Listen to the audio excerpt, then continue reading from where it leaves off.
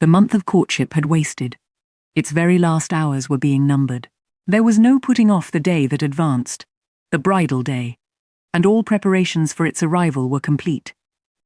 I, at least, had nothing more to do. There were my trunks, packed, locked, corded, ranged in a row along the wall of my little chamber. Tomorrow, at this time, they would be far on their road to London, and so should I, D.V.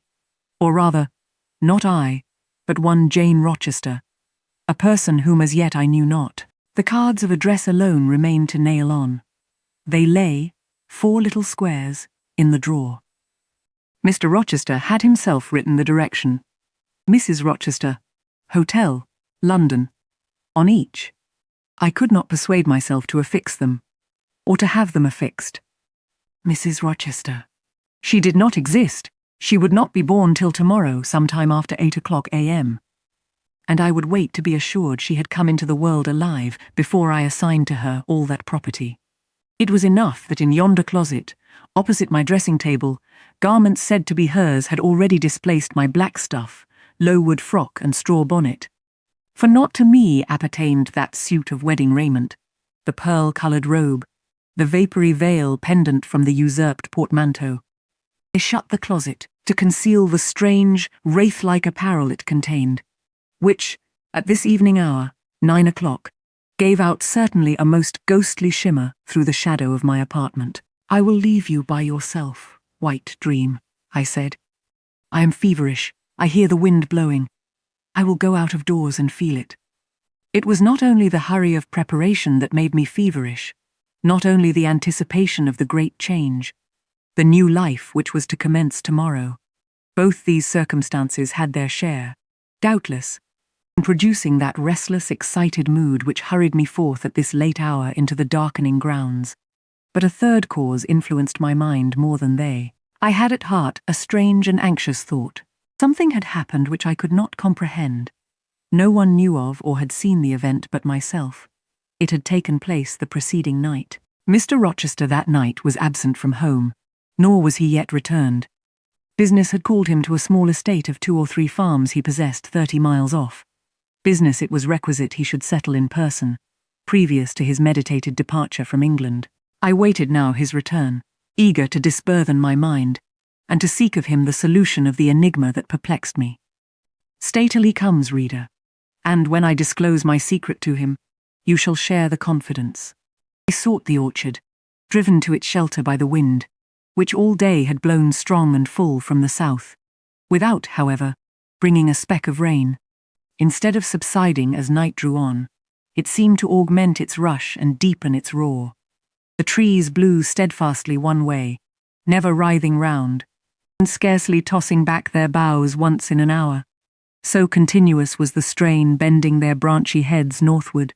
The clouds drifted from pole to pole, fast following, mass on mass. No glimpse of blue sky had been visible that July day. It was not without a certain wild pleasure I ran before the wind, delivering my trouble of mind to the measureless air torrent thundering through space. Descending the laurel walk, I faced the wreck of the chestnut tree. It stood up black and riven. The trunk, split down the centre, gasped ghastly.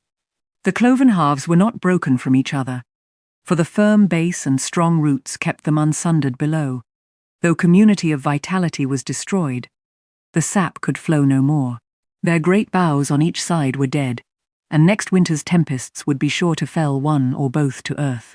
As yet, however, they might be said to form one tree, a ruin, but an entire ruin. You did right to hold fast to each other, I said, as if the monster splinters were living things, and could hear me. I think, scathed as you look, and charred and scorched, there must be a little sense of life in you yet, rising out of that adhesion at the faithful, honest roots. You will never have green leaves more. Never more see birds making nests and singing idylls in your boughs. The time of pleasure and love is over with you, but you are not desolate. Each of you has a comrade to sympathize with him in his decay. As I looked up at them, the moon appeared momentarily in that part of the sky which filled their fissure. Her disk was blood red and half overcast. She seemed to throw on me one bewildered, dreary glance, and buried herself again instantly in the deep drift of cloud. The wind fell, for a second, round Thornfield, but far away over wood and water poured a wild, melancholy wail. It was sad to listen to, and I ran off again. Here and there I strayed through the orchard, gathered up the apples with which the grass round the tree roots was thickly strewn. Then I employed myself in dividing the ripe from the unripe. I carried them into the house and put them away in the storeroom. Then I repaired to the library to ascertain whether the fire was lit, for, though summer, I knew on such a gloomy evening Mr. Rochester would like to see a cheerful hearth when he came in. Yes, the fire had been kindled some time, and burnt well. I placed his armchair by the chimney corner. I wheeled the table near it. I let down the curtain, and had the candles brought in ready for lighting. More restless than ever, when I had completed these arrangements I could not sit still, nor even remain in the house. The little timepiece in the room and the old clock in the hall simultaneously struck 10. "How late it grows," I said. "I will run down to the gates.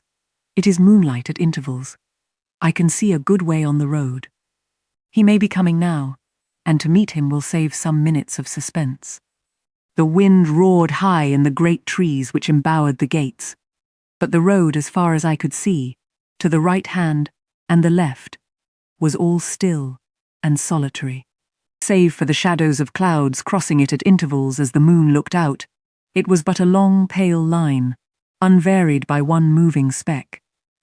A puerile tear dimmed my eye while I looked, a tear of disappointment and impatience. Ashamed of it, I wiped it away. I lingered. The moon shut herself wholly within her chamber, and drew close her curtain of dense cloud. The night grew dark. Rain came driving fast on the gale. "I wish he would come. I wish he would come," I exclaimed, seized with hypochondriac foreboding. I had expected his arrival before tea. Now it was dark. What could keep him? Had an accident happened? The event of last night again recurred to me. I interpreted it as a warning of disaster. I feared my hopes were too bright to be realized, and I had enjoyed so much bliss lately that I imagined my fortune had passed its meridian, and must now decline. Well, I cannot return to the house, I thought. I cannot sit by the fireside while he is abroad in inclement weather. Better tire my limbs than strain my heart. I will go forward and meet him. I set out. I walked fast, but not far. Ere I had measured a quarter of a mile, I heard the tramp of hoofs. A horseman came on, full gallop. A dog ran by his side. Away with evil presentiment. It was he. Here he was. He saw me, for the moon had opened a blue field in the sky, and rode in it watery bright. He took his hat off, and waved it round his head. I now ran to meet him. "There!" he exclaimed, as he stretched out his hand, and bent from the saddle. "You can't do without me. That is evident. Step on my boot toe. Give me both hands." I obeyed. Joy made me agile. I sprang up before him. A hearty kissing I got for a welcome, and some boastful triumph, which I swallowed as well as I could. He checked himself in his exultation to demand, "But is there anything the matter, Janet, that you come to meet me at such an hour? Is there anything wrong?" "No, but I thought you would never come." "I could not bear to wait in the house for you, especially with this rain and wind." "Rain and wind, indeed. Yes, you are dripping like a mermaid. Pull my cloak round you. But I think you are feverish, Jane. Both your cheek and hand are burning hot. I ask again, is there anything the matter?" "Nothing now. I am neither afraid nor unhappy." "Then you have been both?" "Rather. But I'll tell you all about it by and by, sir. And I dare say you will only laugh at me for my pains." "I'll laugh at you heartily when tomorrow is past. Till then, I dare not. My prize is not certain. This is you, who have been as slippery as an eel this last month, and as thorny as a briar rose, could not lay a finger anywhere, but I was pricked. And now I seem to have gathered up a stray lamb in my arms. You wandered out of the fold to seek your shepherd. Did you, Jane? I wanted you. But don't boast. Here we are at Thornfield. Now let me get down." He landed me on the pavement. As John took his horse, and he followed me into the hall, he told me to make haste and put something dry on, and then return to him in the library. And he stopped me, as I made for the staircase, to extort a promise that I would not be long. Nor was I long. In 5 minutes I rejoined him. I found him at supper. "Take a seat, and bear me company, Jane. Please God. It is the last meal but one you will eat at Thornfield Hall for a long time." I sat down near him, but told him I could not eat. "Is it because you have the prospect of a journey before you, Jane? Is it the thoughts of going to London that takes away your appetite?" "I cannot see my prospects clearly tonight, sir, and I hardly know what thoughts I have in my head. Everything in life seems unreal. Except me. I am substantial enough. Touch me. You, sir, are the most phantom-like of all. You are a mere dream." He held out his hand, laughing. "Is that a dream?" said he, placing it close to my eyes. He had a rounded, muscular, and vigorous hand, as well as a long, strong arm. "Yes, though I touch it, it is a dream," said I, as I put it down from before my face. "Sir, have you finished supper?" "Yes, Jane." I rang the bell and ordered away the tray. When we were again alone, I stirred the fire, and then took a low seat at my master's knee. "It is near midnight," I said. "Yes, but remember, Jane, you promised to wake with me the night before my wedding." "I did, and I will keep my promise, for an hour or two at least. I have no wish to go to bed." "Are all your arrangements complete?" "All, sir." "And on my part likewise," he returned. "I have settled everything, and we shall leave Thornfield tomorrow, within half an hour after our return from church." "Very well, sir." With what an extraordinary smile you uttered that word. "Very well. Jane, what a bright spot of colour you have on each cheek, and how strangely your eyes glitter. Are you well?" "I believe I am." "Believe? What is the matter? Tell me what you feel." "I could not, sir. No words could tell you what I feel. I wish this present hour would never end. Who knows with what fate the next may come charged." "This is hypochondria, Jane. You have been overexcited, or over-fatigued. Do you, sir, feel calm?" "Calm? No, but happy, to the heart's core." I looked up at him to read the signs of bliss in his face. It was ardent and flushed. "Give me your confidence, Jane," he said. "Relieve your mind of any weight that oppresses it, by imparting it to me." "What do you fear?" "That I shall not prove a good husband. It is the idea farthest from my thoughts." "Are you apprehensive of the new sphere you are about to enter?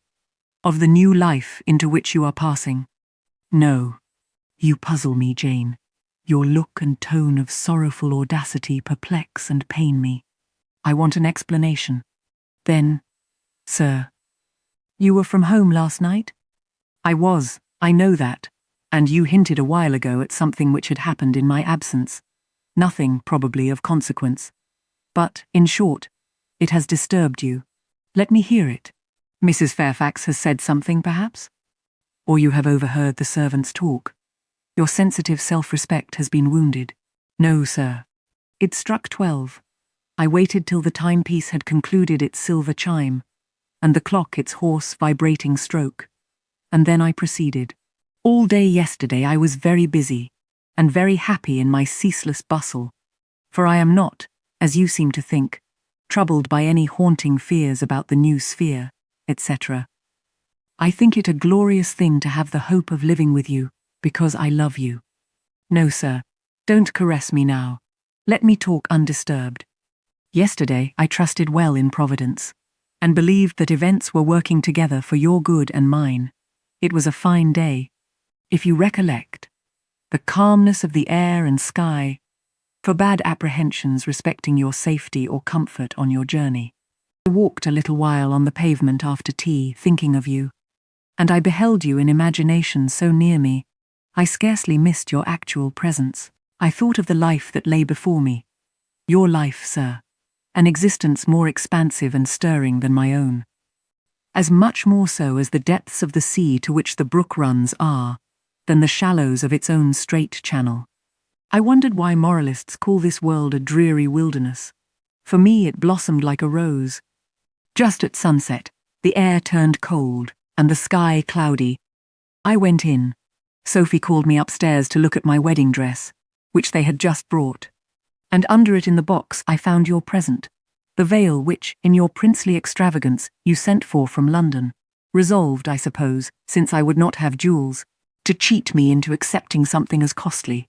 I smiled as I unfolded it, and devised how I would tease you about your aristocratic tastes, and your efforts to mask your plebeian bride in the attributes of a peeress. I thought how I would carry down to you the square of unembroidered blonde I had myself prepared as a covering for my low-born head, and ask if that was not good enough for a woman who could bring her husband neither fortune, beauty, nor connections. I saw plainly how you would look, and heard your impetuous Republican answers, and your haughty disavowal of any necessity on your part to augment your wealth, or elevate your standing, by marrying either a purse or a coronet. How well you read me, you witch, interposed Mr. Rochester. But what did you find in the veil besides its embroidery? Did you find poison, or a dagger, that you look so mournful now? No, no, sir. Besides the delicacy and richness of the fabric, I found nothing save Fairfax Rochester's pride, and that did not scare me, because I am used to the sight of the demon. But, sir, as it grew dark, the wind rose. It blew yesterday evening, not as it blows now, wild and high, but with a sullen moaning sound, far more eerie. I wished you were at home. I came into this room, and the sight of the empty chair and fireless hearth chilled me. For some time after I went to bed, I could not sleep. A sense of anxious excitement distressed me. The gale still rising seemed to my ear to muffle a mournful undersound. Whether in the house or abroad I could not at first tell, but it recurred, doubtful yet doleful at every lull. At last I made out it must be some dog howling at a distance. I was glad when it ceased. On sleeping, I continued in dreams the idea of a dark and gusty night. I continued also the wish to be with you, and experienced a strange, regretful consciousness of some barrier dividing us. During all my first sleep, I was following the windings of an unknown road. Total obscurity environed me. Rain pelted me. I was burdened with the charge of a little child, a very small creature, too young and feeble to walk, and which shivered in my cold arms, and wailed piteously in my ear. I thought, sir, that you were on the road a long way before me, and I strained every nerve to overtake you, and made effort on effort to utter your name and entreat you to stop. But my movements were fettered, and my voice still died away inarticulate, while you, I felt, withdrew farther and farther every moment. And these dreams weigh on your spirits now, Jane, when I am close to you. Little nervous subject, forget visionary woe, and think only of real happiness. You say you love me, Janet. Yes, I will not forget that, and you cannot deny it. Those words did not die inarticulate on your lips. I heard them clear and soft. A thought too solemn, perhaps, but sweet as music. I think it is a glorious thing to have the hope of living with you, Edward, because I love you. Do you love me, Jane? Repeat it. I do, sir. I do, with my whole heart. Well, he said, after some minutes' silence, it is strange, but that sentence has penetrated my breast painfully. Why? I think because you said it with such an earnest religious energy, and because your upward gaze at me now is the very sublime of faith, truth, and devotion. It is too much as if some spirit were near me.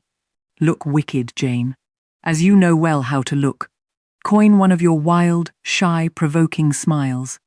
Tell me you hate me, tease me, vex me, do anything but move me. I would rather be incensed than saddened. I will tease you and vex you to your heart's content when I have finished my tale, but hear me to the end. I thought, Jane, you had told me all. I thought I had found the source of your melancholy in a dream. I shook my head. What? Is there more?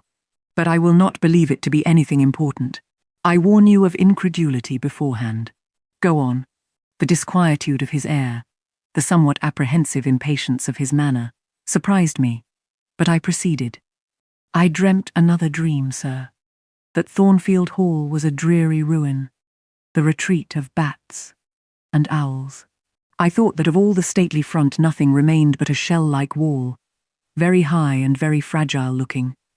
I wandered, on a moonlight night, through the grass-grown enclosure within.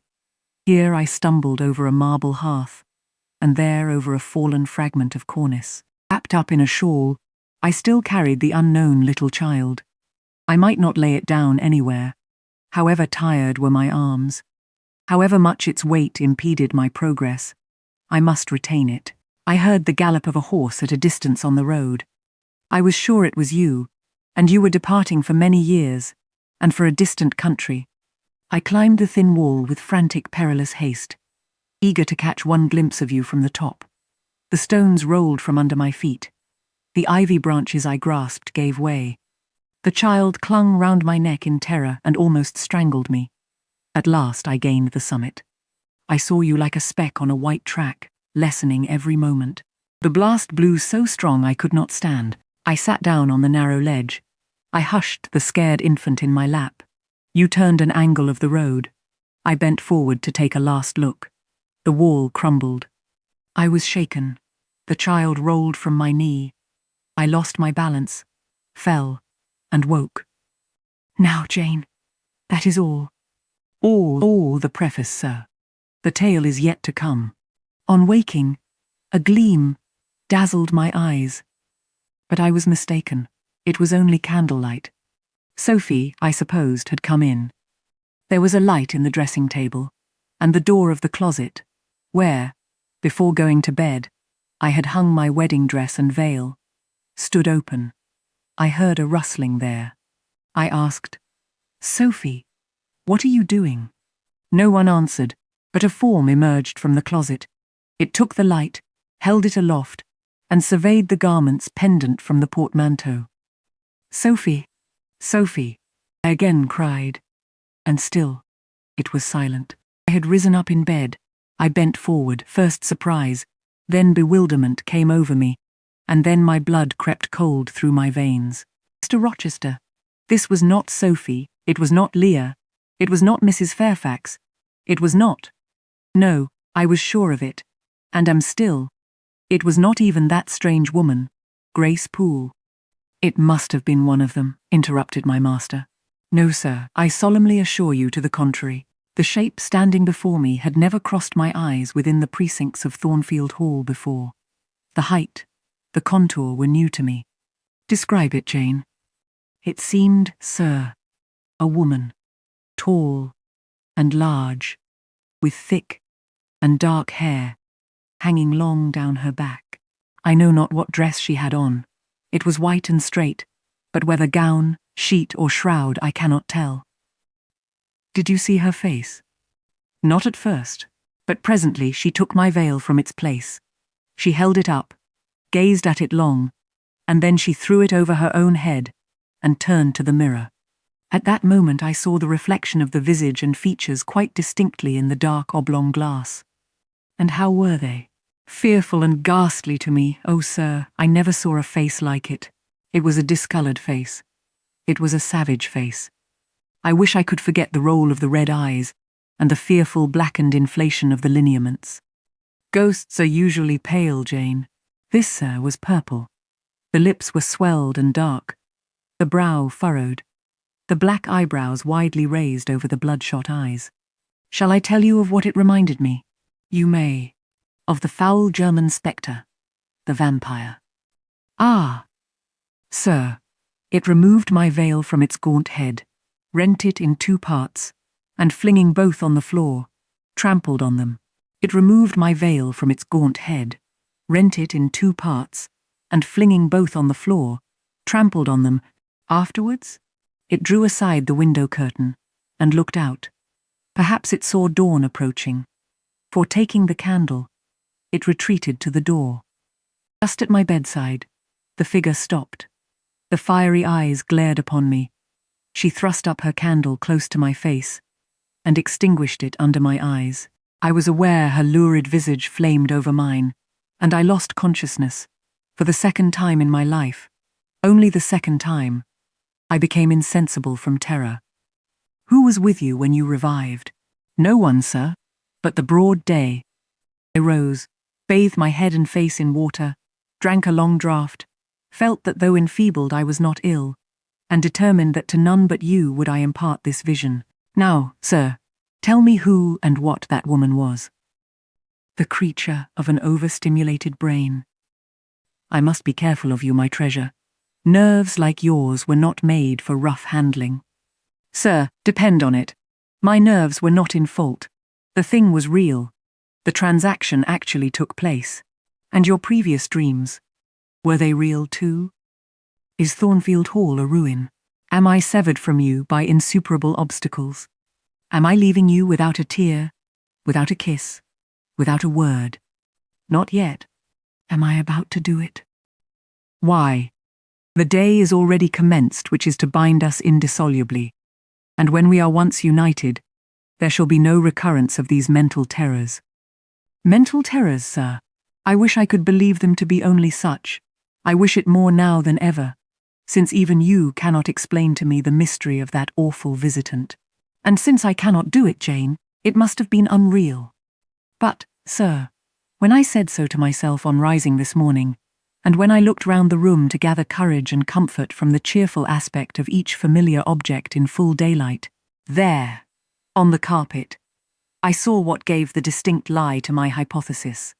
The veil, torn from top to bottom in two halves. I felt Mr. Rochester start and shudder.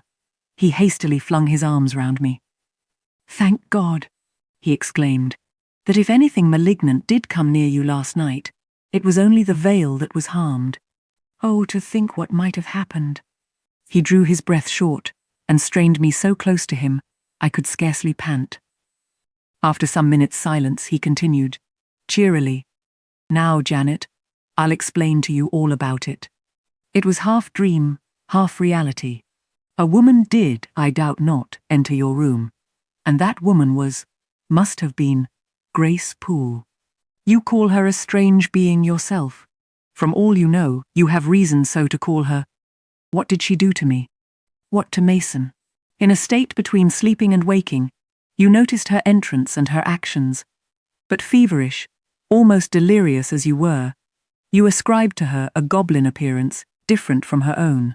The long dishevelled hair, the swelled black face, the exaggerated stature, were figments of imagination, results of nightmare. The spiteful tearing of the veil was real, and it is like her. I see you would ask why I keep such a woman in my house. When we have been married a year and a day, I will tell you. But not now. Are you satisfied, Jane? Do you accept my solution of the mystery? I reflected, and in truth it appeared to me the only possible one. Satisfied I was not, but to please him, I endeavoured to appear so. Relieved, I certainly did feel. So I answered him with a contented smile. And now, as it was long past 1, I prepared to leave him. Does not Sophie sleep with Adele in the nursery? He asked, as I lit my candle. Yes, sir. And there is room enough in Adele's little bed for you. You must share it with her tonight, Jane. It is no wonder that the incident you have related should make you nervous, and I would rather you did not sleep alone. Promise me to go to the nursery. I shall be very glad to do so, sir. And fasten the door securely on the inside. Wake Sophie when you go upstairs, under pretence of requesting her to rouse you in good time tomorrow, for you must be dressed and have finished breakfast before 8. And now, no more sombre thoughts. Chase dull care away, Janet. Don't you hear to what soft whispers the wind has fallen? There is no more beating of rain against the window panes. Look here. He lifted up the curtain. It is a lovely night. It was. Half heaven was pure and stainless. The clouds, now trooping before the wind, which had shifted to the west, were filing off eastward in long, silvered columns. The moon shone peacefully. Well, said Mr. Rochester, gazing inquiringly into my eyes, how is my Janet now? The night is serene, sir, and so am I. And you will not dream of separation and sorrow tonight, but of happy love and blissful union. This prediction was but half fulfilled. I did not indeed dream of sorrow, but as little did I dream of joy, for I never slept at all. With little Adele in my arms, I watched the slumber of childhood, so tranquil, so passionless, so innocent, and waited for the coming day. All my life was awake and astir in my frame. And as soon as the sun rose, I rose too. I remember Adele clung to me as I left her. I remember I kissed her, as I loosened her little hands from my neck, and I cried over her with strange emotion, and quitted her because I feared my sobs would break her still sound repose. She seemed the emblem of my past life, and I was now to array myself to meet, the dread, but adored, type of my unknown future day. Sophie came at 7 to dress me. She was very long indeed in accomplishing her task, so long that Mr. Rochester, grown, I suppose, impatient of my delay, sent up to ask why I did not come. She was just fastening my veil, the plain square of blonde after all, to my hair with a brooch. I hurried from under her hands as soon as I could. "Stop!" she cried in French. "Look at yourself in the mirror. You have not taken one peep." So I turned at the door. I saw a robed and veiled figure, so unlike my usual self that it seemed almost the image of a stranger. "Jane!" called a voice, and I hastened down. I was received at the foot of the stairs by Mr. Rochester. "Lingerer," he said, "my brain is on fire with impatience, and you tarry so long." He took me into the dining room, surveyed me keenly all over, pronounced me fair as a lily, and not only the pride of his life, but the desire of his eyes, and then telling me he would give me but 10 minutes to eat some breakfast, he rang the bell. One of his lately hired servants, a footman, answered it. "Is John getting the carriage ready?" "Yes, sir." "Is the luggage brought down?"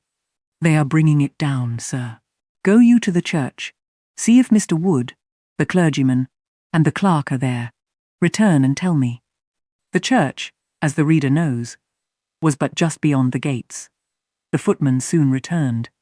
"Mr. Wood is in the vestry, sir, putting on his surplice." "And the carriage?" "The horses are harnessing." "We shall not want it to go to church, but it must be ready the moment we return. All the boxes and luggage arranged and strapped on, and the coachman in his seat." "Yes, sir." "Jane."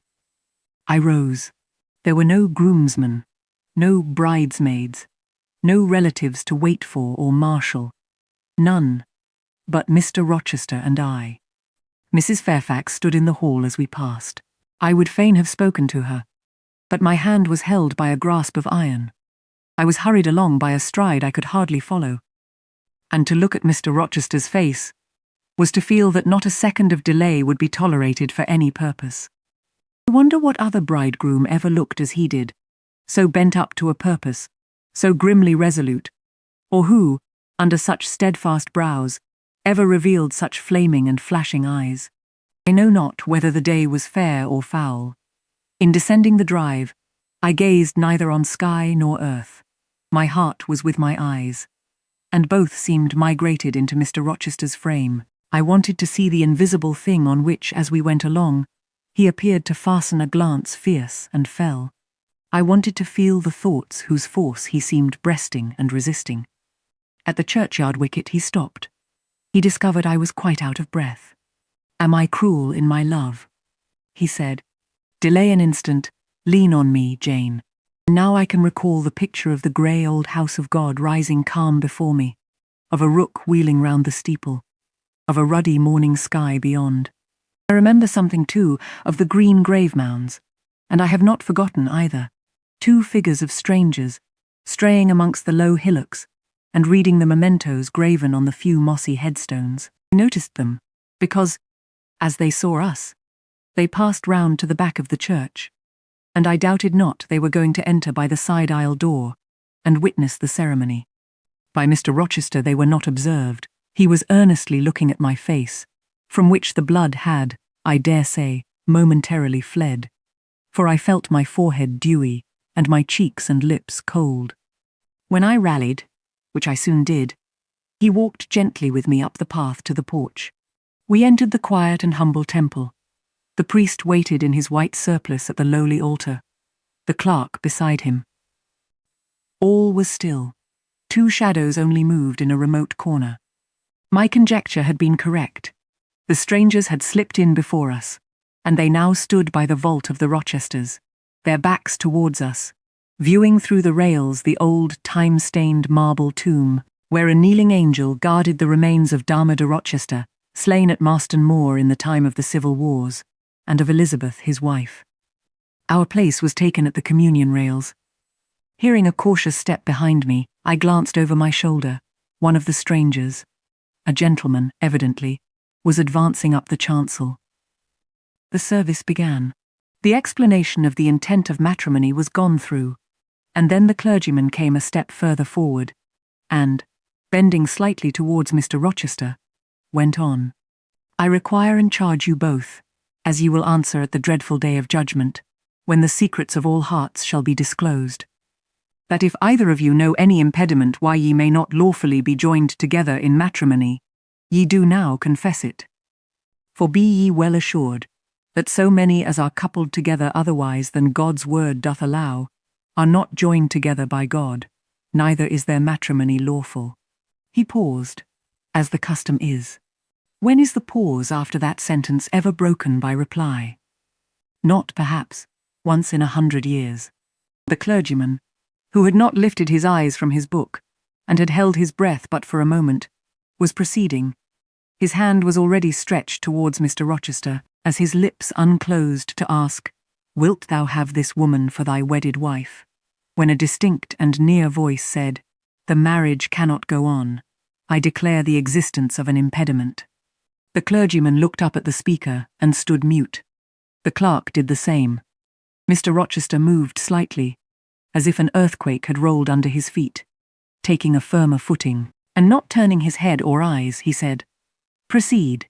Profound silence fell when he had uttered that word, with deep but low intonation. Presently Mr. Wood said, "I cannot proceed without some investigation into what has been asserted, and evidence of its truth or falsehood."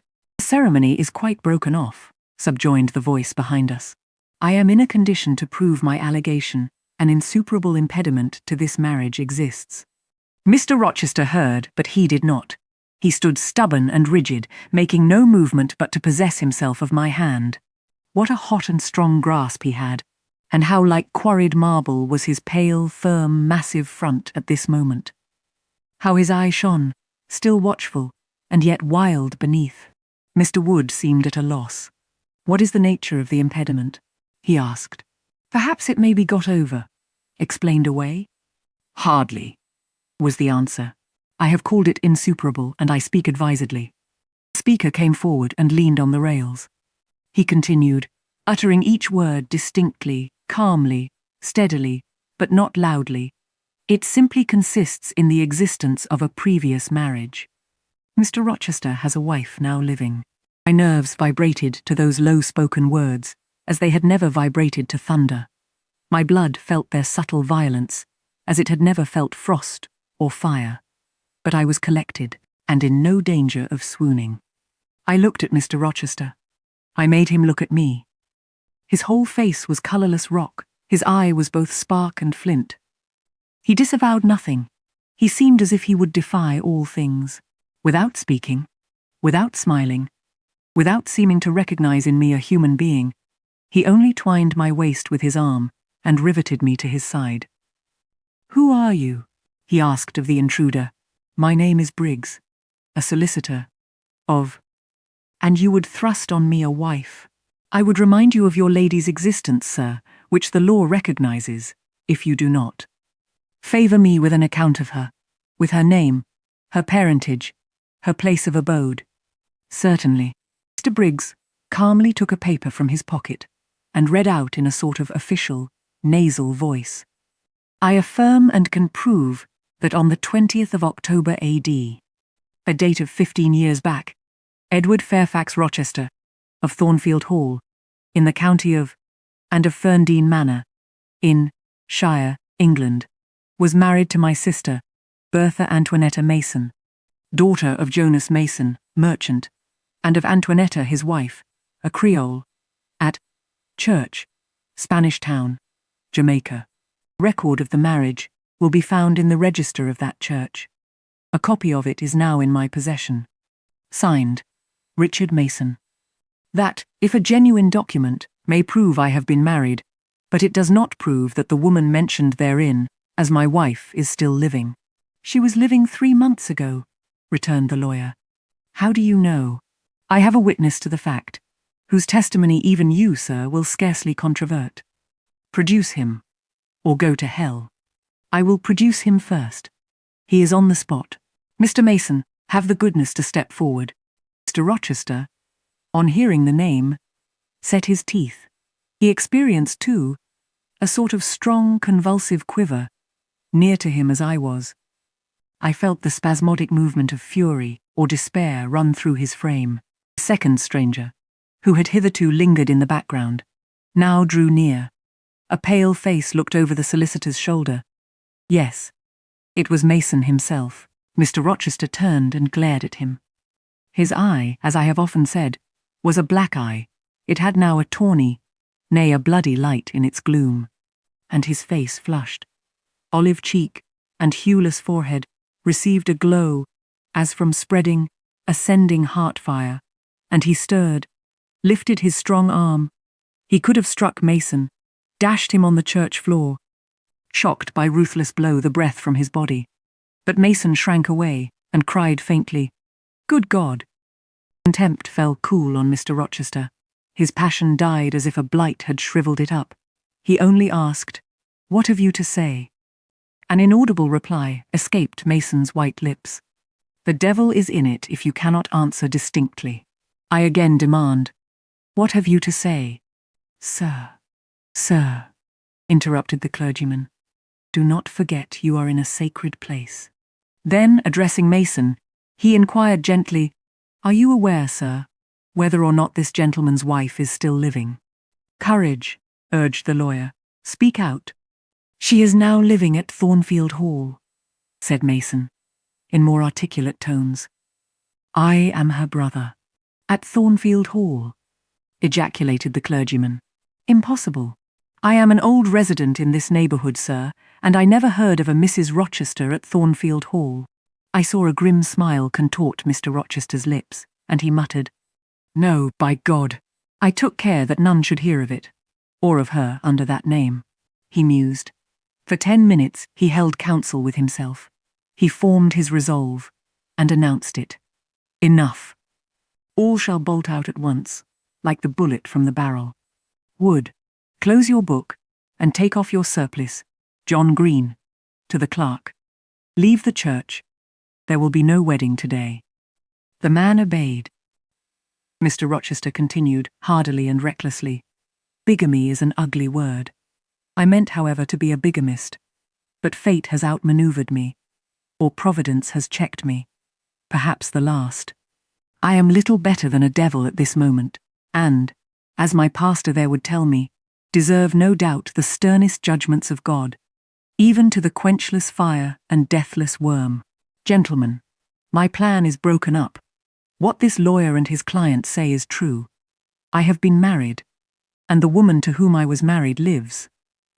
You say you never heard of a Mrs. Rochester at the house up yonder wood, but I dare say you have many a time inclined your ear to gossip about the mysterious lunatic kept there under watch and ward. Some have whispered to you that she is my bastard half-sister, some my cast-off mistress. I now inform you that she is my wife, whom I married 15 years ago, Bertha Mason by name, sister of this resolute personage, who is now, with his quivering limbs and white cheeks, showing you what a stout heart men may bear. Cheer up, Dick. Never fear me. I'd almost as soon strike a woman as you. Bertha Mason is mad, and she came of a mad family. Idiots and maniacs through 3 generations. Her mother, the Creole, was both a mad woman and a drunkard, as I found out after I had wed the daughter, for they were silent on family secrets before. Bertha, like a dutiful child, copied her parent in both points. I had a charming partner, pure, wise, modest, You can fancy I was a happy man. I went through rich scenes.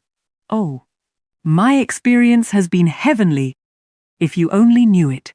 But I owe you no further explanation. Briggs, Wood, Mason, I invite you all to come up to the house and visit Mrs. Poole's patient. You shall see what sort of a being I was cheated into espousing, and judge whether or not I had a right to break the compact, and seek sympathy with something at least human. This girl, he continued, looking at me, knew no more than you would of the disgusting secret. She thought all was fair and legal. Never dreamt she was going to be entrapped into a feigned union with a defrauded wretch, already bound to a bad, mad, and embruted partner. Come all of you, follow.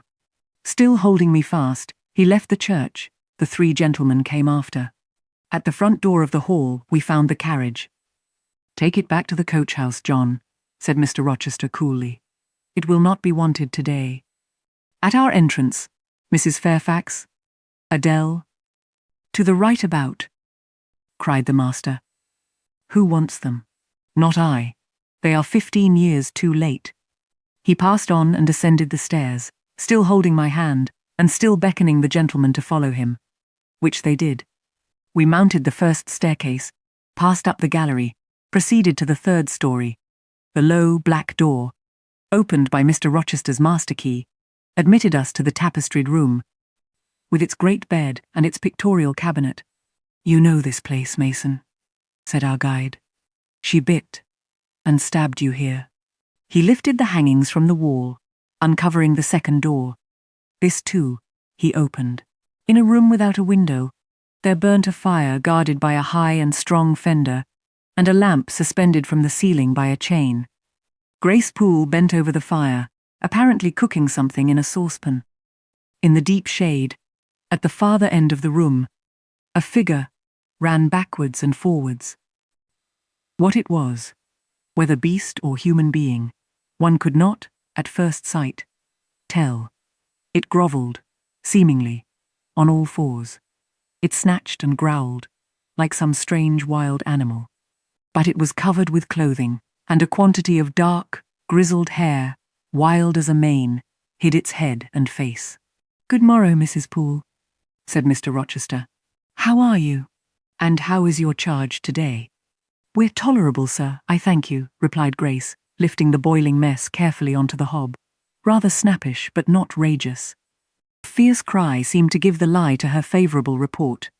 The clothed hyena rose up, and stood tall on its hind feet. Ah, sir, she sees you, exclaimed Grace. You'd better not stay. Only a few moments, Grace. You must allow me a few moments. Take care then, sir.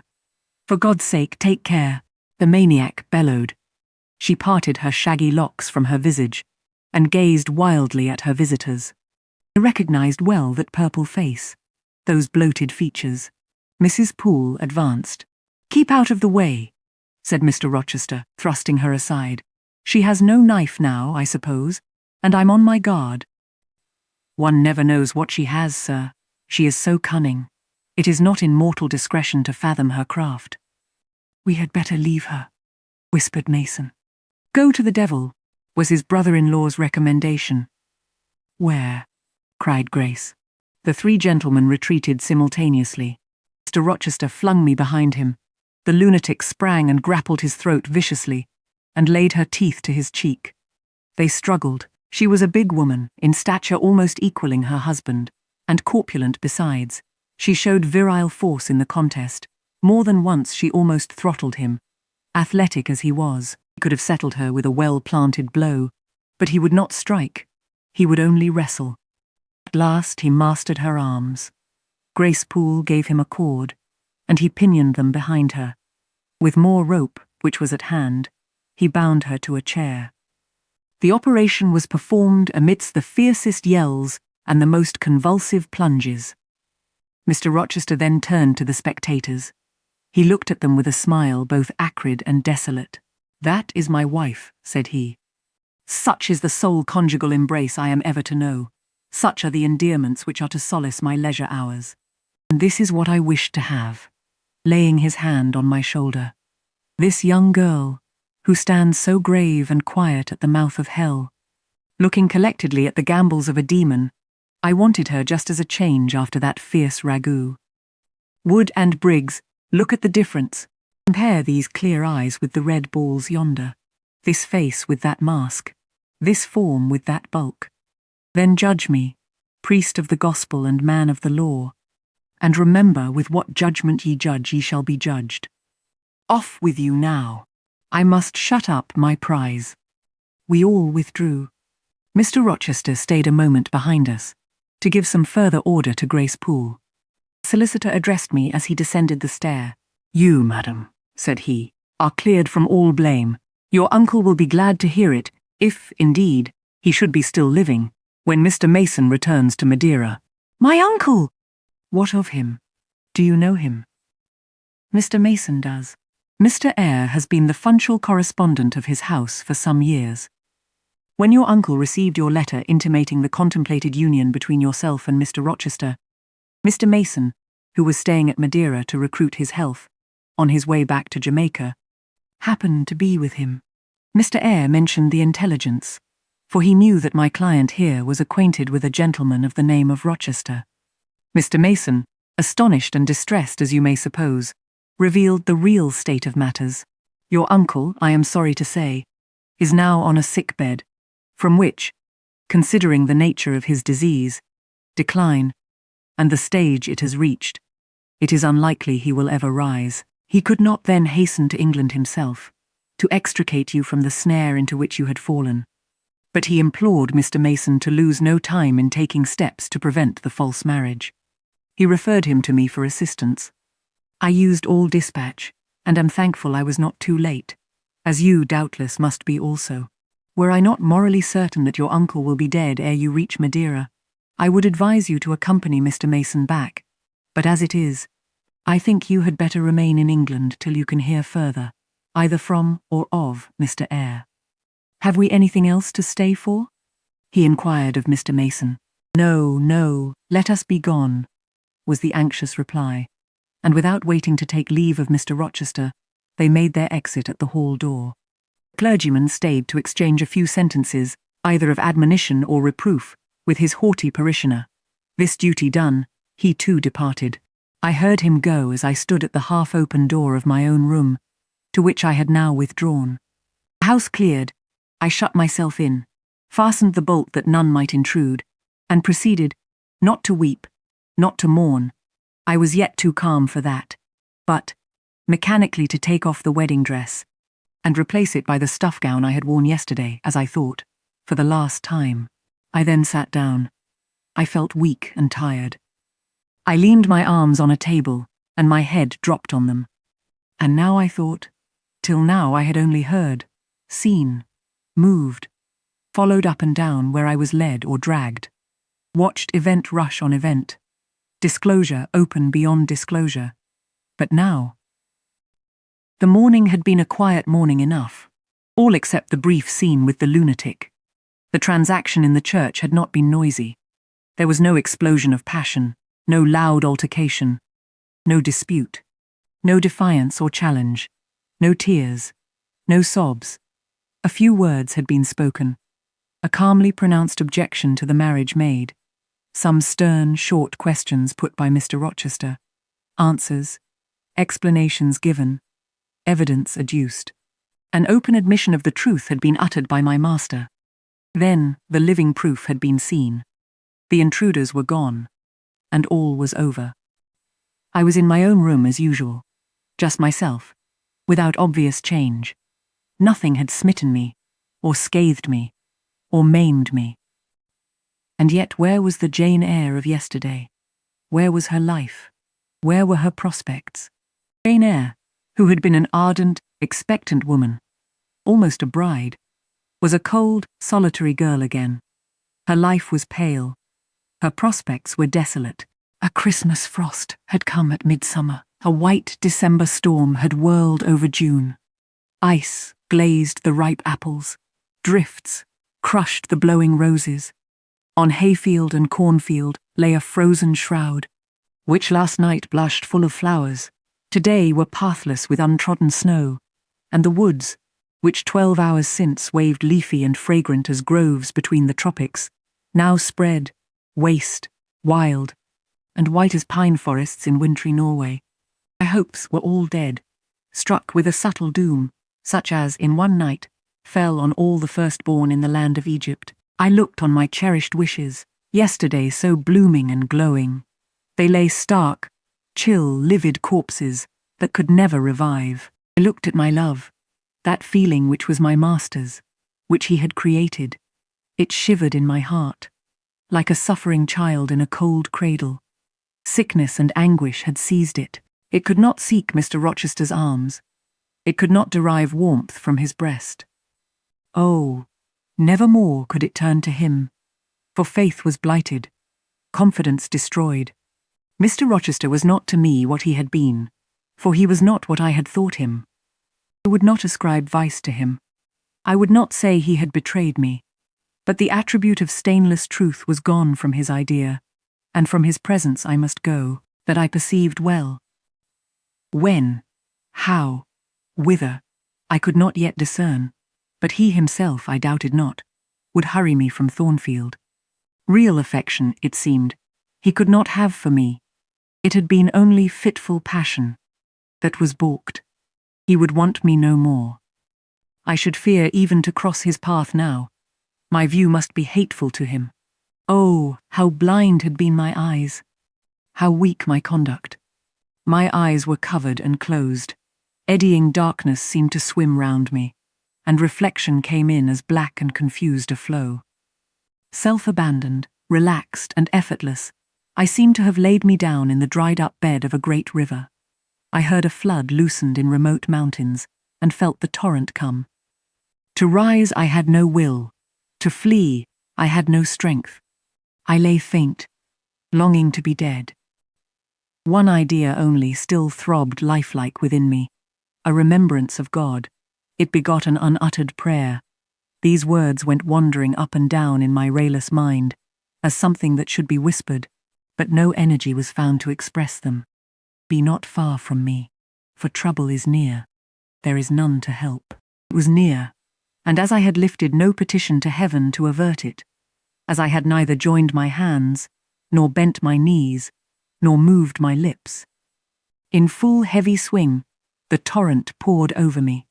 The whole consciousness of my life lorn, my love lost, my hope quenched, my faith death-struck, swayed full and mighty above me in one sullen mass. That bitter hour cannot be described. In truth, the waters came into my soul. I sank in deep mire. I felt no standing.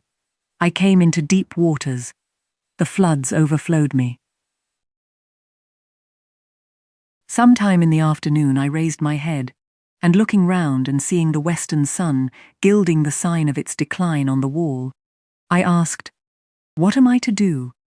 But the answer my mind gave, "Leave Thornfield at once," was so prompt, so dread, that I stopped my ears. I said I could not bear such words now. That I am not Edward Rochester's bride is the least part of my woe, I alleged. That I have wakened out of most glorious dreams, and found them all void and vain, is a horror I could bear and master. But that I must leave him decidedly, instantly, entirely, is intolerable. I cannot do it. But, then, a voice within me averred that I could do it, and foretold that I should do it. I wrestled with my own resolution. I wanted to be weak that I might avoid the awful passage of further suffering I saw laid out for me. And conscience, turned tyrant, held passion by the throat, told her tauntingly she had yet but dipped her dainty foot in the slough, and swore that with that arm of iron he would thrust her down to unsounded depths of agony. "Let me be torn away, then," I cried. "Let another help me. No, you shall tear yourself away. None shall help you. You shall yourself pluck out your right eye, yourself cut off your right hand. Your heart shall be the victim, and you the priest to transfix it." I rose up suddenly, terror-struck at the solitude which so ruthless a judge haunted, at the silence which so awful a voice filled. My head swam as I stood erect. I perceived that I was sickening from excitement and inanition. Neither meat nor drink had passed my lips that day, for I had taken no breakfast, and, with a strange pang, I now reflected that, long as I had been shut up here, no message had been sent to ask how I was, or to invite me to come down. Not even little Adele had tapped at the door. Not even Mrs. Fairfax had sought me. "Friends always forget those whom fortune forsakes," I murmured, as I undrew the bolt and passed out. I stumbled over an obstacle. My head was still dizzy, my sight was dim, and my limbs were feeble. I could not soon recover myself. I fell, but not onto the ground. An outstretched arm caught me. I looked up. I was supported by Mr. Rochester, who sat in a chair across my chamber threshold. "You come out at last," he said. "Well, I have been waiting for you long, and listening. Yet not one movement have I heard, nor one sob. 5 minutes more of that death-like hush, and I should have forced the lock like a burglar.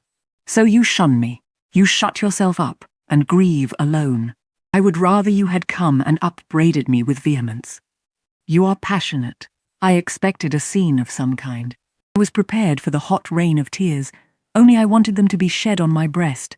Now a senseless floor has received them, or your drenched handkerchief. But I, Eyre, you have not wept at all. I see a white cheek and a faded eye, but no trace of tears. I suppose then your heart has been weeping blood. Well, Jane, not a word of reproach. Nothing bitter? Nothing poignant? Nothing to cut a feeling or sting a passion. You sit quietly where I have placed you, and regard me with a weary, passive look. Jane, I never meant to wound you thus. If the man who had but one little ewe lamb, that was dear to him as a daughter, that ate of his bread and drank of his cup, and lay in his bosom, had by some mistake slaughtered it at the shambles, he would not have rued his bloody blunder more than I now rue mine. Will you ever forgive me? Reader, I forgave him at the moment and on the spot. There was such deep remorse in his eye, such true pity in his tone, such manly energy in his manner, and besides, there was such unchanged love in his whole look and mien. I forgave him all, yet not in words, not outwardly, only at my heart's core. You know I am a scoundrel, Jane. Ere long, he inquired wistfully, wondering, I suppose, at my continued silence and tameness, the result rather of weakness than of will. Yes, sir. Then tell me so roundly and sharply. Don't spare me. I cannot. I am tired and sick. I want some water. He heaved a sort of shuddering sigh, and taking me in his arms, carried me downstairs. At first, I did not know to what room he had borne me. All was cloudy to my glazed sight. Presently, I felt the reviving warmth of a fire. For, summer as it was, I had become icy cold in my chamber. He put wine to my lips. I tasted it and revived. Then I ate something he offered me, and was soon myself. I was in the library, sitting in his chair. He was quite near. If I could go out of life now, without too sharp a pang, it would be well for me, I thought. Then I should not have to make the effort of cracking my heartstrings in rending them from among Mr. Rochester's. I must leave him, it appears. I do not want to leave him. I cannot leave him. How are you now, Jane? Much better, sir. I shall be well soon. Taste the wine again, Jane. I obeyed him. Then he put the glass on the table, stood before me, and looked at me attentively. Suddenly he turned away, with an inarticulate exclamation, full of passionate emotion of some kind. He walked fast through the room, and came back. He stooped towards me, as if to kiss me, but I remembered caresses were now forbidden. I turned my face away, and put his aside. "What? How is this?" he exclaimed hastily. "Oh, I know. You won't kiss the husband of Bertha Mason? You consider my arms filled and my embraces appropriated? At any rate, there is neither room nor claim for me, sir. Why, Jane? I will spare you the trouble of much talking. I will answer for you. Because I have a wife already, you would reply. I guess rightly, yes. If you think so, you must have a strange opinion of me. You must regard me as a plotting profligate, a base and low rake who has been simulating disinterested love in order to draw you into a snare deliberately laid, and strip you of honor and rob you of self-respect. What do you say to that? I see you can say nothing. In the first place, you are faint still, and have enough to do to draw your breath. In the second place, you cannot yet accustom yourself to accuse and revile me. And besides, the floodgates of tears are opened, and they would rush out if you spoke much, and you have no desire to expostulate, to upbraid, to make a scene. You are thinking how to act. Talking, you consider, is of no use. I know you. I am on my guard. Sir, I do not wish to act against you, I said, and my unsteady voice warned me to curtail my sentence. Not in your sense of the word, but in mine you are scheming to destroy me. You have as good as said that I am a married man. As a married man you will shun me, keep out of my way. Just now you have refused to kiss me. You intend to make yourself a complete stranger to me, to live under this roof, only as Adele's governess. If ever I say a friendly word to you, if ever a friendly feeling inclines you again to me, you will say, that man had nearly made me his mistress. I must be ice and rock to him, and ice and rock you will accordingly become. I cleared and steadied my voice to reply, all is changed about me, sir. I must change too. There is no doubt of that. And to avoid fluctuations of feeling, and continual combats with recollections and associations, there is only one way. Adele must have a new governess, sir. Oh, Adele will go to school, I have settled that already. Nor do I mean to torment you with the hideous associations and recollections of Thornfield Hall. This accursed place, this tent of Aiken, this insolent vault, offering the ghastliness of living death to the light of the open sky, this narrow stone hell, with its one real fiend, worse than a legion of such as we imagine. Jane, you shall not stay here, nor will I. I was wrong ever to bring you to Thornfield Hall, knowing as I did how it was haunted. I charged them to conceal from you, before I ever saw you, all knowledge of the curse of the place. Merely because I feared Adele never would have a governess to stay if she knew with what inmate she was housed. And my plans would not permit me to remove the maniac elsewhere, though I possess an old house, Ferndean Manor, even more retired and hidden than this, where I could have lodged her safely enough. Had not a scruple about the unhealthiness of the situation, in the heart of a wood, made my conscience recoil from the arrangement. Probably those damp walls would soon have eased me of her charge, but to each villain his own vice, and mine is not a tendency to indirect assassination, even of what I most hate. Concealing the madwoman's neighborhood from you, however, was something like covering a child with a cloak and laying it down near a upas tree. That demon's vicinage is poisoned, and always was. But I'll shut up Thornfield Hall.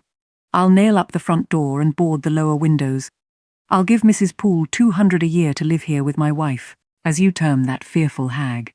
Grace will do much for money, and she shall have her son, the keeper at Grimsby Retreat, to bear her company and be at hand to give her aid in the paroxysms, when my wife is prompted by her familiar to burn people in their beds at night, to stab them, to bite their flesh from their bones, and so on. Sir, I interrupted him, you are inexorable for that unfortunate lady. You speak of her with hate, with vindictive antipathy. It is cruel. She cannot help being mad.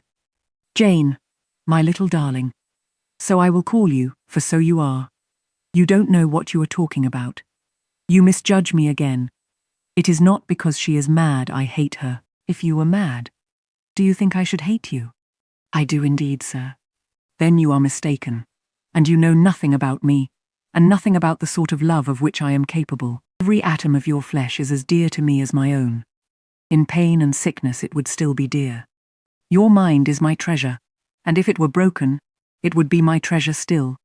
If you raved, my arms should confine you, and not a strait waistcoat. Your grasp, even in fury, would have a charm for me. If you flew at me as wildly as that woman did this morning, I should receive you in an embrace, at least as fond as it would be restrictive. I should not shrink from you with disgust as I did from her. In your quiet moments you should have no watcher and no nurse, but me. And I could hang over you with untiring tenderness, though you gave me no smile in return. and never weary of gazing into your eyes, though they had no longer a ray of recognition for me. But why do I follow that train of ideas? I was talking of removing you from Thornfield. All, you know, is prepared for prompt departure. Tomorrow you shall go. I only ask you to endure one more night under this roof, Jane. And then, farewell to its miseries and terrors forever. I have a place to repair to, which will be a secure sanctuary from hateful reminiscences, from unwelcome intrusion, even from falsehood and slander.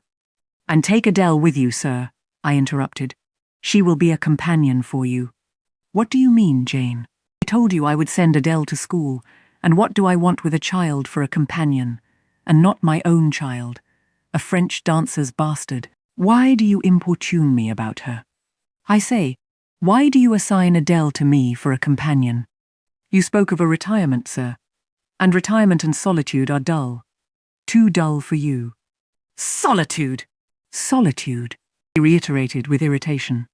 I see I must come to an explanation. I don't know what sphinx-like expression is forming in your countenance. You are to share my solitude. Do you understand? I shook my head. It required a degree of courage, excited as he was becoming, even to risk that mute sign of dissent. He had been walking fast about the room, and he stopped, as if suddenly rooted to one spot. He looked at me long and hard. I turned my eyes from him, fixed them on the fire, and tried to assume and maintain a quiet, collected aspect. Now for the hitch in Jane's character, he said at last, speaking more calmly than from his look I had expected him to speak. The reel of silk has run smoothly enough so far, but I always knew there would come a knot and a puzzle. Here it is. Now for vexation and exasperation and endless trouble. By God, I long to exert a fraction of Samson's strength and break the entanglement like tow. He recommenced his walk, but soon again stopped, and this time, just before me. Jane, will you hear reason? He stooped and approached his lips to my ear. Because, if you won't. His voice was hoarse, his look that of a man who is just about to burst an insufferable bond and plunge headlong into wild license. I saw that in another moment, and with one impetus of frenzy more, I should be able to do nothing with him. Present, the passing second of time, was all I had in which to control and restrain him. A movement of repulsion, flight, fear would have sealed my doom, and his. But I was not afraid, not in the least. I felt an inward power, a sense of influence, which supported me. The crisis was perilous, but not without its charm, such as the Indian, perhaps, feels when he slips over the rapid in his canoe. I took hold of his clenched hand, loosened the contorted fingers, and said to him, soothingly, sit down. I'll talk to you as long as you like, and hear all you have to say, whether reasonable or unreasonable. He sat down, but he did not get leave to speak directly. I had been struggling with tears for some time. I had taken great pains to repress them, because I knew he would not like to see me weep. Now, however, I considered it well to let them flow as freely and as long as they liked. If the flood annoyed him, so much the better. So I gave way and cried heartily. Soon I heard him earnestly entreating me to be composed. I said I could not while he was in such a passion. But I am not angry, Jane. I only love you too well. And you had steeled your little pale face with such a resolute frozen look. I could not endure it. Hush, now, and wipe your eyes. His softened voice announced that he was subdued, so I, in my turn, became calm. Now he made an effort to rest his head on my shoulder, but I would not permit it.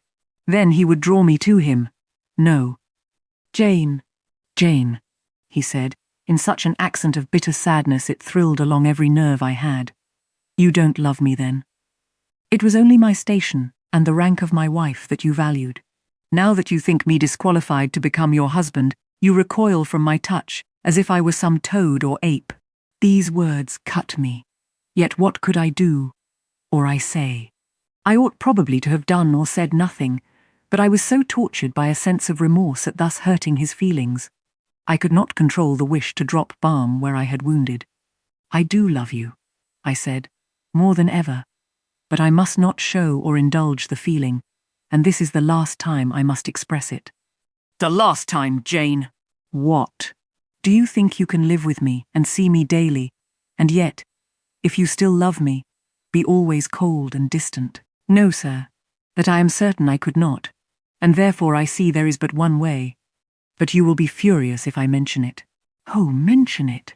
If I storm, you have the art of weeping. Mr. Rochester, I must leave you. For how long, Jane? For a few minutes, while you smooth your hair, which is somewhat dishevelled, and bathe your face, which looks feverish.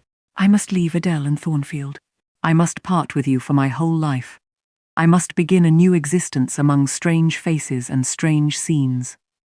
Of course, I told you should. I pass over the madness about parting from me. You mean you must become a part of me. As to the new existence, it is all right. You shall yet be my wife. I am not married. You shall be Mrs. Rochester, both virtually and nominally. I shall keep only to you so long as you and I live. You shall go to a place I have in the south of France, a whitewashed villa on the shores of the Mediterranean. There you shall live a happy and guarded and most innocent life. Never fear that I wish to lure you into error, to make you my mistress. Why did you shake your head? Jane, you must be reasonable, or in truth I shall again become frantic. His voice and hand quivered, his large nostrils dilated, his eye blazed. Still I dared to speak. Sir, your wife is living. That is a fact, acknowledged this morning by yourself. If I lived with you as you desire, I should then be your mistress. To say otherwise is sophistical, is false. Jane, I am not a gentle-tempered man. You forget that. I am not long-enduring. I am not cool and dispassionate. Out of pity to me and yourself, put your finger on my pulse, feel how it throbs, and beware. He bared his wrist and offered it to me. The blood was forsaking his cheek and lips. They were growing livid. I was distressed on all hands. Agitate him thus deeply, by a resistance he so abhorred, was cruel. To yield was out of the question. I did what human beings do instinctively when they are driven to utter extremity. Looked for aid to one higher than man. The words, "God help me," burst involuntarily from my lips. I am a fool, cried Mr. Rochester suddenly. I keep telling her I am not married, and do not explain to her why. I forget she knows nothing of the character of that woman, or of the circumstances attending my infernal union with her. Oh, I am certain Jane will agree with me in opinion, when she knows all that I know. Just put your hand in mine, Janet, that I may have the evidence of touch as well as sight, to prove you are near me, and I will, in a few words, show you the real state of the case. Can you listen to me? Yes, sir. For hours, if you will. I ask only minutes. Jane, did you ever hear or know that I was not the eldest son of my house? That I had once a brother older than I? I remember Mrs. Fairfax told me so once. And did you ever hear that my father was an avaricious, grasping man? I have understood something to that effect. Well, Jane, being so, it was his resolution to keep the property together. He could not bear the idea of dividing his estate and leaving me a fair portion. All, he resolved, should go to my brother, Roland. Yet as little could he endure that a son of his should be a poor man. I must be provided for by a wealthy marriage. He sought me a partner betimes. Mr. Mason, a West India planter and merchant, was his old acquaintance. He was certain his possessions were real and vast. He made inquiries. Mr. Mason, he found, had a son and daughter, and he learned from him that he could and would give the latter a fortune of £30,000. That sufficed. When I left college, I was sent out to Jamaica to espouse a bride already courted for me. My father said nothing about her money, but he told me Miss Mason was the boast of Spanish Town for her beauty, and this was no lie. I found her a fine woman, in the style of Blanche Ingram, tall, dark, and majestic. Her family wished to secure me because I was of a good race, and so did she. They showed her to me in parties, splendidly dressed. I seldom saw her alone, and had very little private conversation with her. She flattered me, and lavishly displayed for my pleasure her charms and accomplishments. All the men in her circle seemed to admire her and envy me. I was dazzled, stimulated. My senses were excited, and being ignorant, raw, and inexperienced, I thought I loved her. There is no folly so besotted that the idiotic rivalries of society, the prurience, the rashness, the blindness of youth, will not hurry a man to its commission. Her relatives encouraged me. Competitors piqued me. She allured me. A marriage was achieved almost before I knew where I was. Oh, I have no respect for myself when I think of that act. An agony of inward contempt masters me. I never loved, I never esteemed, I did not even know her. I was not sure of the existence of one virtue in her nature. I had marked neither modesty nor benevolence, nor candor, nor refinement in her mind or manners, and I married her, gross, groveling, mole-eyed blockhead that I was. With less sin I might have, but let me remember to whom I am speaking. My bride's mother I had never seen. I understood she was dead. The honeymoon over, I learned my mistake. She was only mad and shut up in a lunatic asylum. There was a younger brother, too. The elder one, whom you have seen, and whom I cannot hate, whilst I abhor all his kindred, because he has some grains of affection in his feeble mind, shown in the continued interest he takes in his wretched sister, and also in a dog-like attachment he once bore me, will probably be in the same state one day. My father and my brother Roland knew all this, but they thought only of the £30,000, and joined in the plot against me. These were vile discoveries, but except for the treachery of concealment, I should have made them no subject of reproach to my wife, even when I found her nature wholly alien to mine, her tastes obnoxious to me, her cast of mind common, low, narrow, and singularly incapable of being led to anything higher, expanded to anything larger, when I found that I could not pass a single evening, nor even a single hour of the day with her in comfort. That kindly conversation could not be sustained between us, because whatever topic I started, immediately received from her a turn at once coarse and trite, perverse and imbecile, when I perceived that I should never have a quiet or settled household, because no servant would bear the continued outbreaks of her violent and unreasonable temper, or the vexations of her absurd, contradictory, exacting orders. Even then I restrained myself. I eschewed upbraiding. I curtailed remonstrance. I tried to devour my repentance and disgust in secret. I repressed the deep antipathy I felt. Jane, I will not trouble you with abominable details. Some strong words shall express what I have to say. I lived with that woman upstairs 4 years, and before that time she had tried me indeed. Her character ripened and developed with frightful rapidity. Her vices sprang up fast and rank. They were so strong, only cruelty could check them, and I would not use cruelty. What a pygmy intellect she had, and what giant propensities. How fearful were the curses those propensities entailed on me. Bertha Mason, the true daughter of an infamous mother, dragged me through all the hideous and degrading agonies which must attend a man bound to a wife, at once intemperate and unchaste. My brother in the interval was dead, and at the end of the 4 years, my father died too. I was rich enough now, yet poor to hideous indigence. A nature the most gross, impure, depraved I ever saw, was associated with mine, and called by the law, and by society, a part of me. And I could not rid myself of it by any legal proceedings, for the doctors now discovered that my wife was mad. Her excesses had prematurely developed the germs of insanity. Jane, you don't like my narrative. You look almost sick. Shall I defer the rest to another day? No, sir. Finish it now. I pity you. I do earnestly pity you.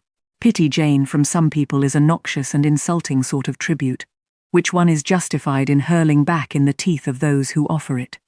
But that is the sort of pity native to callous, selfish hearts. It is a hybrid, egotistical pain at hearing of woes, crossed with ignorant contempt for those who have endured them.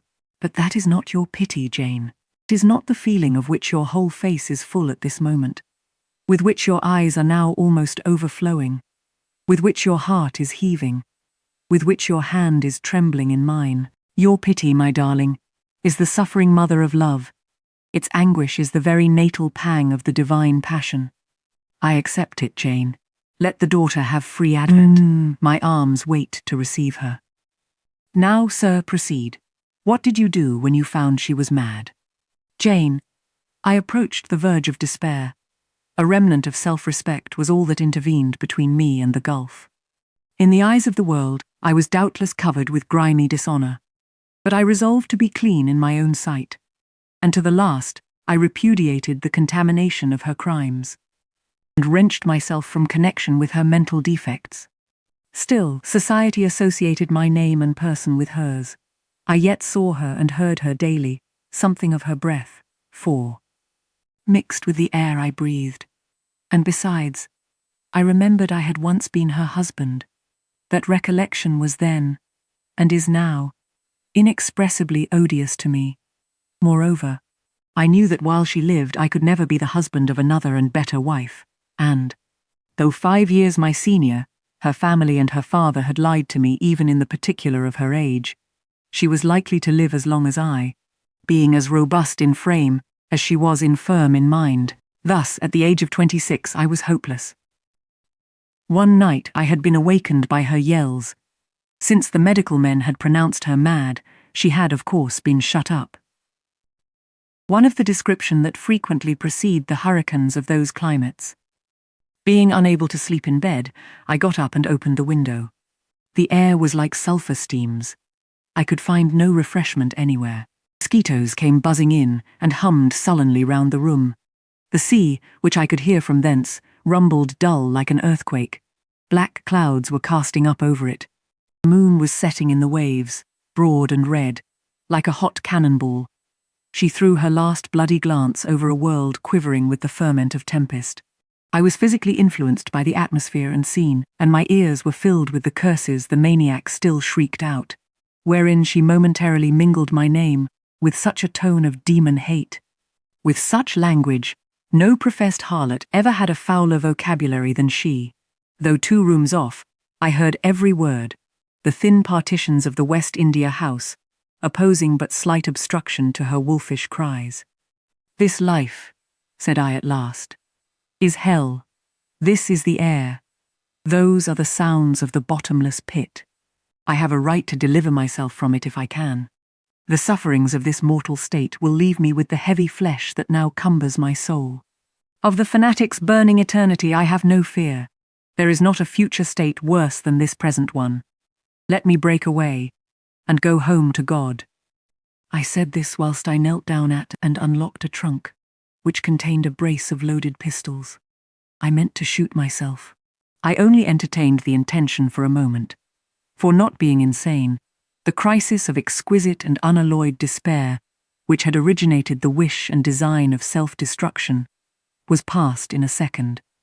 A wind fresh from Europe blew over the ocean and rushed through the open casement. The storm broke, streamed, thundered, blazed, and the air grew pure. I then framed and fixed a resolution. While I walked under the dripping orange trees of my wet garden, and amongst its drenched pomegranates and pineapples, and while the refulgent dawn of the tropics kindled round me, I reasoned thus, Jane, and now listen, for it was true wisdom that consoled me in that hour, and showed me the right path to follow. The sweet wind from Europe was still whispering in the refreshed leaves, and the Atlantic was thundering in glorious liberty. My heart, dried up and scorched for a long time, swelled to the tone, and filled with living blood. My being longed for renewal. My soul thirsted for a pure draught. I saw hope revive, and felt regeneration possible. From a flowery arch at the bottom of my garden, I gazed over the sea, bluer than the sky. The old world was beyond. Clear prospects opened thus. "Go," said Hope, "and live again in Europe. There it is not known what a sullied name you bear, nor what a filthy burden is bound to you. You may take the maniac with you to England, confine her with due attendance and precautions at Thornfield, then travel yourself to what clime you will, and form what new tie you like. That woman, who has so abused your long-suffering, so sullied your name, so outraged your honor, so blighted your youth, is not your wife, nor are you her husband. See that she is cared for as her condition demands, and you have done all that God and humanity require of you.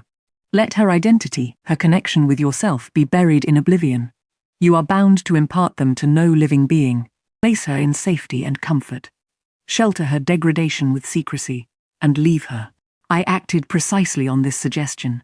My father and brother had not made my marriage known to their acquaintance, because, in the very first letter I wrote to apprise them of the union, having already begun to experience extreme disgust of its consequences, and, from the family character and constitution, seeing a hideous future opening to me, I added an urgent charge to keep it secret, and very soon the infamous conduct of the wife my father had selected for me was such as to make him blush to own her as his daughter-in-law. Far from desiring to publish the connection, he became as anxious to conceal it as myself. To England, then, I conveyed her. A fearful voyage I had with such a monster in the vessel.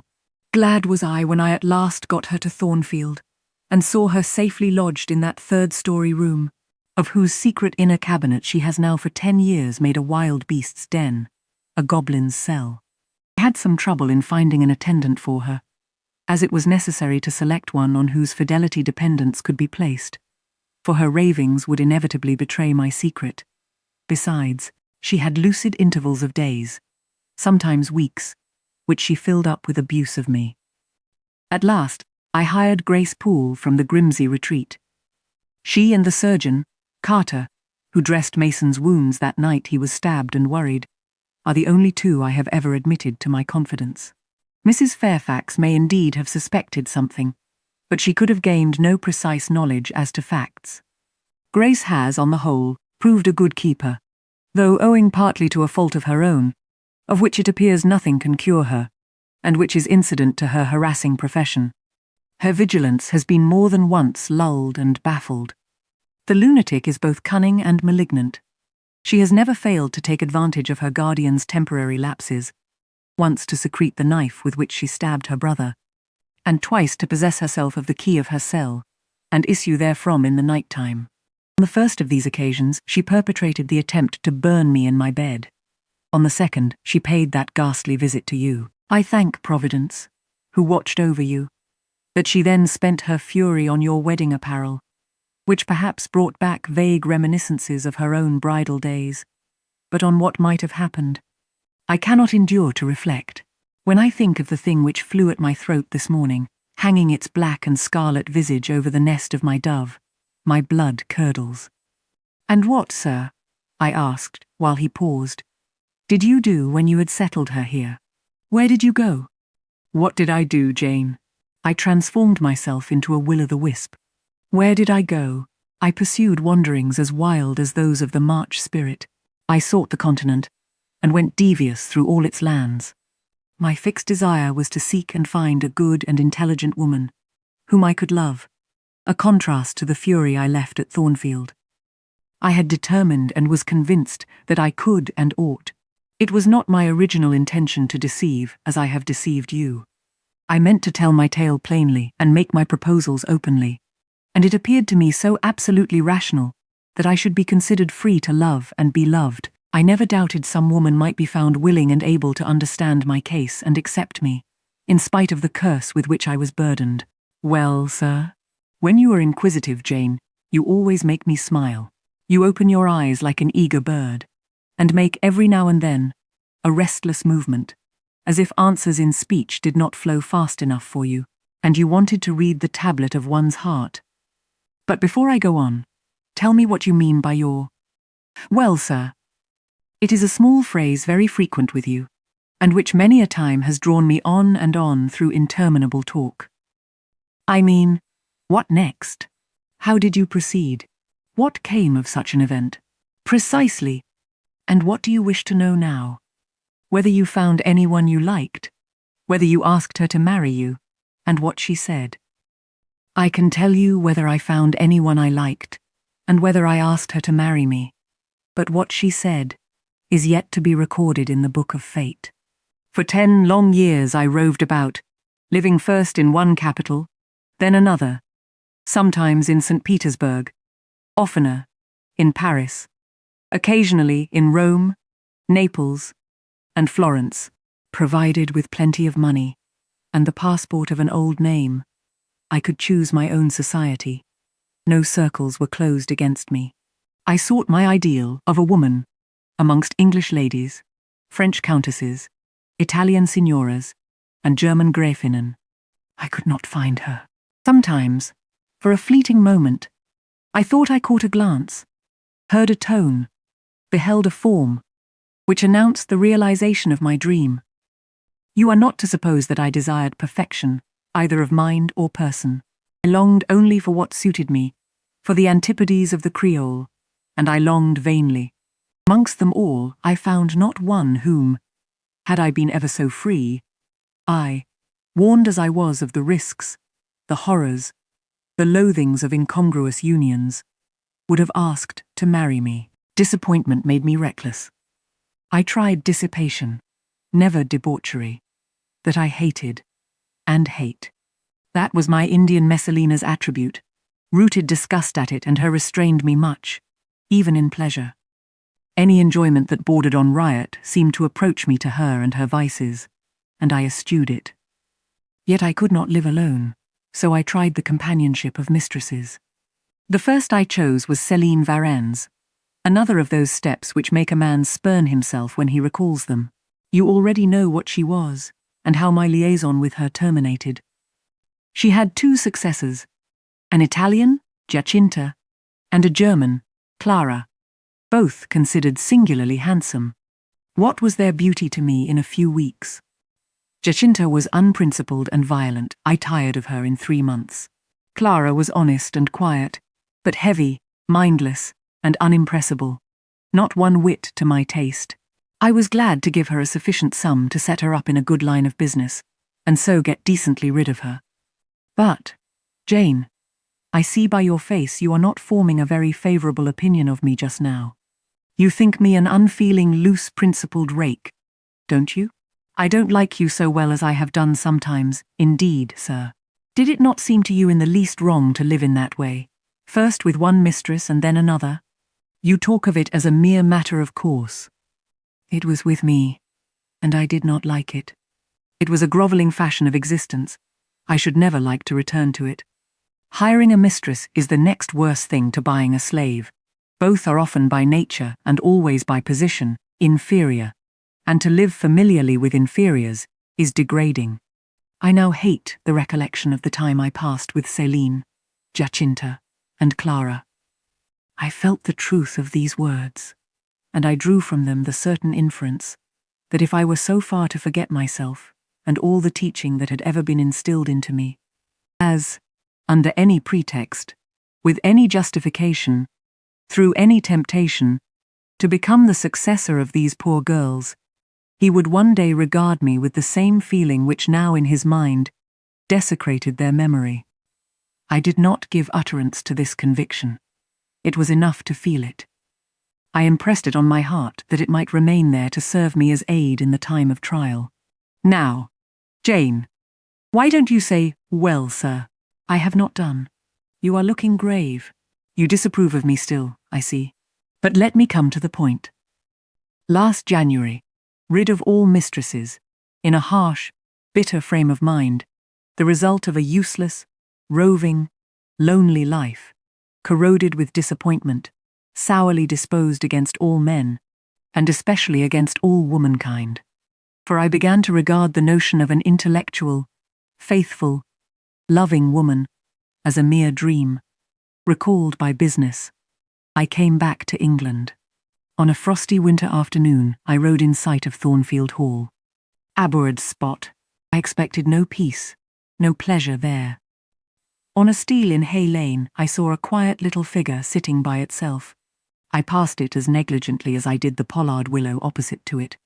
I had no presentiment of what it would be to me. No inward warning that the arbitress of my life, my genius for good or evil.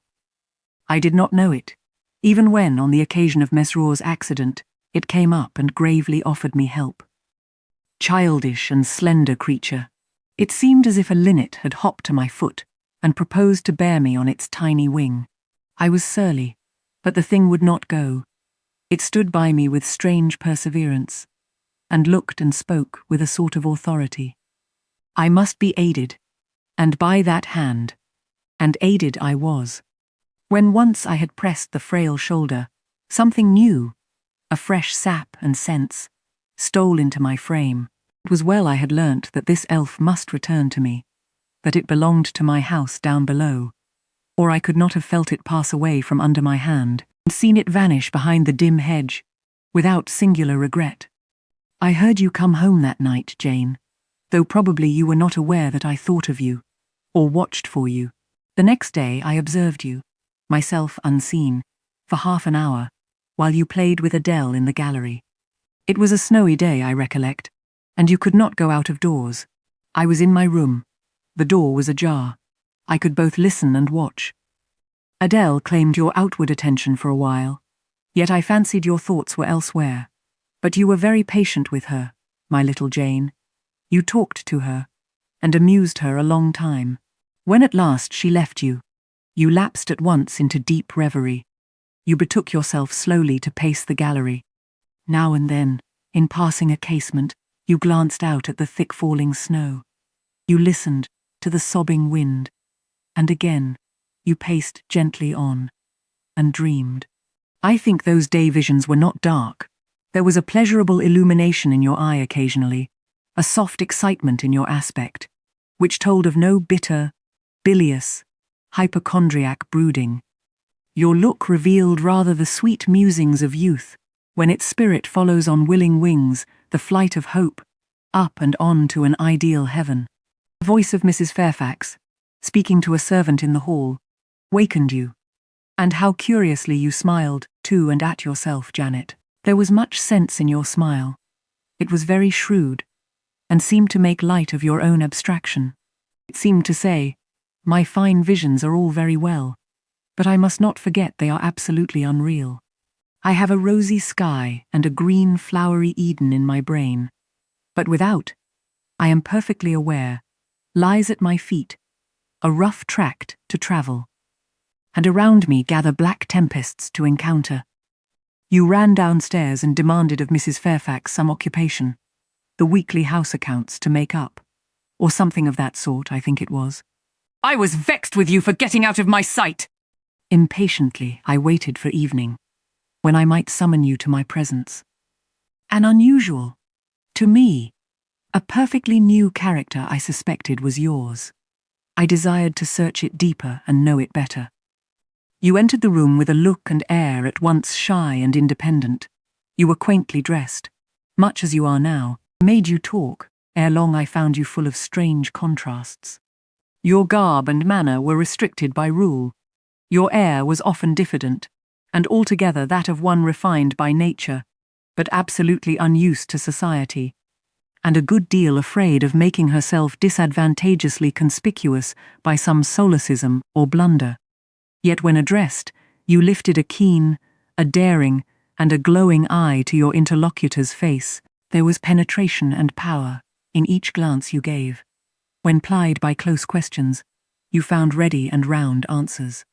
Very soon you seemed to get used to me. I believe you felt the existence of sympathy between you and your grim and cross master, Jane. For it was astonishing to see how quickly a certain pleasant ease tranquilized your manner. Snarl as I would, you showed no surprise, fear, annoyance, or displeasure at my moroseness. You watched me, and now and then smiled at me with a simple yet sagacious grace I cannot describe. I was at once content and stimulated with what I saw. I liked what I had seen, and wished to see more. Yet for a long time I treated you distantly, and sought your company rarely. I was an intellectual epicure, and wished to prolong the gratification of making this novel and piquant acquaintance. Besides, I was for a while troubled with a haunting fear that if I handled the flower freely, its bloom would fade, the sweet charm of freshness would leave it. I did not then know that it was no transitory blossom, but rather the radiant resemblance of one, cut in an indestructible gem. Moreover, I wished to see whether you would seek me if I shunned you. But you did not. You kept in the schoolroom as still as your own desk and easel. If by chance I met you, you passed me as soon, and with as little token of recognition, as was consistent with respect. Your habitual expression in those days, Jane, was a thoughtful look, not despondent, for you were not sickly, but not buoyant, for you had little hope, and no actual pleasure. I wondered what you thought of me, or if you ever thought of me, and resolved to find this out. I resumed my notice of you. There was something glad in your glance, and genial in your manner, when you conversed. I saw you had a social heart. It was the silent schoolroom, it was the tedium of your life, that made you mournful. I permitted myself the delight of being kind to you. Kindness stirred emotion soon. Your face became soft in expression, your tones gentle. I liked my name pronounced by your lips, in a grateful, happy accent. I used to enjoy a chance meeting with you, Jane. At this time, there was a curious hesitation in your manner. You glanced at me with a slight trouble. You did not know what my caprice might be, whether I was going to play the master and be stern, or the friend and be benignant. I was now too fond of you often to simulate the first whim, and, when I stretched my hand out cordially, such bloom and light and bliss rose to your young, wistful features. I had much ado often to avoid straining you then and there to my heart. Don't talk any more of those days, sir, I interrupted, furtively dashing away some tears from my eyes. His language was torture to me, for I knew what I must do, and do soon. And all these reminiscences, and these revelations of his feelings, only made my work more difficult. No, Jane, he returned. What necessity is there to dwell on the past, when the present is so much surer, the future so much brighter? I shuddered to hear the infatuated assertion. You see now how the case stands, do you not? He continued. After a youth and manhood passed half in unutterable misery and half in dreary solitude, I have for the first time found what I can truly love. I have found you. You are my sympathy, my better self, my good angel. I am bound to you with a strong attachment. I think you good, gifted, lovely. A fervent, a solemn passion is conceived in my heart. It leans to you, draws you to my center and spring of life, wraps my existence about you, and, kindling in pure, powerful flame, fuses you and me in one. It was because I felt and knew this, that I resolved to marry you. To tell me that I had already a wife is empty mockery. You know now that I had but a hideous demon. I was wrong to attempt to deceive you, but I feared a stubbornness that exists in your character. I feared early instilled prejudice. I wanted to have you safe before hazarding confidences. This was cowardly. I should have appealed to your nobleness and magnanimity at first. As I do now, opened to you plainly my life of agony, described to you my hunger and thirst after a higher and worthier existence, shown to you, not my resolution, that word is weak, but my resistless bent to love faithfully and well, where I am faithfully and well loved in return. Then I should have asked you to accept my pledge of fidelity and to give me yours. Jane, give it me now. A pause. Why are you silent, Jane? I was experiencing an ordeal. A hand of fiery iron grasped my vitals. Terrible moment, full of struggle, blackness, burning. Not a human being that ever lived could wish to be loved better than I was loved, and him who thus loved me, I absolutely worshipped, and I must renounce love and idol. One drear word comprised my intolerable duty. Depart. Jane, you understand what I want of you. Just this promise. I will be yours, Mr. Rochester. Mr. Rochester, I will not be yours. Another long silence. Jane, commenced he, with a gentleness that broke me down with grief, and turned me stone cold with ominous terror. For this still voice was the pant of a lion rising. Jane, do you mean to go one way in the world, and to let me go another? I do. Jane, bending towards and embracing me, do you mean it now? I do. And now? Softly kissing my forehead and cheek. I do. extricating myself from restraint rapidly and completely. "Oh, Jane, this is bitter. This is wicked. It would not be wicked to love me. It would to obey you."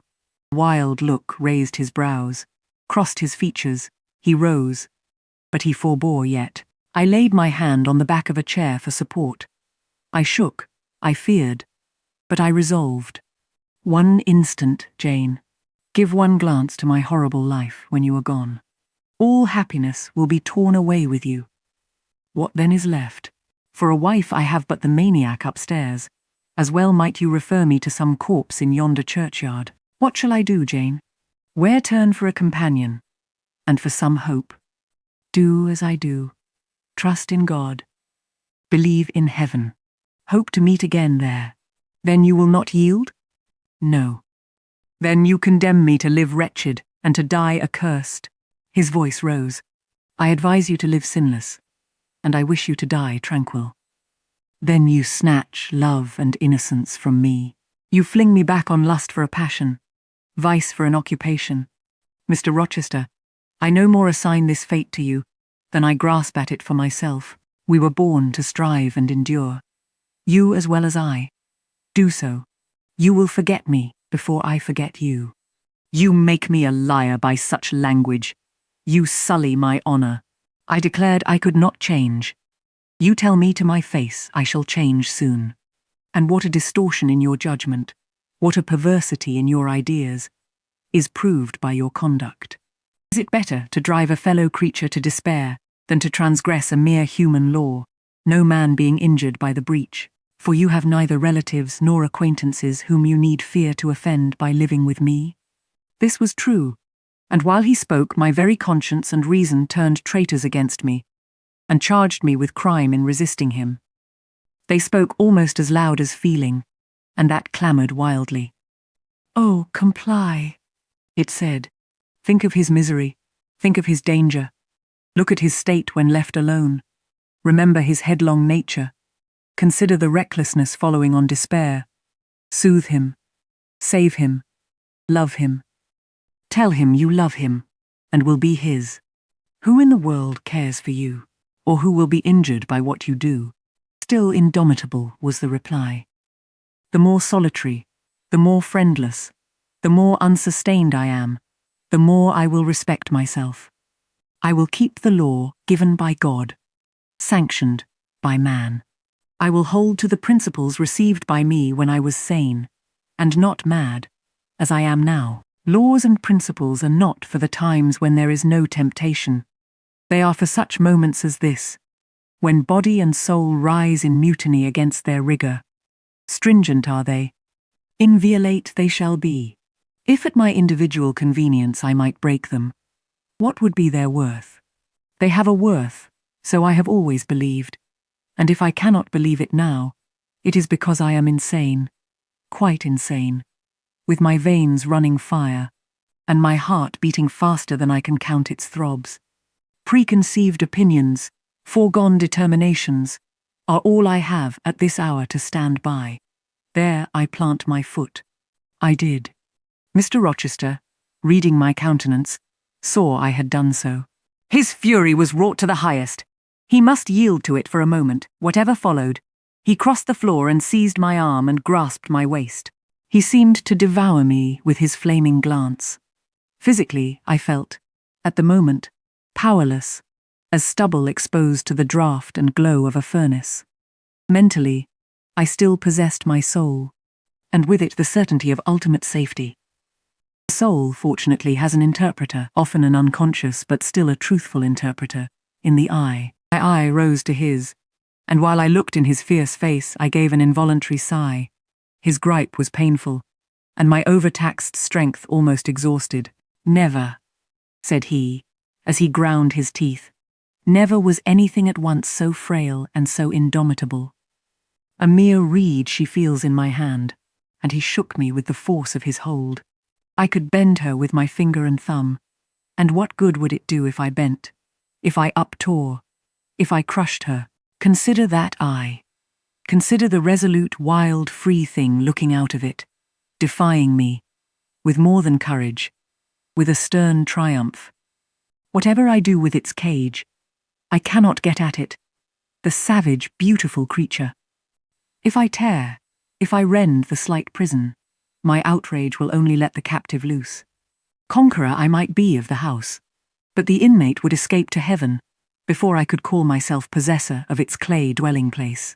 And it is you, spirit, with will and energy and virtue and purity, that I want. Of yourself you could come with soft flight and nestle against my heart, if you would. Seized against your will, you will elude the grasp like an essence. You will vanish ere I inhale your fragrance. Oh, come, Jane. As he said this, he released me from his clutch, and only looked at me. The look was far worse to resist than the frantic strain. Only an idiot, however, would have succumbed now. I had dared and baffled his fury. I must elude his sorrow. I retired to the door. You are going, Jane? I am going, sir. You are leaving me? Yes. You will not come. You will not be my comforter, my rescuer, my deep love, my wild woe, my frantic prayer. What unutterable pathos was in his voice. How hard it was to reiterate firmly, I am going. Jane, Mr. Rochester, withdraw, then I consent.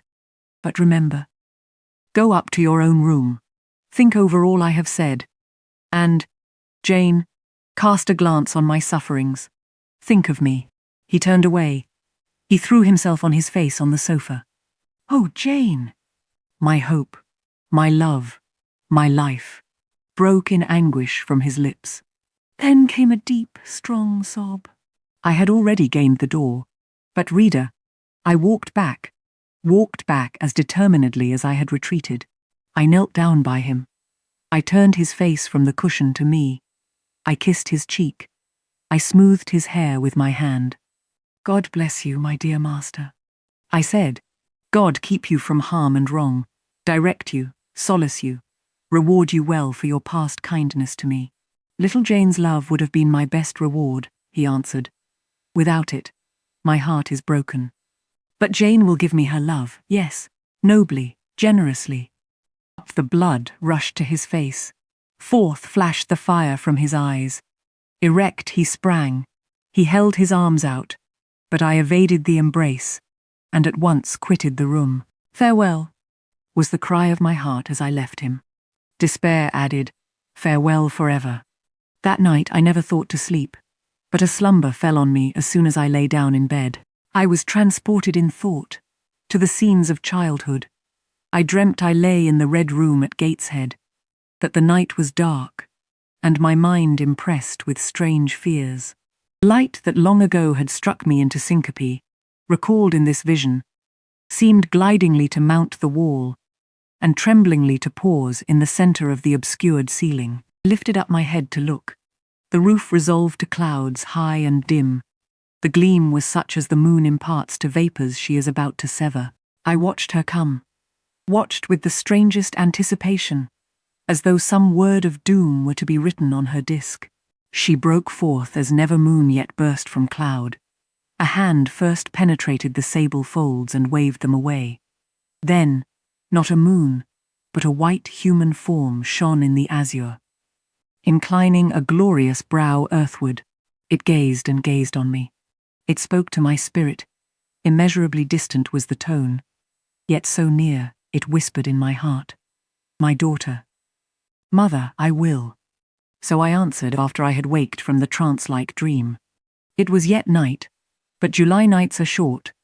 Soon after midnight, dawn comes. It cannot be too early to commence the task I have to fulfill, thought I. I rose. I was dressed, for I had taken off nothing but my shoes. I knew where to find in my drawers some linen, a locket, a ring. In seeking these articles, I encountered the beads of a pearl necklace Mr. Rochester had forced me to accept a few days ago.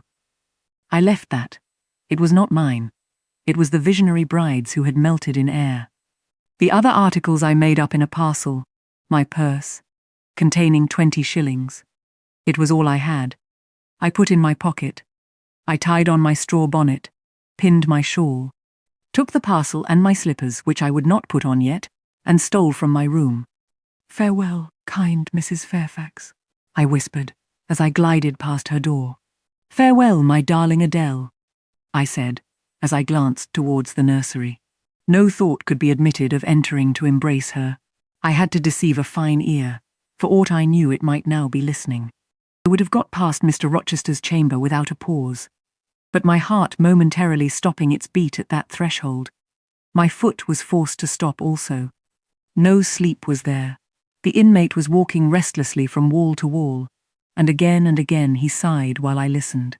There was a heaven, a temporary heaven in this room for me. If I chose, I had but to go in and to say, "I will love you and live with you through life till death," and a fount of rapture would spring to my lips. I thought of this.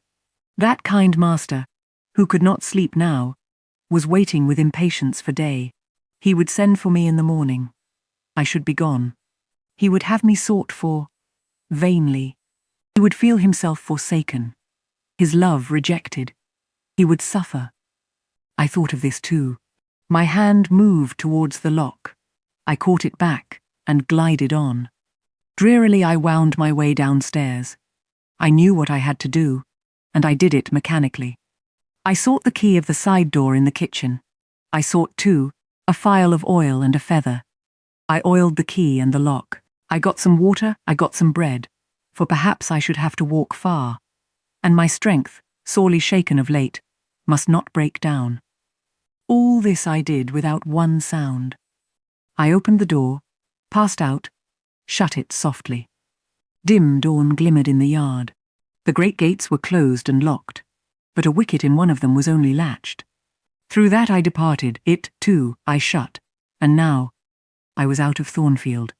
A mile off, beyond the fields, lay a road which stretched in the contrary direction to Millcote.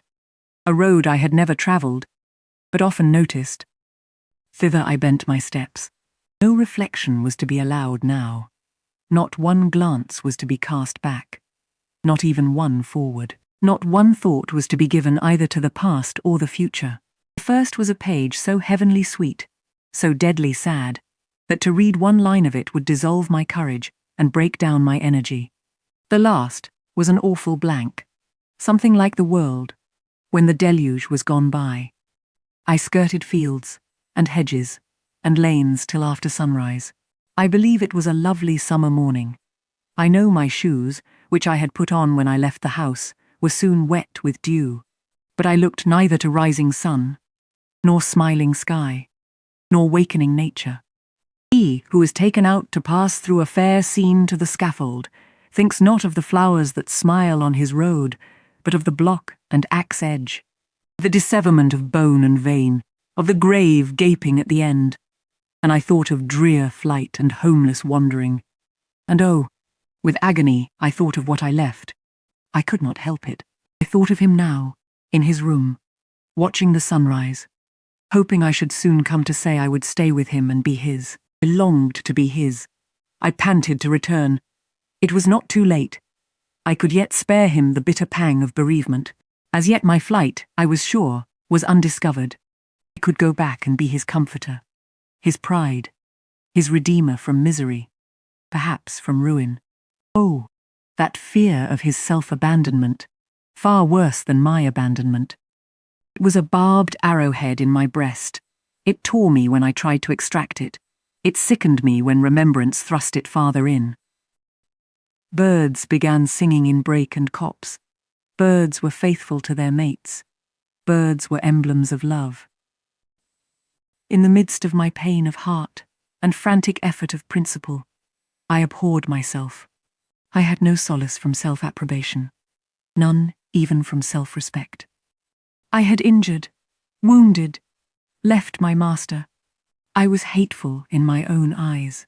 Still I could not turn, nor retrace one step. God must have led me on. As to my own will or conscience, impassioned grief had trampled one, and stifled the other. I was weeping wildly as I walked along my solitary way.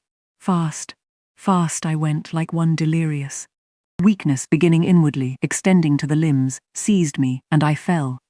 I lay on the ground some minutes, pressing my face to the wet turf. I had some fear, or hope, that here I should die, but I was soon up, crawling forwards on my hands and knees, and then again raised to my feet, as eager and as determined as ever to reach the road. When I got there, I was forced to sit to rest me under the hedge, and while I sat, I heard wheels and saw a coach come on. I stood up and lifted my hand. It stopped. I asked where it was going. The driver named a place a long way off, and where I was sure Mr. Rochester had no connections. I asked for what sum he would take me there. He said 30 shillings. I answered I had but 20. Well, he would try to make it do. He further gave me leave to get into the inside. As the vehicle was empty, I entered, was shut in, and it rolled on its way. Gentle reader, may you never feel what I then felt. May your eyes never shed such stormy, scalding, heart-wrung tears as poured from mine. May you never appeal to heaven in prayers so hopeless and so agonized as in that hour left my lips. For never may you, like me, dread to be the instrument of evil to what you wholly love. 2 days are past. It is a summer evening. The coachman has set me down at a place called Whitcross. He could take me no farther for the sum I had given, and I was not possessed of another shilling in the world. The coach is a mile off by this time. I am alone. At this moment I discover that I forgot to take my parcel out of the pocket of the coach, where I had placed it for safety. There it remains. There it must remain. And now, I am absolutely destitute. Whitcross is no town, nor even a hamlet. It is but a stone pillar set up where 4 roads meet. Whitewashed, I suppose, to be more obvious at a distance and in darkness. 4 arms spring from its summit. The nearest town to which these point is, according to the inscription, distant 10 miles. The farthest, above 20. From the well-known names of these towns I learn in what county I have lighted. A North Midland shire, dusk with moorland, ridged with mountain. This I see. There are great moors behind and on each hand of me. There are waves of mountains far beyond that deep valley at my feet. Population here must be thin, and I see no passengers on these roads. They stretch out east, west, north, and south, white, broad, lonely. They are all cut in the moor. The heather grows deep and wild to their very verge. Yet a chance traveller might pass by, and I wish no eye to see me now. Strangers would wonder what I am doing, lingering here at the signpost, evidently objectless and lost. I might be questioned. I could give no answer but what would sound incredible and excite suspicion. Not a tie holds me to human society at this moment. Not a charm or hope calls me where my fellow creatures are. None that saw me would have a kind thought or a good wish for me. I have no relative but the universal mother, nature. I will seek her breast and ask repose. I struck straight into the heath. I held on to a hollow I saw deeply furrowing the brown moorside. I waded knee-deep in its dark growth. I turned with its turnings, and finding a moss-blackened granite crag in a hidden angle, I sat down under it. High banks of moor were about me. The crag protected my head. The sky was over that. Some time passed before I felt tranquil even here. I had a vague dread that wild cattle might be near, or that some sportsman or poacher might discover me. If a gust of wind swept the waste, I looked up, fearing it was the rush of a bull. If a plover whistled, I imagined it a man. Finding my apprehensions unfounded, however, and calmed by the deep silence that reigned as evening declined at nightfall, I took confidence. As yet I had not thought. I had only listened, watched, dreaded. Now I regained the faculty of reflection. What was I to do? Where to go? Oh, intolerable questions, when I could do nothing and go nowhere. When a long way must yet be measured by my weary, trembling limbs before I could reach human habitation. When cold charity must be entreated before I could get a lodging, reluctant sympathy importuned, almost certain repulse incurred, before my tale could be listened to, or one of my wants relieved. I touched the heath. It was dry and yet warm with the heat of the summer day. I looked at the sky. It was pure. A kindly star twinkled just above the chasm ridge. The dew fell, but with propitious softness. No breeze whispered. Nature seemed to me benign and good. I thought she loved me, outcast as I was. And I, who from man could anticipate only mistrust, rejection, insult, clung to her with filial fondness. Tonight, at least, I would be her guest, as I was her child. My mother would lodge me without money, and without price. I had one morsel of bread yet, the remnant of a roll I had bought in a town we passed through at noon with a stray penny, my last coin. I saw ripe bilberries gleaming here and there, like jet beads in the heath. I gathered a handful, and ate them with the bread. My hunger, sharp before, was, if not satisfied, appeased by this hermit's meal. I said my evening prayers at its conclusion, and then chose my couch. I said my evening prayers. Beside the crag, the heath was very deep. When I lay down, my feet were buried in it. Rising high on each side, it left only a narrow space for the night air to invade. I folded my shawl double, and spread it over me for a coverlet. A low, mossy swell was my pillow. Thus lodged, I was not, at least at the commencement of the night, cold. My rest might have been blissful enough. Only a sad heart broke it. It plained of its gaping wounds, its inward bleeding. It trembled for Mr. Rochester and his doom. It bemoaned him with bitter pity. It demanded him with ceaseless longing. And, impotent as a bird with both wings broken, it still quivered its shattered pinions in vain attempts to seek him. Worn out with this torture of thought, I rose to my knees. Night was come, and her planets were risen. A safe, still night, too serene for the companionship of fear. We know that God is everywhere, but certainly we feel his presence most when his works are on the grandest scale spread before us, and it is in the unclouded night sky, where his worlds wheel their silent course, that we read clearest his infinitude, his omnipotence, his omnipresence. I had risen to my knees to pray for Mr. Rochester. Looking up, I, with tear-dimmed eyes, saw the mighty Milky Way, remembering what it was, what countless systems there swept space like a soft trace of light. I felt the might and strength of God. Sure was I of his efficiency to save what he had made. Convinced I grew that neither earth should perish, nor one of the souls it treasured. I turned my prayer to thanksgiving. The source of life was also the saviour of spirits. Mr. Rochester was safe. He was God's, and by God would he be guarded. I again nestled to the breast of the hill, and ere long in sleep forgot sorrow. But next day, want came to me pale and bare, long after the little birds had left their nest, long after bees had come in the sweet prime of day to gather the heath honey before the dew was dried, when the long morning shadows were curtailed, and the sun filled earth and sky. I got up, and I looked round me. What a still, hot, perfect day. What a golden desert this spreading moor. Everywhere sunshine. I wished I could live in it and on it. I saw a lizard run over the crag. I saw a bee busy among the sweet bilberries. I would fain at the moment have become bee or lizard, that I might have found fitting nutriment, permanent shelter here. But I was a human being, and had a human being's wants.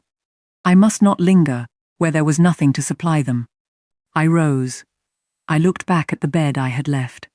Hopeless of the future, I wished but this, that my Maker had that night thought good, to require my soul of me while I slept, and that this weary frame, absolved by death from further conflict with fate, had now but to decay quietly, and mingle in peace with the soil of this wilderness. Life, however, was yet in my possession, with all its requirements, and pains, and responsibilities. The burden must be carried, the want provided for, the suffering endured, the responsibility fulfilled. I set out. Whitcross regained. I followed a road which led from the sun, now fervent and high. By no other circumstance had I will to decide my choice. I walked a long time, and when I thought I had nearly done enough, and might conscientiously yield to the fatigue that almost overpowered me, might relax this forced action, and, Sitting down on a stone I saw near, submit resistlessly to the apathy that clogged heart and limb, I heard a bell chime, a church bell. I turned in the direction of the sound, and there, amongst the romantic hills, whose changes and aspect I had ceased to note an hour ago, I saw a hamlet and a spire. All the valley at my right hand was full of pasture fields, and cornfields, and wood, and a glittering stream ran zigzag through the varied shades of green, the mellowing grain, the sombre woodland, the clear and sunny lea.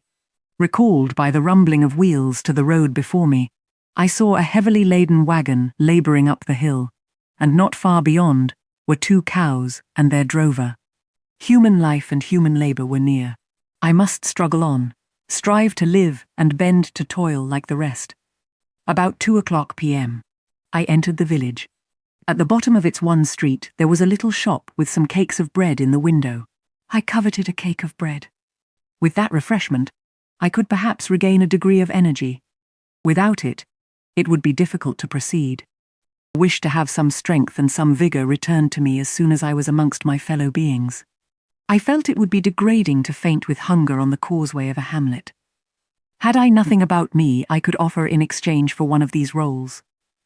I considered. I had a small silk handkerchief tied round my throat. I had my gloves. I could hardly tell how men and women in extremities of destitution proceeded. I did not know whether either of these articles would be accepted. Probably they would not. But I must try. I entered the shop. A woman was there. Seeing a respectably dressed person, a lady as she supposed, she came forward with civility. How could she serve me? I was seized with shame.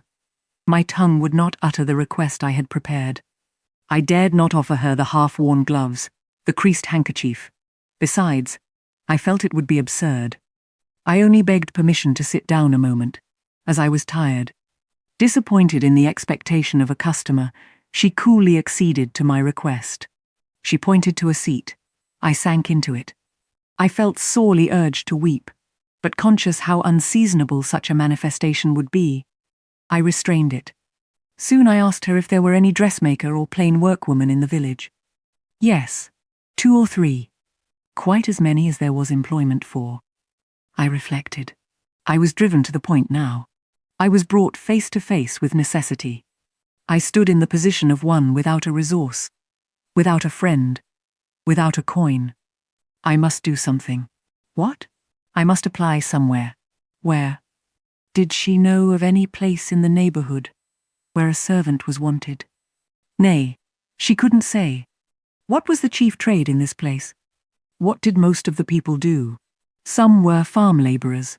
A good deal worked at Mr. Oliver's needle factory, and at the foundry. Did Mr. Oliver employ women? Nay, it was men's work. And what do the women do? I naunt, was the answer. Some does one thing, and some another. Poor folk mun get on as they can. She seemed to be tired of my questions. And indeed, what claim had I to importune her? A neighbour or two came in. My chair was evidently wanted. I took leave. I passed up the street, looking as I went at all the houses to the right hand and to the left, but I could discover no pretext, nor see an inducement to enter any. I rambled round the hamlet, going sometimes to a little distance, and returning again, for an hour or more. Exhausted and suffering greatly now for want of food, I turned aside into a lane and sat down under the hedge. Ere many minutes had elapsed, I was again on my feet, however, and again searching something, a resource, or at least an informant. A pretty little house stood at the top of the lane, with a garden before it, exquisitely neat and brilliantly blooming. I stopped at it. What business had I to approach the white door, or touch the glittering knocker? In what way could it possibly be the interest of the inhabitants of that dwelling to serve me? Yet I drew near and knocked. A mild-looking, cleanly attired young woman opened the door, in such a voice as might be expected from a hopeless heart and fainting frame, a voice wretchedly low and faltering. I asked if a servant was wanted here. No, said she, we do not keep a servant. Can you tell me where I could get employment of any kind? I continued. I am a stranger, without acquaintance in this place. I want some work, no matter what. But it was not her business to think for me, or to seek a place for me. Besides, in her eyes, how doubtful must have appeared my character, position, tale. She shook her head. She was sorry she could give me no information, and the white door closed, quite gently and civilly, but it shut me out. If she had held it open a little longer, I believe I should have begged a piece of bread, for I was now brought low. I could not bear to return to the sordid village, where besides, no prospect of aid was visible. I should have longed rather to deviate to a wood I saw not far off, which appeared in its thick shade to offer inviting shelter, but I was so sick, so weak, so gnawed with nature's cravings. Instinct kept me roaming round abodes where there was a chance of food. Solitude would be no solitude, rest no rest, while the vulture, hunger, thus sank beak and talons in my side. I drew near houses. I left them, and came back again, and again I wandered away, always repelled by the consciousness of having no claim to ask, no right to expect interest in my isolated lot. Meantime, the afternoon advanced, while I thus wandered about like a lost and starving dog. In crossing a field, I saw the church spire before me. I hastened towards it. Near the churchyard, and in the middle of a garden, stood a well-built, though small house, which I had no doubt was the parsonage. I remembered that strangers who arrive at a place where they have no friends, and who want employment, sometimes apply to the clergyman for introduction and aid. It is the clergyman's function to help, at least with advice, those who wished to help themselves. I seemed to have something like a right to seek counsel here, renewing then my courage, and gathering my feeble remains of strength, I pushed on. I reached the house, and knocked at the kitchen door. An old woman opened. I asked, "Was this the parsonage?" "Yes." "Was the clergyman in?" "No." "Would he be in soon?" "No, he was gone from home." "To a distance?" "Not so far. Happen 3 mile. He had been called away by the sudden death of his father. He was at Marsh End now, and would very likely stay there a fortnight longer." "Was there any lady of the house?" "Nay, there was naught but her, and she was housekeeper." And again I crawled away. Once more I took off my handkerchief. Once more I thought of the cakes of bread in the little shop. Oh, for but a crust, for but one mouthful to allay the pang of famine. Instinctively I turned my face again to the village. I found the shop again, and I went in. Though others were there besides the woman, I ventured the request. Would she give me a roll for this handkerchief? She looked at me with evident suspicion. Nay, she never sold stuff that way. Almost desperate, I asked for half a cake. She again refused. How could she tell where I had got the handkerchief? She said. Would she take my gloves? No. What could she do with them? Reader, it is not pleasant to dwell on these details. Some say there is enjoyment in looking back to painful experience past. But at this day, I can scarcely bear to review the times to which I allude. The moral degradation, blent with the physical suffering, form too distressing a recollection ever to be willingly dwelt on. I blamed none of those who repulsed me. I felt it was what was to be expected and what could not be helped. An ordinary beggar is frequently an object of suspicion. A well-dressed beggar, inevitably so. To be sure, what I begged was employment. But whose business was it to provide me with employment? Not, certainly, that of persons who saw me then for the first time, and who knew nothing about my character. As to the woman who would not take my handkerchief in exchange for her bread, why, she was right, if the offer appeared to her sinister, or the exchange unprofitable. Let me condense now. I am sick of the subject. A little before dark I passed a farmhouse, at the open door of which the farmer was sitting, eating his supper of bread and cheese. I stopped and said, Will you give me a piece of bread? For I am very hungry. He cast on me a glance of surprise, but without answering, he cut a thick slice from his loaf, and gave it to me. I imagine he did not think I was a beggar, but only an eccentric sort of lady, who had taken a fancy to his brown loaf. As soon as I was out of sight of his house, I sat down and ate it. I could not hope to get a lodging under a roof, and sought it in the wood I have before alluded to. But my night was wretched, my rest broken. The ground was damp, the air cold. Besides, intruders passed near me more than once, and I had again and again to change my quarters. No sense of safety or tranquility befriended me. Towards morning it rained. The whole of the following day was wet. Do not ask me, reader, to give a minute account of that day. As before I sought work, as before I was repulsed, as before I starved. But once did food pass my lips. At the door of a cottage I saw a little girl about to throw a mess of cold porridge into a pig trough. "Will you give me that?" I asked. "Will you give me that?" I asked. She stared at me. "Mother," she exclaimed, "there is a woman wants me to give her these porridge." "Well, lass," replied a voice within, "give it her if she's a beggar. Teed doesn't want it." The girl emptied the stiffened mould into my hand, and I devoured it ravenously. As the wet twilight deepened, I stopped in a solitary bridle path, which I had been pursuing an hour or more. "My strength is quite failing me," I said in a soliloquy. "I feel I cannot go much farther. Shall I be an outcast again this night? While the rain descends so, must I lay my head on the cold, drenched ground? I fear I cannot do otherwise, for who will receive me? But it will be very dreadful, with this feeling of hunger, faintness, chill, and this sense of desolation, this total prostration of hope. In all likelihood, though, I should die before morning. And why cannot I reconcile myself to the prospect of death? Why do I struggle to retain a valueless life? Because I know, or believe, Mr. Rochester is living, and then, to die of want and cold, is a fate to which nature cannot submit passively. Oh, Providence, sustain me a little longer. Aid, direct me. My glazed eye wandered over the dim and misty landscape. I saw I had strayed far from the village. It was quite out of sight. The very cultivation surrounding it had disappeared. I had, by crossways and bypaths, once more drawn near the tract of moorland, and now, only a few fields, almost as wild and unproductive as the heath from which they were scarcely reclaimed, lay between me and the dusky hill. Well, I would rather die yonder than in a street, or on a frequented road, I reflected, and far better that crows and ravens, if any ravens there be in these regions, should pick my flesh from my bones, than that they should be prisoned in a workhouse coffin and moulder in a pauper's grave. To the hill, then, I turned.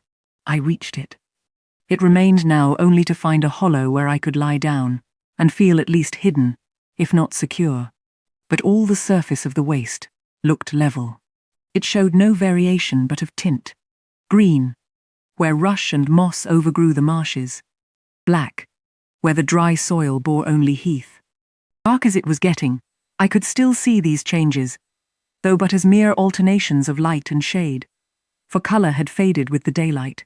My eye still roved over the sullen swell and along the moor edge, vanishing amidst the wildest scenery, when at one dim point, far in among the marshes and the ridges, a light sprang up. "That is an ignis fatuus," was my first thought, and I expected it would soon vanish. It burnt on, however, quite steadily, neither receding nor advancing. "Is it, then, a bonfire just kindled?" I questioned. I watched to see whether it would spread, but no, as it did not diminish, so it did not enlarge. "It may be a candle in a house," I then conjectured, "but if so, I can never reach it. It is much too far away, and were it within a yard of me, what would it avail? I should but knock at the door to have it shut in my face." And I sank down where I stood, and hid my face against the ground. I lay still a while. The night wind swept over the hill and over me, and died moaning in the distance. The rain fell fast, wetting me afresh to the skin. Could I but have stiffened to the still frost, the friendly numbness of death, it might have pelted on. I should not have felt it, but my yet living flesh shuddered at its chilling influence. I rose ere long. The light was yet there, shining dim but constant through the rain. I tried to walk again. I dragged my exhausted limbs slowly towards it. It led me aslant over the hill, through a wide bog, which would have been impassable in winter, and was splashy and shaking even now, in the height of summer. Here I fell twice, but as often I rose and rallied my faculties. This light was my forlorn hope. I must gain it. Having crossed the marsh, I saw a trace of white over the moor. I approached it. It was a road or a track. It led straight up to the light, which now beamed from a sort of knoll, amidst a clump of trees, firs. From what I could distinguish of the character of their forms and foliage through the gloom, my star vanished as I drew near. Some obstacle had intervened between me and it. I put out my hand to feel the dark mass before me. I discriminated the rough stones of a low wall. Above it, something like palisades, and within, a high and prickly hedge. I groped on. Again, a whitish object gleamed before me. It was a gate, a wicket. It moved on its hinges as I touched it. On each side stood a sable bush, holly. Entering the gate, and passing the shrubs, the silhouette of a house rose to view, black, low, and rather long, but the guiding light shone nowhere. All was obscurity. Were the inmates retired to rest? I feared it must be so. In seeking the door, I turned an angle. There shot out the friendly gleam again, from the lozenged panes of a very small latticed window, within a foot of the ground, made still smaller by the growth of ivy or some other creeping plant, whose leaves clustered thick over the portion of the house wall in which it was set.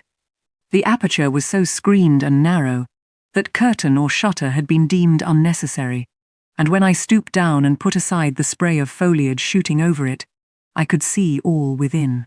I could see clearly a room with a sanded floor, clean scoured, a dresser of walnut, with pewter plates ranged in rows, reflecting the redness and radiance of a glowing peat fire. I could see a clock, a white deal table, some chairs, a candle, whose ray had been my beacon, burnt on the table, and by its light, an elderly woman, somewhat rough-looking, but scrupulously clean, like all about her, was knitting a stocking. I noticed these objects cursorily only. In them there was nothing extraordinary. A group of more interest appeared near the hearth, sitting still, amidst the rosy peace and warmth suffusing it. Two young, graceful women, ladies in every point, sat, one in a low rocking chair, the other on a lower stool. Both wore deep mourning of crepe and bombazine, which sombre garb singularly set off very fair necks and faces. A large old pointer dog rested its massive head on the knee of one girl. In the lap of the other was cushioned a black cat. A strange place was this humble kitchen for such occupants. Who were they? They could not be the daughters of the elderly person at the table, for she looked like a rustic, and they were all delicacy and cultivation. I had nowhere seen such faces as theirs, and yet, as I gazed on them, I seemed intimate with every lineament. I cannot call them handsome. They were too pale and grave for the word. As they each bent over a book, they looked thoughtful, almost to severity. A stand between them supported a second candle and two great volumes, to which they frequently referred, comparing them, seemingly, with the smaller books they held in their hands, like people consulting a dictionary to aid them in the task of translation. This scene was as silent as if all the figures had been shadows, and the fire-lit apartment a picture. So hushed was it, I could hear the cinders fall from the grate, the clock tick in its obscure corner, and I even fancied I could distinguish the click-click of the woman's knitting needles. When, therefore, a voice broke the strange stillness at last, it was audible enough to me. "Listen, Diana," said one of the absorbed students. "Franz and old Daniel are together in the night-time, and Franz is telling a dream from which he has awakened in terror. Listen." And in a low voice she read something, of which not one word was intelligible to me, for it was in an unknown tongue. Whether it were Greek or German I could not tell. "That is strong," she said, when she had finished. "I relish it." The other girl, who had lifted her head to listen to her sister, repeated, while she gazed at the fire, a line of what had been read. At a later day I knew the language and the book, therefore I will here quote the line. Though, when I first heard it, it was only like a stroke on sounding brass to me, conveying no meaning. Da trat hervor einer, anzusehen wie die Sternennacht. Good! Good, she exclaimed, while her dark and deep eye sparkled. There you have a dim and mighty archangel fitly set before you. The line is worth 100 pages of fustian. Ich wäge die Gedanken in der Schale meines Zornes und die Werke mit dem Gewichte meines Grimms. I like it. Both were again silent. Is there any country where they talk that way? Asked the old woman, looking up from her knitting. Yes, Hannah. A far larger country than England, where they talk in no other way. Well, for sure case I knownt how they can understand to one t'other, and if either o' ye went there, ye could tell what they said, I guess. We could probably tell something of what they said, but not all, for we are not as clever as you think us, Hannah. We don't speak German, and we cannot read it without a dictionary to help us. And what good does it do you? We mean to teach it some time, or at least the elements, as they say, and then we shall get more money than we do now. Very like, but give o'er studying. Ye've done enough for tonight. I think we have, at least I'm tired. Mary, are you? Mortally. After all, it's tough work, fagging away at a language with no master but a lexicon. It is, especially such a language as this crabbed but glorious Deutsch. I wonder when St. John will come home. Surely he will not be long now, it is just 10. Looking at a little gold watch she drew from her girdle. It rains fast, Hannah. Will you have the goodness to look at the fire in the parlour? The woman rose. She opened a door, through which I dimly saw a passage. Soon I heard her stir a fire in an inner room. She presently came back. Ah, childer, said she, it fair troubles me to go into yond room now. It looks so lonesome with the chair empty and set back in a corner. She wiped her eyes with her apron. The two girls, grave before, looked sad now. But he is in a better place, continued Hannah. We shouldn't wish him here again. And then, nobody need to have a quieter death, nor he had. You say he never mentioned us? Inquired one of the ladies. He hadn't time, bairn. He was gone in a minute. Was your father? He had been a bit ailing like the day before, but naught to signify. And when Mr. St. John asked if he would like either o' ye to be sent for, he fair laughed at him. He began again with a bit of a heaviness in his head the next day. That is, a fortnight sin. And he went to sleep, and never wakened. He were a'most stark when your brother went into t' chamber and fanned him. Ah, Gilda, that's to last at old stock, for ye and Mr. St. John is like of different sort to them 'at's gone. For all your mother wormish I your way, and a'most as book-learned. She were the picture o' ye, Mary. Diana is more like your father. I thought them so similar I could not tell where the old servant, for such I now concluded her to be, saw the difference. Both were fair-complexioned and slenderly made. Both possessed faces full of distinction and intelligence. One, to be sure, had hair a shade darker than the other, and there was a difference in their style of wearing it. Mary's pale brown locks were parted and braided smooth.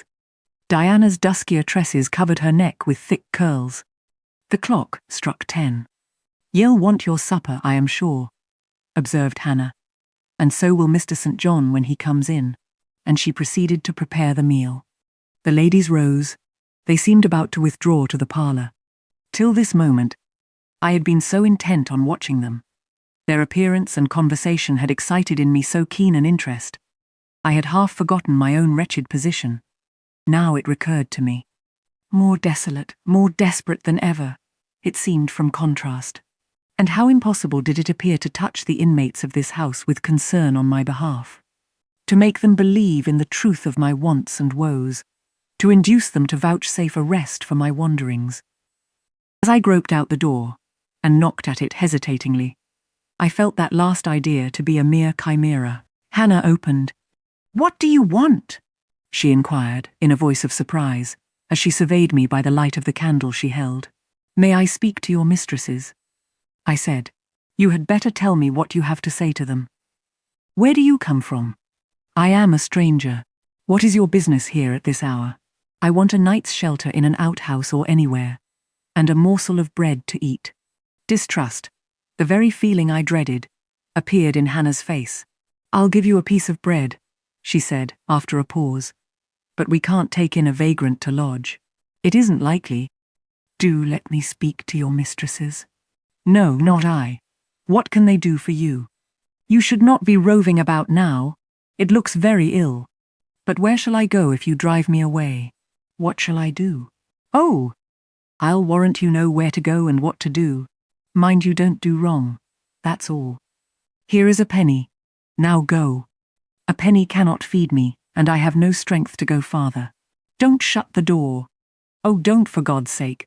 I must. The rain is driving in. Tell the young ladies. Let me see them. Indeed, I will not. You are not what you ought to be, or you wouldn't make such a noise. Move off. But I must die if I am turned away. Not you. I'm feared you have some ill plans agate, that bring you about folks' houses at this time o' night.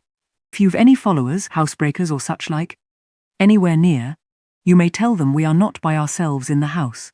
We have a gentleman, and dogs, and guns. Here the honest but inflexible servant clapped the door to and bolted it within. This was the climax. A pang of exquisite suffering, a throe of true despair, rent and heaved my heart. Worn out indeed I was. Not another step could I stir. I sank on the wet doorstep. I groaned. I wrung my hands. I wept, in utter anguish. Oh, this spectre of death. Oh, this last hour, approaching in such horror. Alas, this isolation, this... Not only the anchor of hope, but the footing of fortitude was gone, at least for a moment. But the last I soon endeavoured to regain. I can but die, I said, and I believe in God. Let me try to wait his will in silence. These words I not only thought, but uttered, and thrusting back all my misery into my heart, I made an effort to compel it to remain there, dumb and still. All men must die, said a voice quite close at hand, but all are not condemned to meet a lingering and premature doom, such as yours would be if you perished here of want. Who or what speaks? I asked, terrified at the unexpected sound, and incapable now of deriving from any occurrence a hope of aid. A form was near. What form? The pitch-dark night and my enfeebled vision prevented me from distinguishing. With a loud, long knock, the newcomer appealed to the door. "Is it you, Mr. St. John?" cried Hannah. "Yes, yes. Open quickly. Well, how wet and cold you must be. Such a wild night as it is. Come in. Your sisters are quite uneasy about you, and I believe there are bad folks about. There has been a beggar woman. I declare she is not gone yet. Laid down there. Get up. For shame. Move off, I say. Hush, Hannah. I have a word to say to the woman. You have done your duty in excluding. Now let me do mine in admitting her. I was near, and listened to both you and her. I think this is a peculiar case. I must at least examine into it. Young woman, rise, and pass before me into the house. Hush, Hannah. I have a word to say to the woman. Presently I stood within that clean, bright kitchen, on the very hearth, trembling, sickening, conscious of an aspect in the last degree, ghastly, wild, and weather-beaten. The two ladies, their brother, Mr. St. John, the old servant, were all gazing at me. St. John. I heard one ask. I cannot tell. I found her at the door, was the reply. She does look white, said Hannah. As white as clay or death, was responded. She will fall. Let her sit. And indeed my head swam. I dropped, but a chair received me. I still possessed my senses, though just now I could not speak. Perhaps a little water would restore her. Hannah, fetch some. But she is worn to nothing. How very thin, and how very bloodless. A mere spectre. Is she ill, or only famished? Famished, I think. Hannah, is that milk? Give it me, and a piece of bread. Diana, I knew her by the long curls which I saw drooping between me and the fire as she bent over me, broke some bread, dipped it in milk, and put it to my lips. Her face was near mine. I saw there was pity in it, and I felt sympathy in her hurried breathing.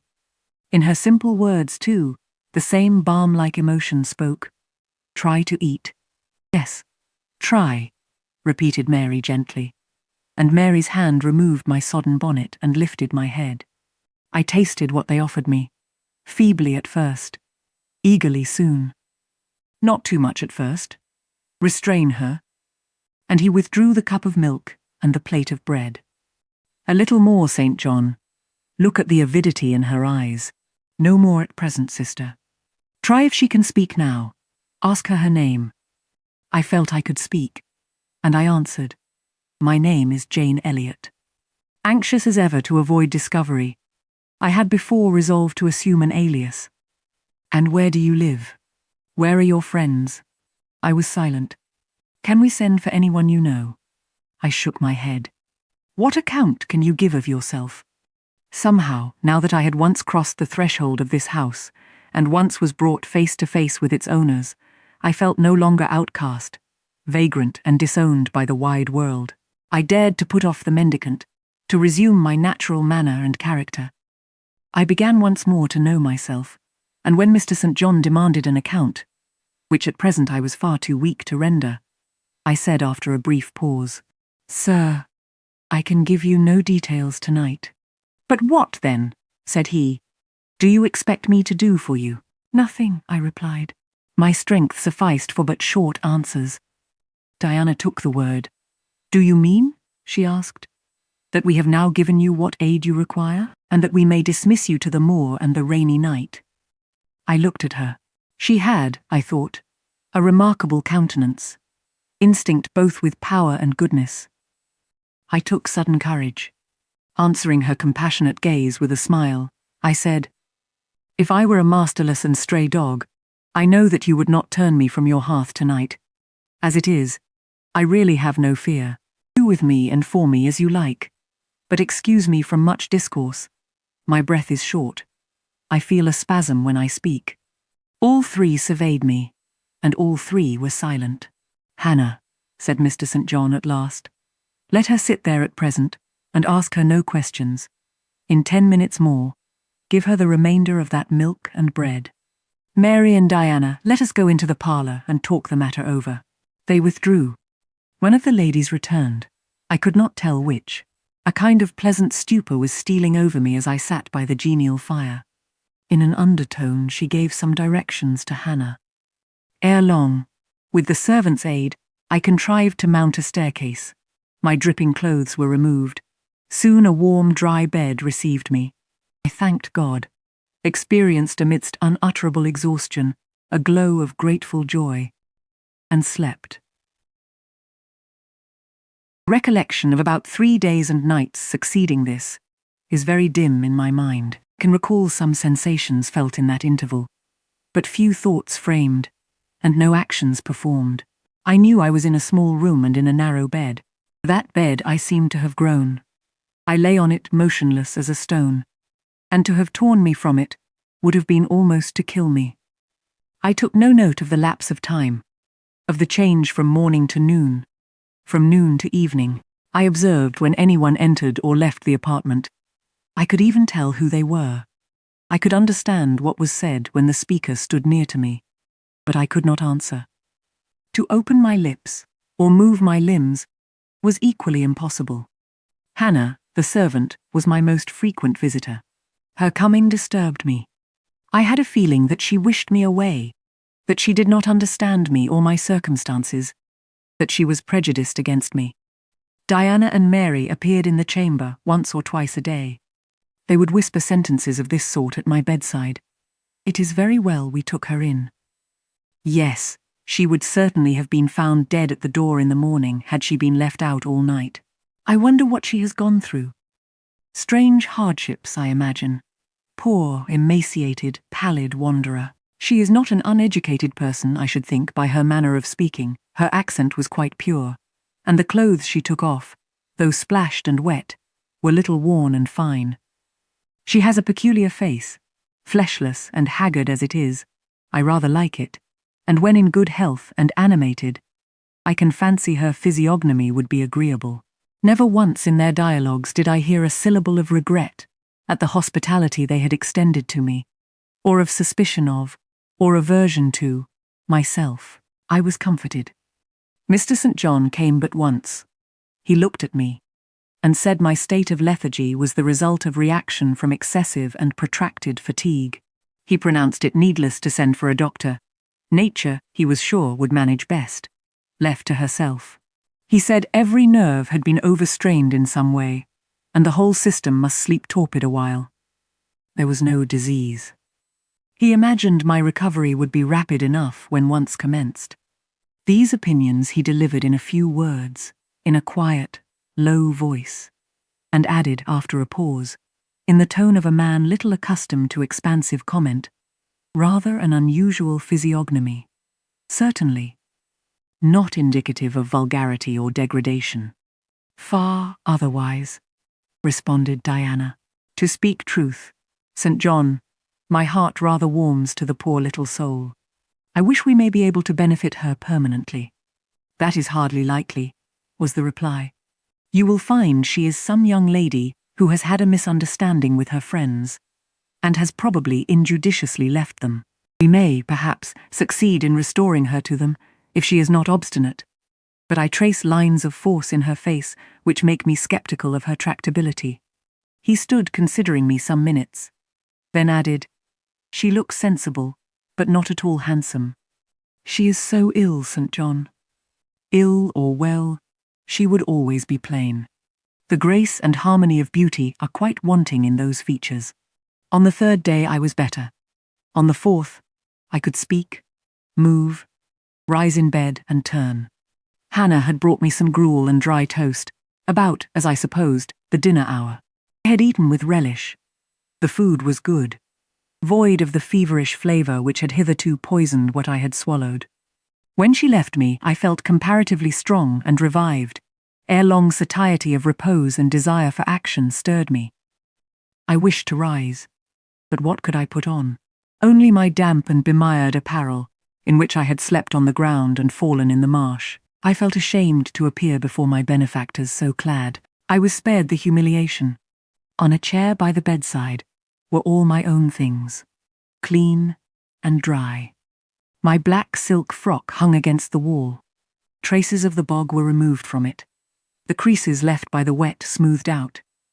My very shoes and stockings were purified and rendered presentable. There were the means of washing in the room, and a comb and brush to smooth my hair. After a weary process, and resting every 5 minutes, I succeeded in dressing myself. My clothes hung loose on me, for I was much wasted, but I covered deficiencies with a shawl, and once more, clean and respectable looking, no speck of the dirt, no trace of the disorder I so hated, and which seemed so to degrade me, left, I crept down a stone staircase with the aid of the banisters to a narrow, low passage, and found my way presently to the kitchen. It was full of the fragrance of new bread and the warmth of a generous fire. Hannah was baking. Prejudices, it is well known, are most difficult to eradicate from the heart whose soil has never been loosened or fertilized by education. They grow there, firm as weeds among stones. Hannah had been cold and stiff, indeed, at the first. Latterly she had begun to relent a little, and when she saw me come in tidy and well-dressed, she even smiled. "What? You have got up," she said. "You are better then. You may sit you down in my chair on the hearthstone if you will." She pointed to the rocking chair. She bustled about, examining me every now and then with the corner of her eye. Turning to me, as she took some loaves from the oven, she asked bluntly, "Did you ever go a-begging afore you came here?" I was indignant for a moment, but remembering that anger was out of the question, and that I had indeed appeared as a beggar to her, I answered quietly, but still not without a certain marked firmness, "You are mistaken in supposing me a beggar. I am no beggar, any more than yourself or your young ladies." After a pause, she said, "I dunnot understand that. You've like no house, nor no brass, I guess." The want of house or brass by which I suppose you mean money, does not make a beggar in your sense of the word. Are you book-learned? She inquired presently. Yes, very. But you've never been to a boarding school. I was at a boarding school 8 years. She opened her eyes wide. Whatever cannot ye keep yourself for, then? I have kept myself, and I trust, shall keep myself again. What are you going to do with these gooseberries? I inquired, as she brought out a basket of the fruit. Mack 'em into pies. Give them to me, and I'll pick them. Nay, I dunnot want ye to do naught, but I must do something. Let me have them. She consented, and she even brought me a clean towel to spread over my dress. Lest, as she said, I should mucky it. Ye've not been used to servants' walk, I see by your hands, she remarked. Happen ye've been a dressmaker. No, you are wrong. And now, never mind what I have been. Don't trouble your head further about me, but tell me the name of the house where we are. Some calls it Marsh End, and some calls it Moor House. And the gentleman who lives here is called Mr. St. John. Nay, he doesn't live here. He is only staying a while. When he is at home, he is in his own parish at Morton. That village a few miles off? Aye. And what is he? He is a parson. I remembered the answer of the old housekeeper at the parsonage, when I had asked to see the clergyman. This, then, was his father's residence. Aye, old Mr. Rivers lived here, and his father, and grandfather, and great-grandfather, afore him. The name, then, of that gentleman is Mr. St. John Rivers. Aye, St. John is like his kirstened name. And his sisters are called Diana and Mary Rivers? Yes. Their father is dead? Dead 3 weeks sin of a stroke. They have no mother? The mistress has been dead this mony a year. Have you lived with the family long? I've lived here 30 year. I nursed them all 3. That proves you must have been an honest and faithful servant. I will say so much for you, though you have had the incivility to call me a beggar. She again regarded me with a surprised stare. I believe, she said, I was quite misdone in my thoughts of you. But there is so mony cheats goes about. You mun forgie me. And though, I continued, rather severely, you wished to turn me from the door, on a night when you should not have shut out a dog. Well, it was hard, but what can a body do? I thought more of childer nor of myself, poor things. They've like nobody to take care on 'em but me. I'm like to look sharpish. I maintained a grave silence for some minutes. You munnot think too hardly of me, she again remarked. But I do think hardly of you, I said, and I'll tell you why. Not so much because you refused to give me shelter, or regarded me as an impostor, as because you just now made it a species of reproach that I had no brass and no house. Some of the best people that ever lived have been as destitute as I am, and if you are a Christian, you ought not to consider poverty a crime. No more I ought, said she. Mr. St. John tells me so too, and I see I were wrang, but I've clear a different notion on you now to what I had. You look a straight-down, decent little crater. That will do. I forgive you now. Shake hands. She put her flowery and horny hand into mine. Another and heartier smile illumined her rough face, and from that moment we were friends. Hannah was evidently fond of talking. While I picked the fruit, and she made the paste for the pies, she proceeded to give me sundry details about her deceased master and mistress, and the childer, as she called the young people. Old Mr. Rivers, she said, was a plain man enough, but a gentleman, and of as ancient a family as could be found. Marsh End had belonged to the Rivers ever since it was a house, and it was, she affirmed, a boon 200-year-old, for all it looked but a small, humble place. Naught to compare with Mr. Oliver's grand hall down I Morton Vale. But she could remember Bill Oliver's father a journeyman needle-maker, and the Rivers were gentry I thou'd days of the Henrys, as onybody might see by looking into the registers I Morton Church vestry. Still, she allowed, the oud meester was like other folk, naught mich out at common way, stark mad o' shooting and farming and sich like. The mistress was different. She was a great reader, and studied a deal, and the bairns had taken after her. There was nothing like them in these parts, nor ever had been. They had liked learning, all three, almost from the time they could speak, and they had always been of a make of their own. Mr. St. John, when he grew up, would go to college and be a parson, and the girls, as soon as they left school, would seek places as governesses. For they had told her their father had some years ago lost a great deal of money by a man he had trusted turning bankrupt. And as he was now not rich enough to give them fortunes, they must provide for themselves. They had lived very little at home for a long while, and were only come now to stay a few weeks on account of their father's death. But they did so like Marsh End and Morton, and all these moors and hills about. They had been in London, and many other grand towns, but they always said there was no place like home. And then they were so agreeable with each other, never fell out, nor threeped. She did not know where there was such a family for being united. Having finished my task of gooseberry picking, I asked where the two ladies and their brother were now. Gone over to Morton for a walk. But they would be back in half an hour to tea. They returned within the time Hannah had allotted them. They entered by the kitchen door. Mr. St. John, when he saw me, merely bowed and passed through. The two ladies stopped. Mary, in a few words, kindly and calmly expressed the pleasure she felt in seeing me well enough to be able to come down. Diana took my hand. She shook her head at me. "You should have waited for my leave to descend," she said. "You still look very pale." Poor child, poor girl. Diana had a voice toned, to my ear, like the cooing of a dove. She possessed eyes whose gaze I delighted to encounter. Her whole face seemed to me full of charm. Mary's countenance was equally intelligent, her features equally pretty, but her expression was more reserved, and her manners, though gentle, more distant. Diana looked and spoke with a certain authority. She had a will, evidently. It was my nature to feel pleasure in yielding to an authority supported like hers, and to bend, where my conscience and self-respect permitted, to an active will. "And what business have you here?" she continued. "It is not your place. Mary and I sit in the kitchen sometimes, because at home we like to be free, even to license. But you are a visitor, and must go into the parlour. I am very well here. Not at all, with Hannah bustling about and covering you with flour."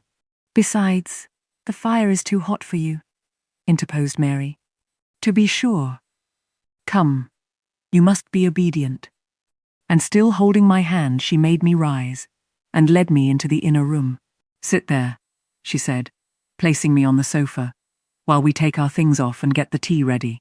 It is another privilege we exercise in our little moorland home, to prepare our own meals when we are so inclined, or when Hannah is baking, brewing, washing, or ironing." She closed the door, leaving me solus with Mr. St. John, who sat opposite, a book or newspaper in his hand. I examined, first, the parlour, and then its occupant. The parlour was rather a small room, very plainly furnished, yet comfortable, because clean and neat. The old-fashioned chairs were very bright, and the walnut wood table was like a looking-glass. A few strange, antique portraits of the men and women of other days decorated the stained walls. A cupboard with glass doors contained some books and an ancient set of china. There was no superfluous ornament in the room, not one modern piece of furniture, save a brace of workboxes and a lady's desk in rosewood, which stood on a side table. Everything, including the carpet and curtains, looked at once well worn and well saved. Mr. St. John, sitting as still as one of the dusty pictures on the walls, keeping his eyes fixed on the page he perused, and his lips mutely sealed, was easy enough to examine. Had he been a statue instead of a man, he could not have been easier. He was young, perhaps from 28 to 30, tall, slender. His face riveted the eye. It was like a Greek face, very pure in outline, quite a straight, classic nose, quite an Athenian mouth and chin. It is seldom, indeed, an English face comes so near the antique models as did his. He might well be a little shocked at the irregularity of my lineaments, his own being so harmonious. His eyes were large and blue, with brown lashes. His high forehead, colourless as ivory, was partially streaked over by careless locks of fair hair. This is a gentle delineation, is it not, reader?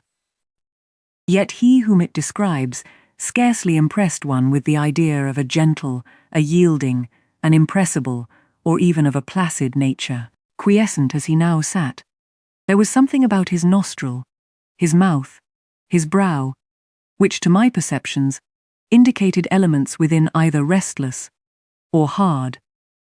He did not speak to me one word, nor even direct to me one glance, till his sisters returned. Diana, as she passed in and out in the course of preparing tea, brought me a little cake baked on the top of the oven. "Eat that now," she said. "You must be hungry. Hannah says you have had nothing but some gruel since breakfast." I did not refuse it, for my appetite was awakened and keen. Mr. Rivers now closed his book, approached the table, and, as he took a seat, fixed his blue pictorial-looking eyes full on me. There was an unceremonious directness, a searching, decided steadfastness in his gaze now, which told that intention, and not diffidence, had hitherto kept it averted from the stranger. "You are very hungry," he said. "I am, sir. It is my way, it always was my way by instinct, ever to meet the brief with brevity, the direct with plainness. It is well for you that a low fever has forced you to abstain for the last 3 days. There would have been danger in yielding to the cravings of your appetite at first. Now you may eat, though still not immoderately." "I trust I shall not eat long at your expense, sir," was my very clumsily contrived, unpolished answer. "No," he said coolly. "When you have indicated to us the residence of your friends, we can write to them, and you may be restored to home. That, I must plainly tell you, is out of my power to do, being absolutely without home and friends." The 3 looked at me, but not distrustfully. I felt there was no suspicion in their glances. There was more of curiosity. I speak particularly of the young ladies. St. John's eyes, though clear enough in a literal sense, in a figurative one, were difficult to fathom. He seemed to use them rather as instruments to search other people's thoughts, than as agents to reveal his own. The which combination of keenness and reserve was considerably more calculated to embarrass than to encourage. "Do you mean to say," he asked, "that you are completely isolated from every connection?" "I do. Not a tie links me to any living thing. Not a claim do I possess to admittance under any roof in England. A most singular position at your age." Here I saw his glance directed to my hands, which were folded on the table before me. I wondered what he sought there. His words soon explained the quest. "You have never been married? You are a spinster?" Diana laughed. "Why, she can't be above 17 or 18 years old, St. John." "I am near 19, but I am not married." "No." I felt a burning glow mount to my face, for bitter and agitating recollections were awakened by the allusion to marriage. They all saw the embarrassment and the emotion. Diana and Mary relieved me by turning their eyes elsewhere than to my crimsoned visage, but the colder and sterner brother continued to gaze, till the trouble he had excited forced out tears as well as colour. "Where did you last reside?" he now asked. "You are too inquisitive, St. John," murmured Mary in a low voice, but he leaned over the table and required an answer by a second firm and piercing look. "The name of the place where, and of the person with whom I lived, is my secret," I replied concisely. "Which, if you like, you have, in my opinion, a right to keep, both from St. John and every other questioner," remarked Diana. "Yet if I know nothing about you or your history, I cannot help you," he said. "And you need help, do you not?" "I need it, and I seek it so far, sir, that some true philanthropist will put me in the way of getting work which I can do, and the remuneration for which will keep me, if but in the barest necessaries of life. I know not whether I am a true philanthropist, yet I am willing to aid you to the utmost of my power, in a purpose so honest. First, then, tell me what you have been accustomed to do, and what you can do." I had now swallowed my tea. I was mightily refreshed by the beverage, as much so as a giant with wine, It gave new tone to my unstrung nerves, and enabled me to address this penetrating young judge steadily. "Mr. Rivers," I said, turning to him, and looking at him, as he looked at me, openly, "you and your sisters have done me a great service. The greatest man can do his fellow being. You have rescued me, by your noble hospitality, from death. This benefit conferred gives you an unlimited claim on my gratitude, and a claim, to a certain extent. I will tell you as much of the history of the wanderer you have harbored as I can tell without compromising my own peace of mind, my own security, moral and physical, and that of others. I am an orphan, the daughter of a clergyman. My parents died before I could know them. I was brought up a dependent, educated in a charitable institution. I will even tell you the name of the establishment, where I passed 6 years as a pupil and 2 as a teacher, Lowood Orphan Asylum, Shire. You will have heard of it, Mr. Rivers. The Reverend Robert Brocklehurst is the treasurer. I have heard of Mr. Brocklehurst, and I have seen the school. I left Lowood nearly a year since to become a private governess. I obtained a good situation, and was happy. This place I was obliged to leave 4 days before I came here. The reason of my departure I cannot and ought not to explain. It would be useless, dangerous, and would sound incredible. No blame attached to me. I am as free from culpability as any one of you 3. Miserable I am, and must be for a time, for the catastrophe which drove me from a house I had found a paradise was of a strange and direful nature. I observed but 2 points in planning my departure: speed, secrecy. To secure these, I had to leave behind me everything I possessed except a small parcel, which, in my hurry and trouble of mind, I forgot to take out of the coach that brought me to Whitcross. To this neighbourhood, then, I came, quite destitute. I slept 2 nights in the open air, and wandered about 2 days without crossing a threshold. But twice in that space of time did I taste food, and it was when brought by hunger, exhaustion, and despair almost to the last gasp, that you, Mr. Rivers, forbade me to perish of want at your door, and took me under the shelter of your roof. I know all your sisters have done for me since, for I have not been insensible during my seeming torpor, and I owe to their spontaneous, genuine, genial compassion as large a debt as to your evangelical charity. Don't make her talk any more now, St. John, said Diana as I paused. She is evidently not yet fit for excitement. Come to the sofa, and sit down now, Miss Elliot. I gave an involuntary half-start at hearing the alias. I had forgotten my new name. Mr. Rivers, whom nothing seemed to escape, noticed it at once. You said your name was Jane Elliot? He observed. I did say so, and it is the name by which I think it expedient to be called at present. But it is not my real name, and when I hear it, it sounds strange to me. Your real name you will not give? No, I fear discovery above all things, and whatever disclosure would lead to it, I avoid. You are quite right, I am sure, said Diana. Now do, brother, let her be at peace a while. But when St. John had mused a few moments, he recommenced as imperturbably and with as much acumen as ever. You would not like to be long dependent on our hospitality. You would wish, I see, to dispense as soon as may be with my sister's compassion, and, above all, with my charity. I am quite sensible of the distinction drawn, nor do I resent it. It is just. You desire to be independent of us. I do, I have already said so. Show me how to work, or how to seek work. That is all I now ask. Then let me go, if it be but to the meanest cottage. But till then, allow me to stay here. I dread another essay of the horrors of homeless destitution. Indeed you shall stay here, said Diana, putting her white hand on my head. You shall, repeated Mary, in the tone of undemonstrative sincerity, which seemed natural to her. My sisters, you see, have a pleasure in keeping you, said Mr. St. John, as they would have a pleasure in keeping and cherishing a half-frozen bird some wintry wind might have driven through their casement. I feel more inclination to put you in the way of keeping yourself, and shall endeavour to do so.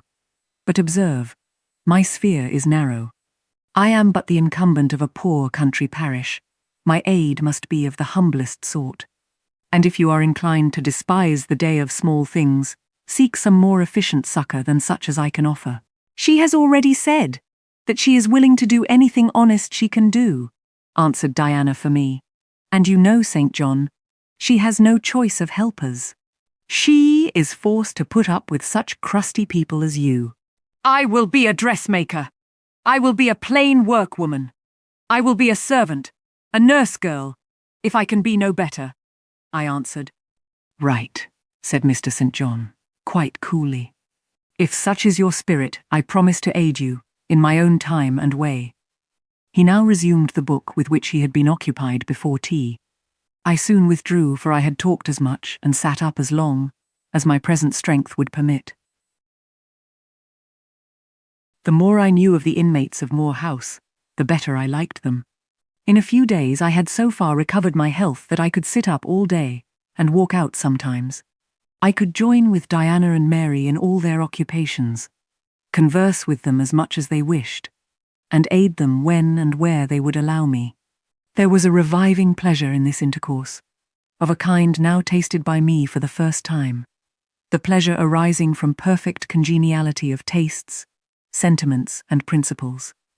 I liked to read what they liked to read. What they enjoyed delighted me. What they approved. They loved their sequestered home. I too, in the grey, small, antique structure, with its low roof, its latticed casements, its mouldering walls, its avenue of aged firs, all grown aslant under the stress of mountain winds, its garden, dark with yew and holly, and where no flowers but of the hardiest species would bloom, found a charm both potent and permanent. They clung to the purple moors behind and around their dwelling, to the hollow vale into which the pebbly bridle path leading from their gate descended, and which wound between fern banks first, and then amongst a few of the wildest little pasture fields that ever bordered a wilderness of heath, or gave sustenance to a flock of grey moorland sheep, with their little mossy-faced lambs. They clung to this scene, I say, with a perfect enthusiasm of attachment. I could comprehend the feeling, and share both its strength and truth. I saw the fascination of the locality. I felt the consecration of its loneliness. My eye feasted on the outline of swell and sweep, on the wild colouring communicated to ridge and dell by moss, by heath-bell, by flower-sprinkled turf, by brilliant bracken, and mellow granite crag. These details were just to me what they were to them. So many pure and sweet sources of pleasure, the strong blast and the soft breeze, the rough and the halcyon day, the hours of sunrise and sunset, the moonlight and the clouded night, developed for me, in these regions, the same attraction as for them, wound round my faculties the same spell that entranced theirs. Indoors we agreed equally well. They were both more accomplished and better read than I was, but with eagerness I followed in the path of knowledge they had trodden before me. I devoured the books they lent me. Then it was full satisfaction to discuss with them in the evening what I had perused during the day. Thought fitted thought, opinion met opinion. We coincided, in short, perfectly. If in our trio there was a superior and a leader, it was Diana. Physically, she far excelled me. She was handsome, she was vigorous. In her animal spirits there was an affluence of life and certainty of flow, such as excited my wonder, while it baffled my comprehension. I could talk a while when the evening commenced, but the first gush of vivacity and fluency gone, I was fain to sit on a stool at Diana's feet, rest my head on her knee, and listen alternately to her and Mary, while they sounded thoroughly the topic on which I had but touched. Diana offered to teach me German. I liked to learn of her. I saw the part of instructress pleased and suited her. That of scholar pleased and suited me no less. Our natures dovetailed. Mutual affection, of the strongest kind, was the result. They discovered I could draw. Their pencils and colour boxes were immediately at my service. My skill, greater in this one point than theirs, surprised and charmed them. Mary would sit and watch me by the hour together. Then she would take lessons, and a docile, intelligent, assiduous pupil she made. Thus occupied, and mutually entertained, days passed like hours, and weeks like days. As to Mr. St. John, the intimacy which had arisen so naturally and rapidly between me and his sisters did not extend to him. One reason of the distance yet observed between us was that he was comparatively seldom at home. A large proportion of his time appeared devoted to visiting the sick and poor among the scattered population of his parish. No weather seemed to hinder him in these pastoral excursions. Rain or fair, he would, when his hours of morning study were over, take his hat, and, followed by his father's old pointer, Carlo, go out on his mission of love or duty. I scarcely know in which light he regarded it. Sometimes, when the day was very unfavorable, his sisters would expostulate. He would then say, with a peculiar smile, more solemn than cheerful, "And if I let a gust of wind, or a sprinkling of rain, turn me aside from these easy tasks, what preparation would such sloth be for the future I propose to myself?" Diana and Mary's general answer to this question was a sigh, and some minutes of apparently mournful meditation. But besides his frequent absences, there was another barrier to friendship with him. He seemed of a reserved, an abstracted, and even of a brooding nature.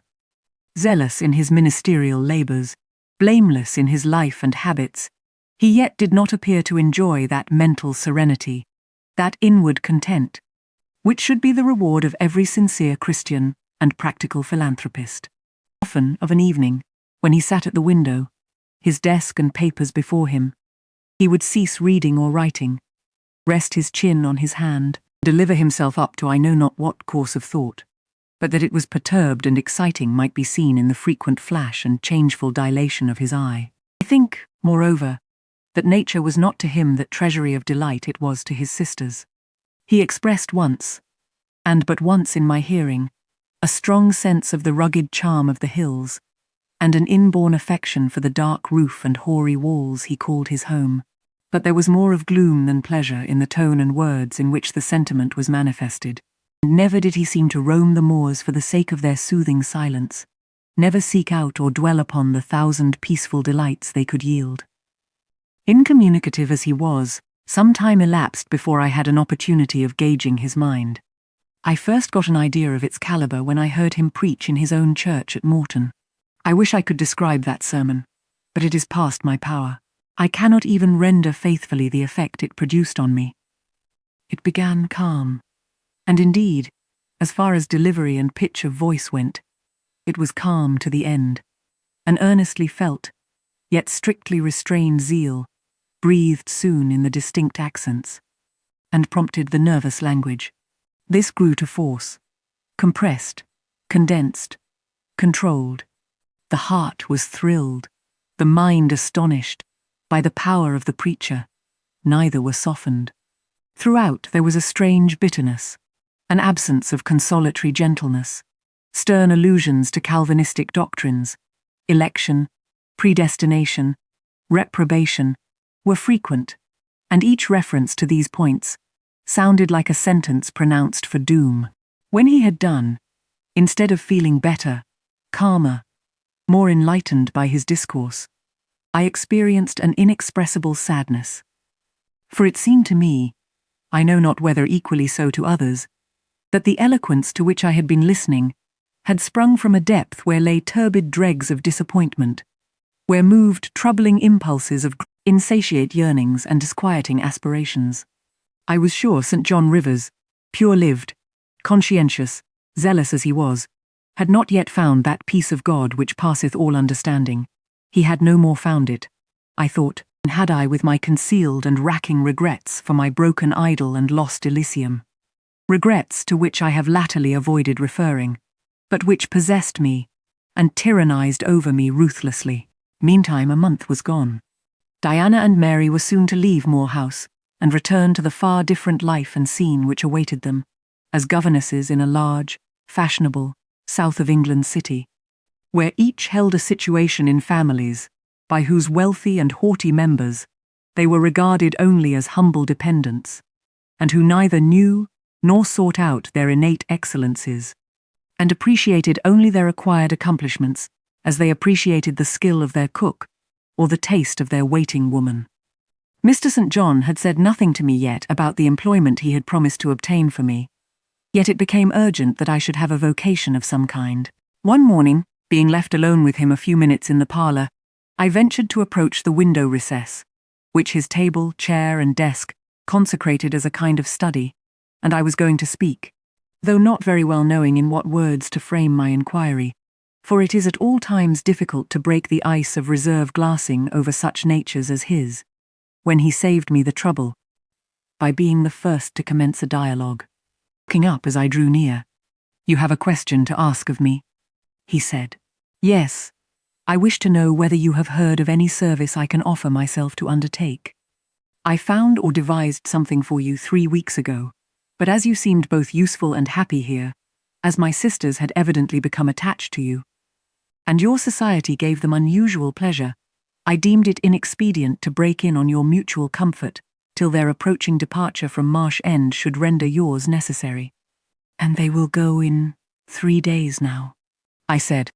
"Yes. And when they go, I shall return to the parsonage at Morton. Hannah will accompany me, and this old house will be shut up." I waited a few moments, expecting he would go on with the subject first broached, but he seemed to have entered another train of reflection. His look denoted abstraction from me and my business. I was obliged to recall him to a theme which was of necessity one of close and anxious interest to me. "What is the employment you had in view, Mr. Rivers? I hope this delay will not have increased the difficulty of securing it." "Oh, no, since it is an employment which depends only on me to give, and you to accept." He again paused. There seemed a reluctance to continue. I grew impatient. A restless movement or two, and an eager and exacting glance fastened on his face, conveyed the feeling to him as effectually as words could have done, and with less trouble. "You need be in no hurry to hear," he said. "Let me frankly tell you, I have nothing eligible or profitable to suggest. Before I explain, recall, if you please, my notice, clearly given, that if I helped you, it must be as the blind man would help the lame. I am poor, for I find that when I have paid my father's debts, all the patrimony remaining to me will be this crumbling grange, the row of scathed firs behind, and the patch of moorish soil, with the yew trees and holly bushes in front. I am obscure. Rivers is an old name, but of the 3 sole descendants of the race, 2 earn the dependent's crust among strangers, and the 3rd considers himself an alien from his native country, not only for life, but in death. Yes, and deems, and is bound to deem, himself honoured by the lot, and aspires but after the day when the cross of separation from fleshly ties shall be laid on his shoulders, and when the head of that church militant of whose humblest members he is one, shall give the word, "Rise, follow me." St. John said these words as he pronounced his sermons, with a quiet, deep voice, with an unflushed cheek, and a coruscating radiance of glance. He resumed, "And since I am myself poor and obscure, I can offer you but a service of poverty and obscurity. You may even think it degrading, for I see now your habits have been what the world calls refined. Your tastes lean to the ideal, and your society has at least been amongst the educated. I consider that no service degrades which can better our race. I hold that the more arid and unreclaimed the soil where the Christian labourer's task of tillage is appointed him, the scantier the meed his toil brings, the higher the honour. His, under such circumstances, is the destiny of the pioneer, and the first pioneers of the gospel were the apostles. Their captain was Jesus, the Redeemer, himself." "Well?" I said, as he again paused. He looked at me before he proceeded. Indeed, he seemed leisurely to read my face, as if its features and lines were characters on a page. The conclusions drawn from this scrutiny he partially expressed in his succeeding observations. "I believe you will accept the post I offer you," said he, "and hold it for a while. Not permanently, though, any more than I could permanently keep the narrow and narrowing, the tranquil, hidden office of English country incumbent. For in your nature is an alloy as detrimental to repose as that in mine, though of a different kind. Do explain, I urged, when he halted once more. I will, and you shall hear how poor the proposal is, how trivial, how cramping. I shall not stay long at Morton, now that my father is dead, and that I am my own master. I shall leave the place probably in the course of a 12-month, but while I do stay, I will exert myself to the utmost for its improvement. Morton, when I came to it 2 years ago, had no school. The children of the poor were excluded from every hope of progress. I established one for boys. I mean now to open a second school for girls. I have hired a building for the purpose, with a cottage of 2 rooms attached to it for the mistress's house. Her salary will be £30 a year. Her house is already furnished, very simply, but sufficiently, by the kindness of a lady, the only daughter of the sole rich man in my parish, Mr. Oliver, the proprietor of a needle factory and iron foundry in the valley. The same lady pays for the education and clothing of an orphan from the workhouse, on condition that she shall aid the mistress in such menial offices connected with her own house and the school, as her occupation of teaching will prevent her having time to discharge in person. Will you be this mistress? He put the question rather hurriedly. He seemed half to expect an indignant, or at least a disdainful rejection of the offer. Not knowing all my thoughts and feelings, though guessing some, he could not tell in what light the lot would appear to me. In truth it was humble, but then it was sheltered, and I wanted a safe asylum. It was plodding, but then, compared with that of a governess in a rich house, it was independent. And the fear of servitude with strangers entered my soul like iron. It was not ignoble, not unworthy, not mentally degrading. I made my decision. I thank you for the proposal, Mr. Rivers, and I accept it with all my heart. But you comprehend me, he said. It is a village school. Your scholars will be only poor girls, cottagers' children, at the best, farmers' daughters. Knitting, sewing, reading, writing, ciphering, will be all you will have to teach. What will you do with your accomplishments? What, with the largest portion of your mind, sentiments, tastes? Save them till they are wanted. They will keep. You know what you undertake, then? I do. He now smiled, and not a bitter or a sad smile, but one well pleased and deeply gratified. And when will you commence the exercise of your function? I will go to my house tomorrow, and open the school, if you like, next week. Very well, so be it. He rose and walked through the room. Standing still, he again looked at me. He shook his head. What do you disapprove of, Mr. Rivers? I asked. You will not stay at Morton long. No, no. Why? What is your reason for saying so? I read it in your eye. It is not of that description which promises the maintenance of an even tenor in life. I am not ambitious. He started at the word ambitious. He repeated, No. What made you think of ambition?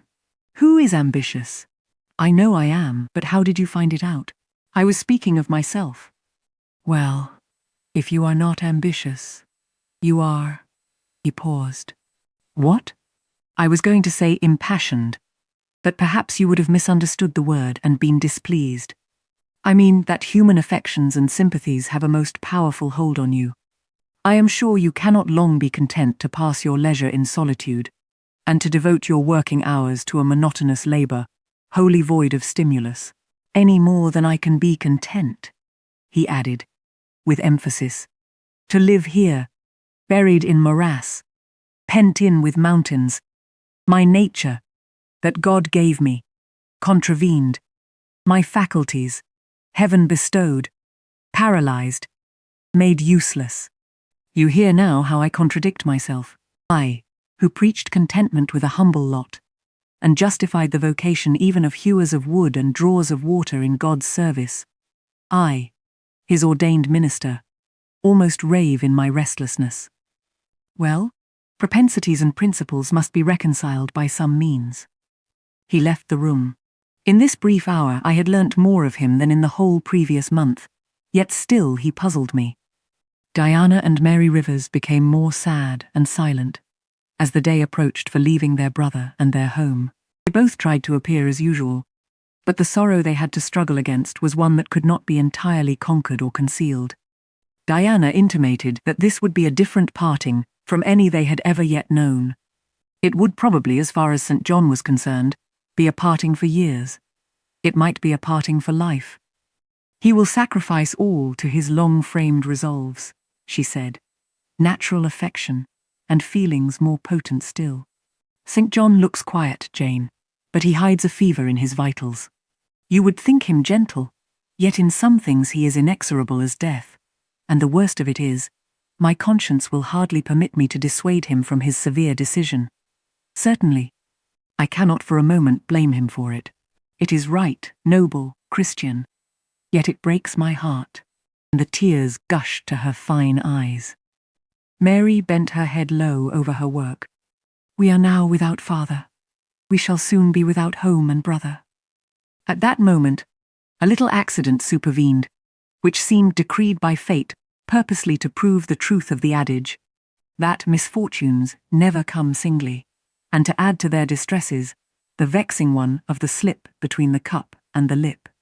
St. John passed the window reading a letter. He entered. "Our Uncle John is dead." Both the sisters seemed struck, not shocked or appalled. The tidings appeared in their eyes rather momentous than afflicting. "Dead?" repeated Diana. "Yes." She riveted a searching gaze on her brother's face. "And what then?" she demanded, in a low voice. "What then?" he replied, maintaining a marble immobility of feature. "What then? Why? Read." He threw the letter into her lap. She glanced over it, and handed it to Mary. Mary perused it in silence, and returned it to her brother. All three looked at each other, and all three smiled, a dreary, pensive smile enough. "Amen. We can yet live," said Diana at last. "At any rate, it makes us no worse off than we were before," remarked Mary. "Only it forces rather strongly on the mind the picture of what might have been," said Mr. Rivers, "and contrasts it somewhat too vividly with what is." He folded the letter, locked it in his desk, and again went out. For some minutes no one spoke. Diana then turned to me. "Jane, you will wonder at us, and our mysteries," she said, "and think us hard-hearted beings not to be more moved at the death of so near a relation as an uncle. But we have never seen him or known him. He was my mother's brother. My father and he quarrelled long ago. It was by his advice that my father risked most of his property in the speculation that ruined him.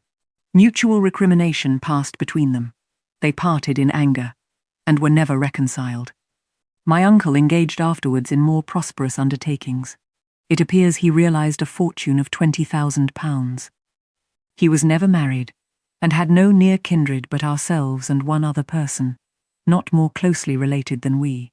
My father always cherished the idea that he would atone for his error by leaving his possessions to us.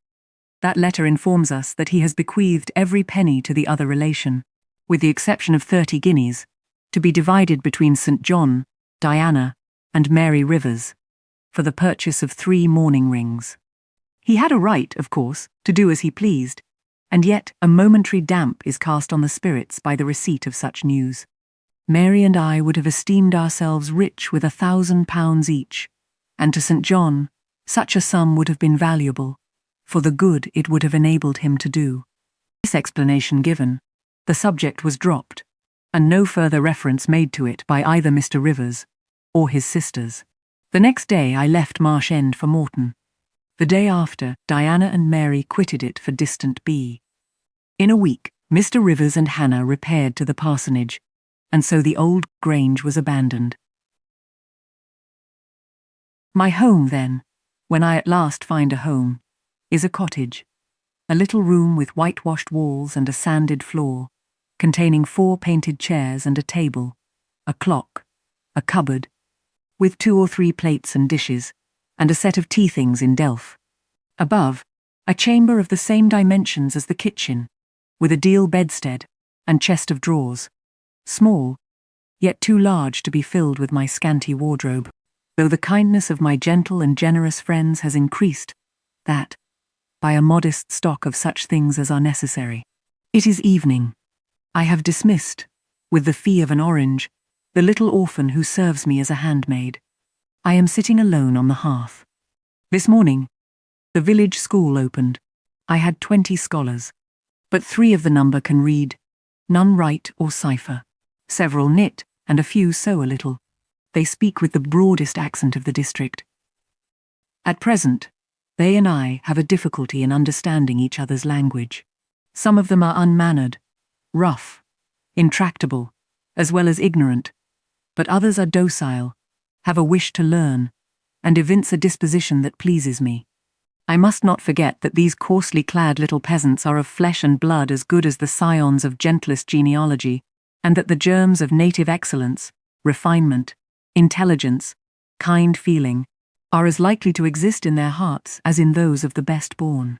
My duty will be to develop these germs. Surely I shall find some happiness in discharging that office.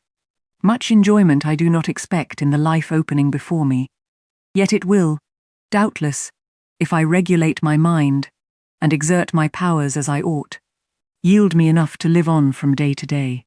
Was I very gleeful, settled, content, during the hours I passed in yonder bare, humble schoolroom this morning and afternoon? Not to deceive myself, I must reply, no. I felt desolate to a degree. I felt, yes, idiot that I am, I felt degraded.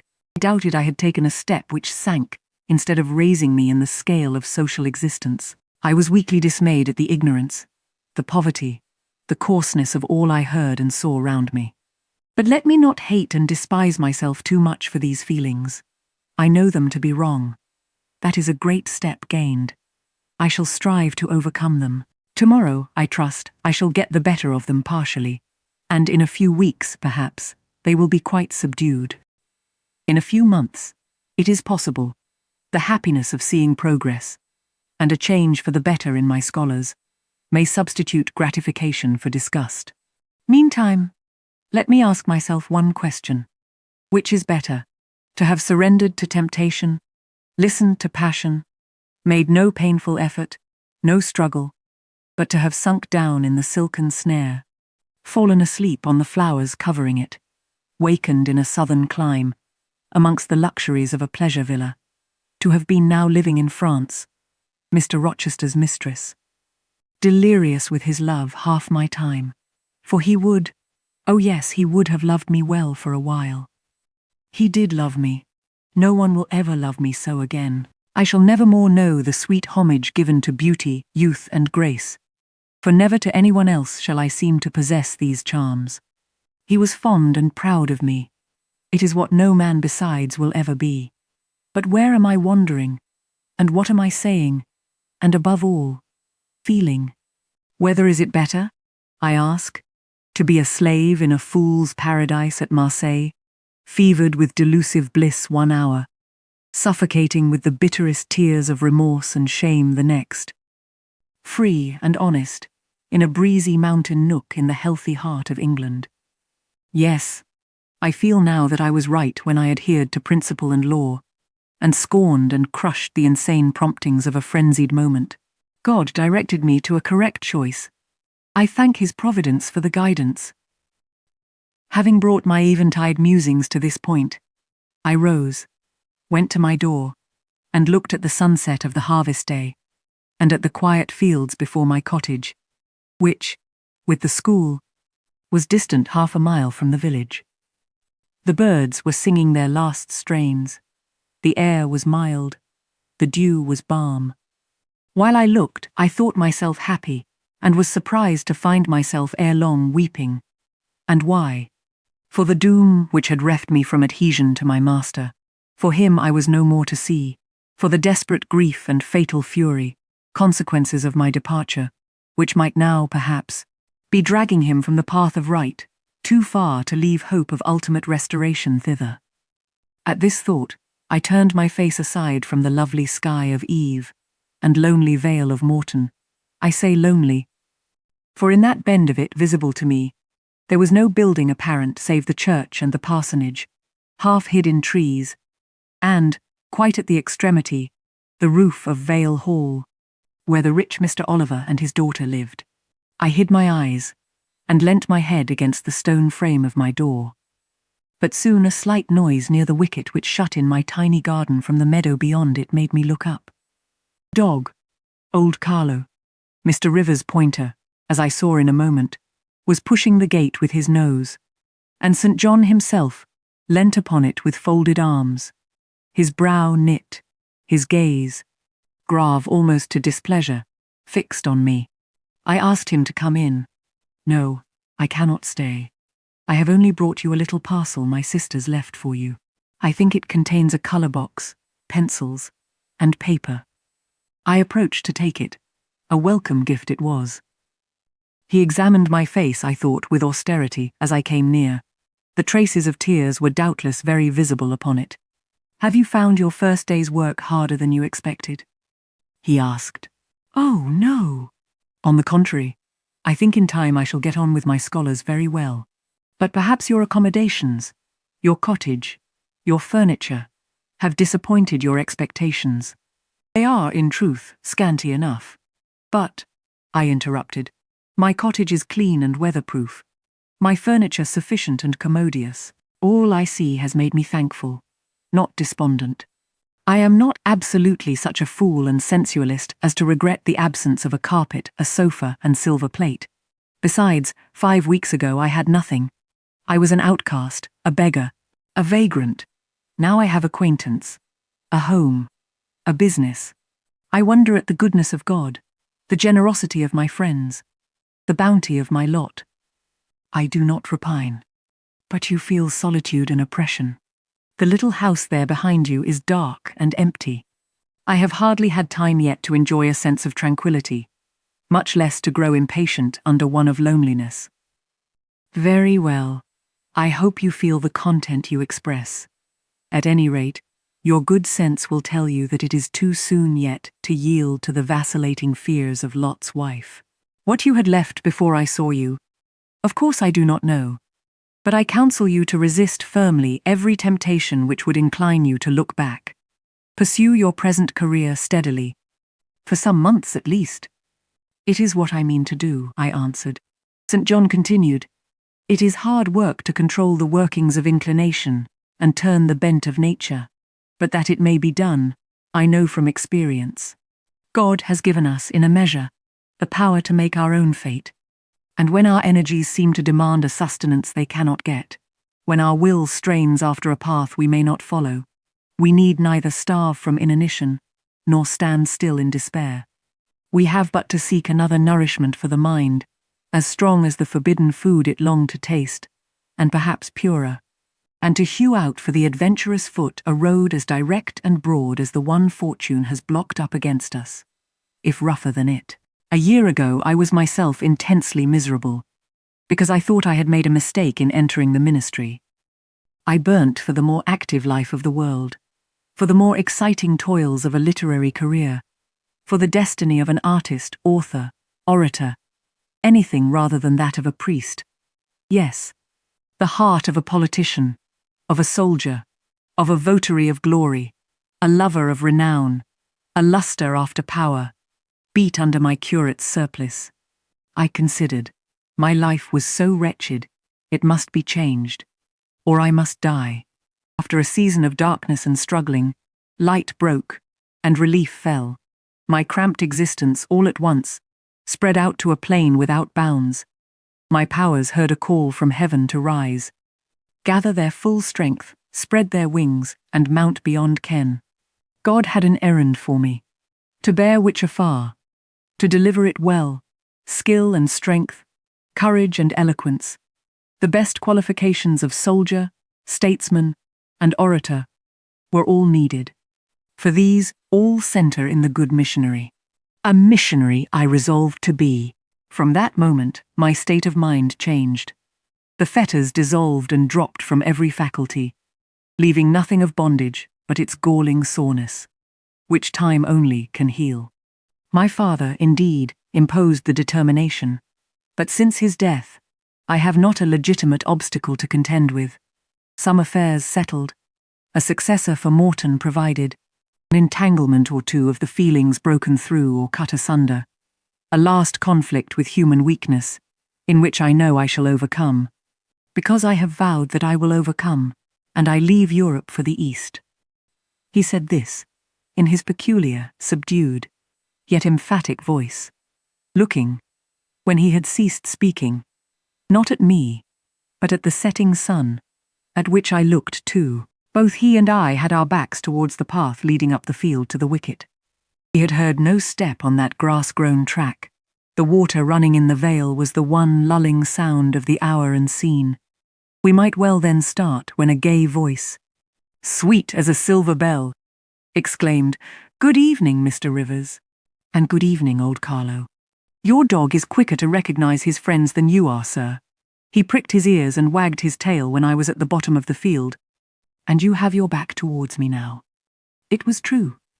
Though Mr. Rivers had started at the first of those musical accents, as if a thunderbolt had split a cloud over his head, he stood yet, at the close of the sentence, in the same attitude in which the speaker had surprised him, his arm resting on the gate, his face directed towards the west. He turned at last with measured deliberation. A vision, as it seemed to me, had risen at his side.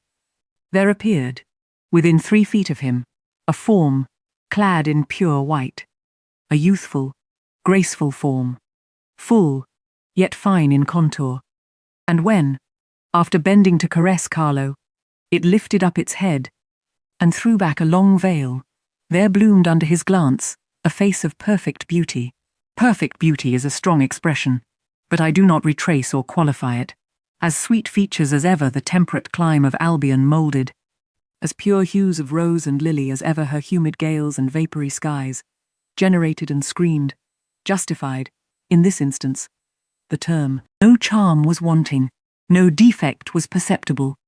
The young girl had regular and delicate lineaments, eyes shaped and coloured as we see them in lovely pictures, large and dark and full, the long and shadowy eyelash, which encircles a fine eye with so soft a fascination, the penciled brow which gives such clearness, the white smooth forehead which adds such repose to the livelier beauties of tint and ray, the cheek oval, fresh and smooth, the lips fresh too, ruddy, healthy, sweetly formed, the even and gleaming teeth without flaw, small dimpled chin, the ornament of rich plenteous tresses, all advantages, in short, which, combined, realize the ideal of beauty, were fully hers. I wondered, as I looked at this fair creature. I admired her with my whole heart. Nature had surely formed her in a partial mood, and, forgetting her usual stinted stepmother dole of gifts, had endowed this, her darling, with a grandame's bounty. What did St. John Rivers think of this earthly angel? I naturally asked myself that question, as I saw him turn to her and look at her, and, as naturally, I sought the answer to the inquiry in his countenance. He had already withdrawn his eye from the Peri and was looking at a humble tuft of daisies which grew by the wicket. "A lovely evening, but late for you to be out alone," he said, as he crushed the snowy heads of the closed flowers with his foot. "Oh, I only came home from Cess." She mentioned the name of a large town some 20 miles distant. "This afternoon. Papa told me you had opened your school, and that the new mistress was come. And so I put on my bonnet after tea, and ran up the valley to see her. This is she?" Pointing to me. "It is," said St. John. "Do you think you shall like Morton?" she asked of me, with a direct and naive simplicity of tone and manner, pleasing, if childlike. "I hope I shall. I have many inducements to do so." "Did you find your scholars as attentive as you expected?" "Quite." "Do you like your house?" "Very much." "Have I furnished it nicely?"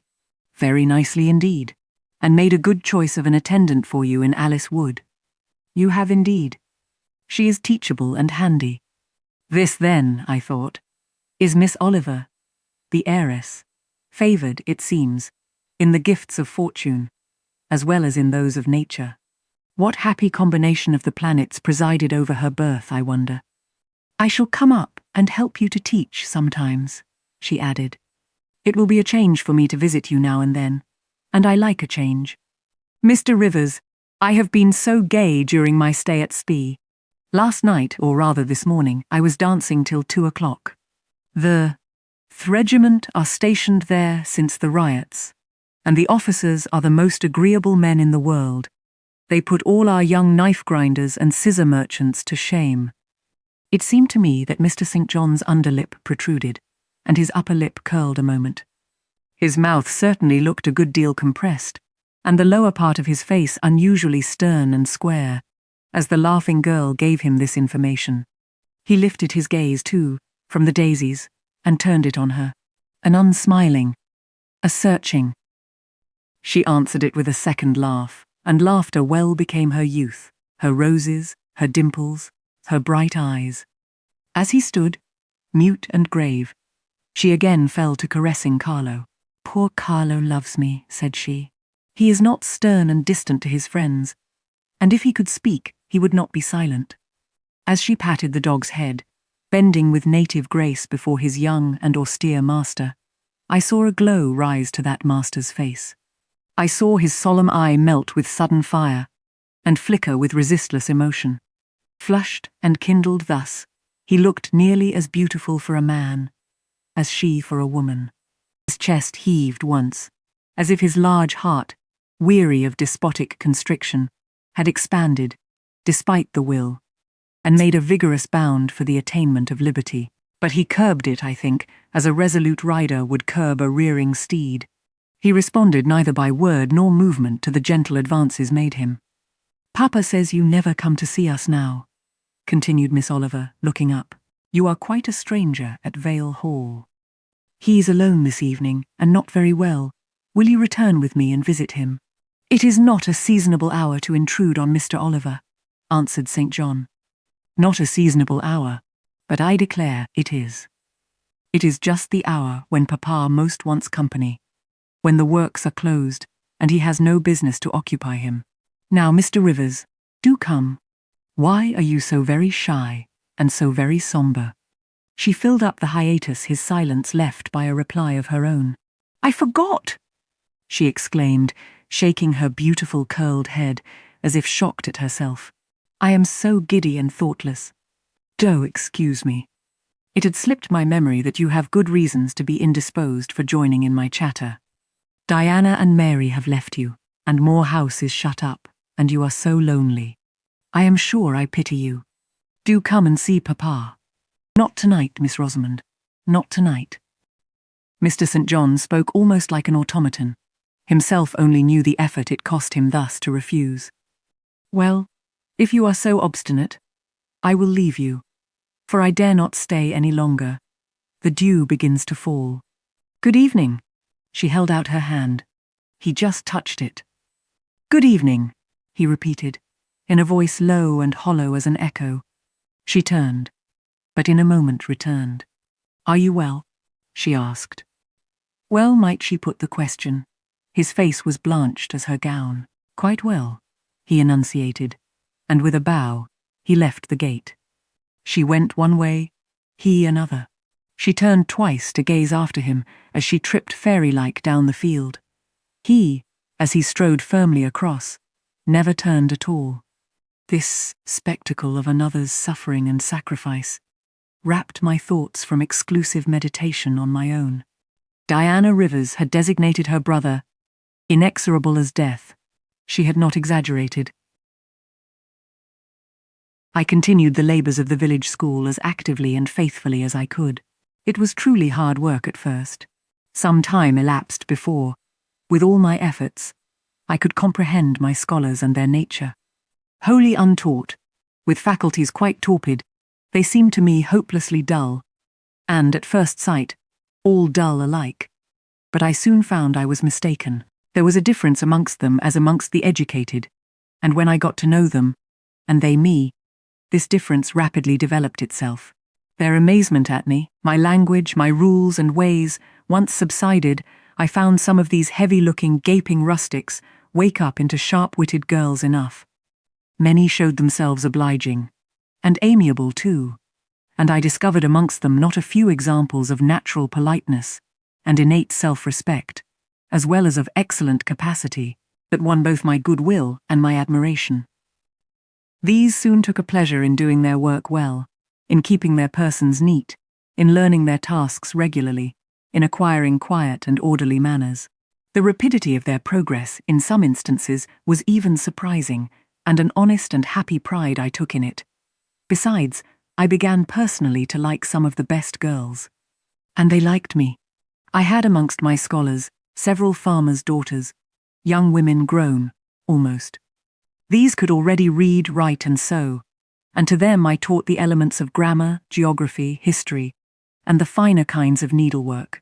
I found estimable characters amongst them, characters desirous of information and disposed for improvement, with whom I passed many a pleasant evening hour in their own homes. Their parents, then, the farmer and his wife, loaded me with attentions. There was an enjoyment in accepting their simple kindness, and in repaying it by a consideration, a scrupulous regard to their feelings, to which they were not, perhaps, at all times accustomed, and which both charmed and benefited them, because while it elevated them in their own eyes, it made them emulous to merit the deferential treatment they received. I felt I became a favourite in the neighbourhood. Whenever I went out, I heard on all sides cordial salutations, and was welcomed with friendly smiles. To live amidst general regard, though it be but the regard of working people, is like sitting in sunshine, calm and sweet, serene inward feelings bud and bloom under the ray. At this period of my life, my heart far oftener swelled with thankfulness than sank with dejection. And yet, reader, to tell you all, in the midst of this calm, this useful existence, after a day passed in honourable exertion amongst my scholars, an evening spent in drawing or reading contentedly alone, I used to rush into strange dreams at night, dreams many-coloured, agitated, full of the ideal, the stirring, the stormy, dreams where, amidst unusual scenes, charged with adventure, with agitating risk and romantic chance, I still again and again met Mr. Rochester, always at some exciting crisis. And then the sense of being in his arms, hearing his voice, meeting his eye, touching his hand and cheek, loving him, being loved by him, the hope of passing a lifetime at his side, would be renewed, with all its first force and fire. Then I awoke. Then I recalled where I was. Then I rose up on my curtainless bed, trembling and quivering, and then the still, dark night witnessed the convulsion of despair, and heard the burst of passion.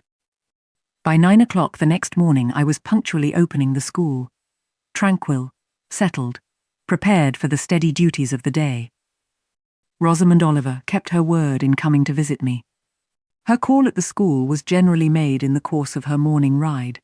She would canter up to the door on her pony, followed by a mounted livery servant. Anything more exquisite than her appearance, in her purple habit, with her Amazon's cap of black velvet placed gracefully above the long curls that kissed her cheek and floated to her shoulders, can scarcely be imagined, and it was thus she would enter the rustic building and glide through the dazzled ranks of the village children. She generally came at the hour when Mr. Rivers was engaged in giving his daily catechizing lesson. Keenly, I fear, did the eye of the visitress pierce the young pastor's heart. A sort of instinct seemed to warn him of her entrance, even when he did not see it, and when he was looking quite away from the door. If she appeared at it, his cheek would glow, and his marble-seeming features, though they refused to relax, changed indescribably, and in their very quiescence, became expressive of a repressed fervour, stronger than working muscle or darting glance could indicate. Of course, she knew her power. Indeed, he did not, because he could not, conceal it from her. In spite of his Christian stoicism, when she went up and addressed him, and smiled gaily, encouragingly, even fondly in his face, his hand would tremble, and his eye burn, he seemed to say, with his sad and resolute look, if he did not say it with his lips, "I love you, and I know you prefer me. It is not despair of success that keeps me dumb. If I offered my heart, I believe you would accept it. But that heart is already laid on a sacred altar.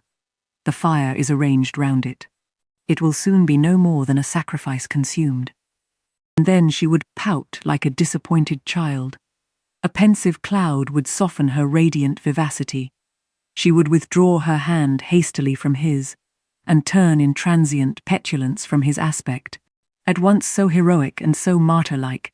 St. John, no doubt, would have given the world to follow, recall, retain her, when she thus left him, but he would not give one chance of heaven, nor relinquish, for the Elysium of her love, one hope of the true, eternal paradise.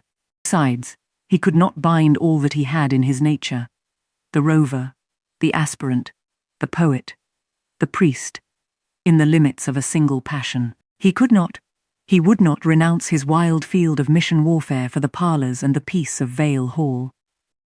I learnt so much from himself in an inroad I once, despite his reserve, had the daring to make on his confidence. Miss Oliver already honoured me with frequent visits to my cottage. I had learnt her whole character, which was without mystery or disguise. She was coquettish, but not heartless, exacting, but not worthlessly selfish. She had been indulged from her birth, but was not absolutely spoilt. She was hasty, but good-humoured. Vain, she could not help it, when every glance in the glass showed her such a flush of loveliness. But not affected, liberal-handed, innocent of the pride of wealth, ingenuous, sufficiently intelligent, gay, lively and unthinking. She was very charming, in short, even to a cool observer of her own sex like me. But she was not profoundly interesting or thoroughly impressive. A very different sort of mind was hers from that, for instance, of the Sisters of St. John. Still, I liked her almost as I liked my pupil Adele, except that, for a child whom we have watched over and taught, a closer affection is engendered than we can give an equally attractive adult acquaintance. She had taken an amiable caprice to me. She said I was like Mr. Rivers, only, certainly, she allowed, not 1/10 so handsome, though I was a nice neat little soul enough, but he was an angel. I was, however, good, clever, composed, and firm, like him. I was a lusus naturae, she affirmed. As a village schoolmistress, she was sure my previous history, if known, would make a delightful romance.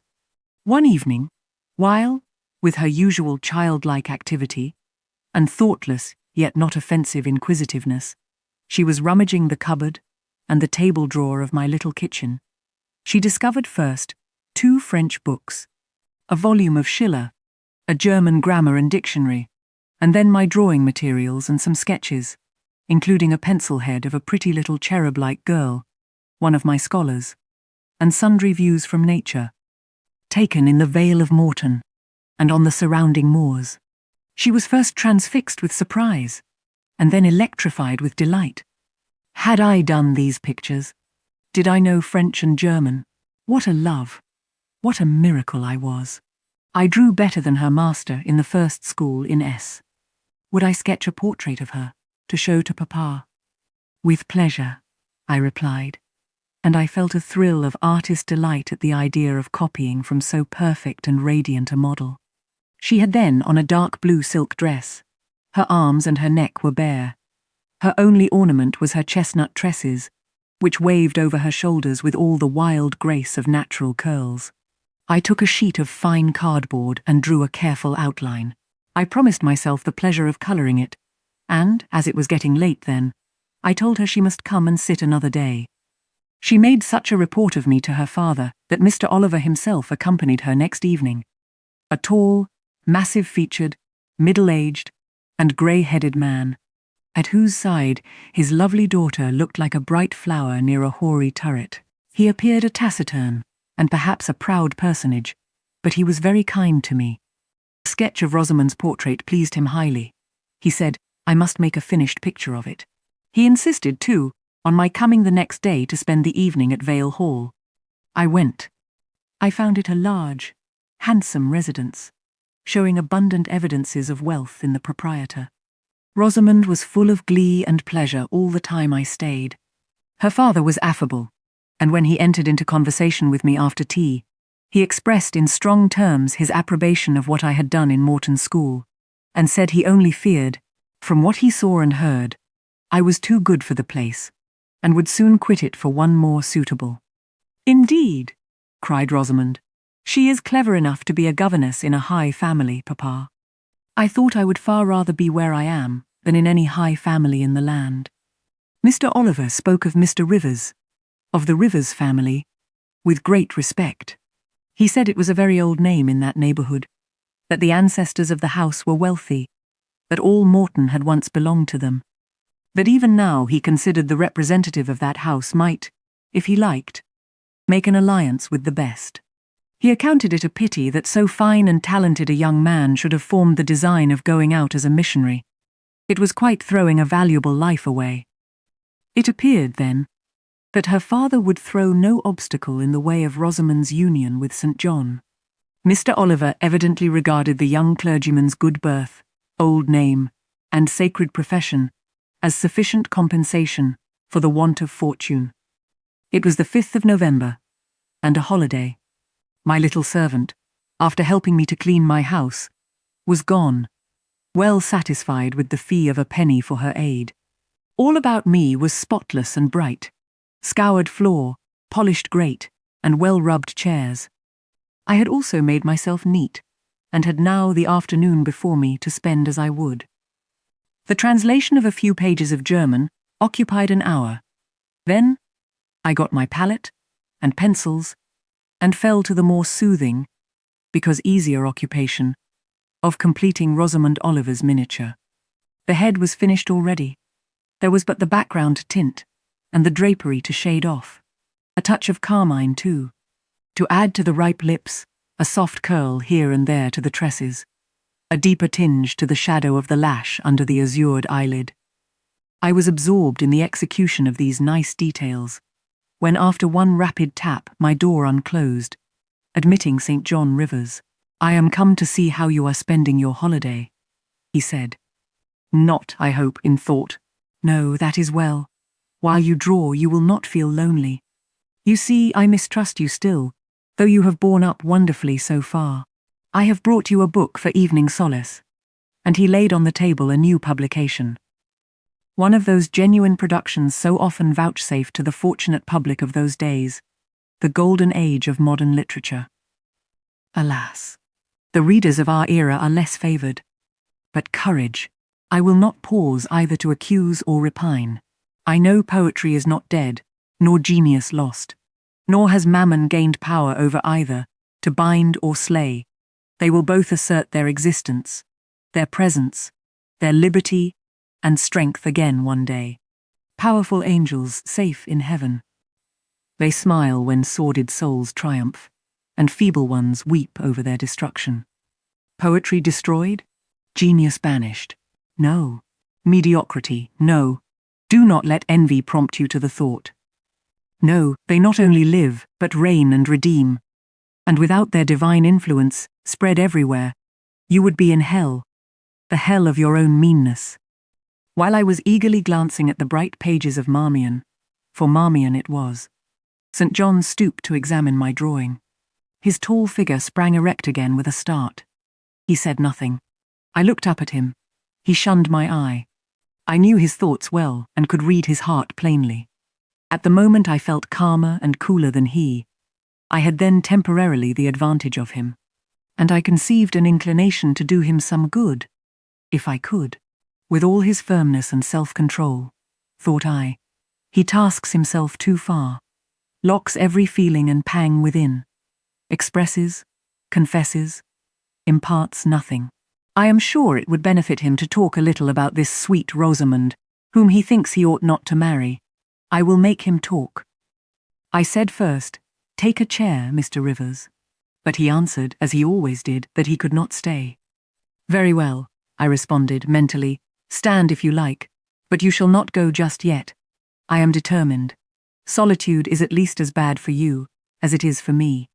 I'll try if I cannot discover the secret spring of your confidence, and find an aperture in that marble breast through which I can shed one drop of the balm of sympathy." "Is this portrait like?" I asked bluntly. "Like whom?" I did not observe it closely. "You did, Mr. Rivers." He almost started at my sudden and strange abruptness.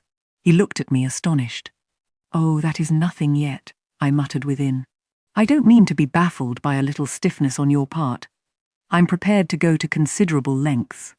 I continued, "You observed it closely and distinctly, but I have no objection to your looking at it again." And I rose and placed it in his hand. "A well-executed picture," he said. "Very soft, clear colouring, very graceful and correct drawing." "Yes, yes, I know all that. But what of the resemblance? Who is it like?" Mastering some hesitation, he answered, "Miss Oliver, I presume." "Of course.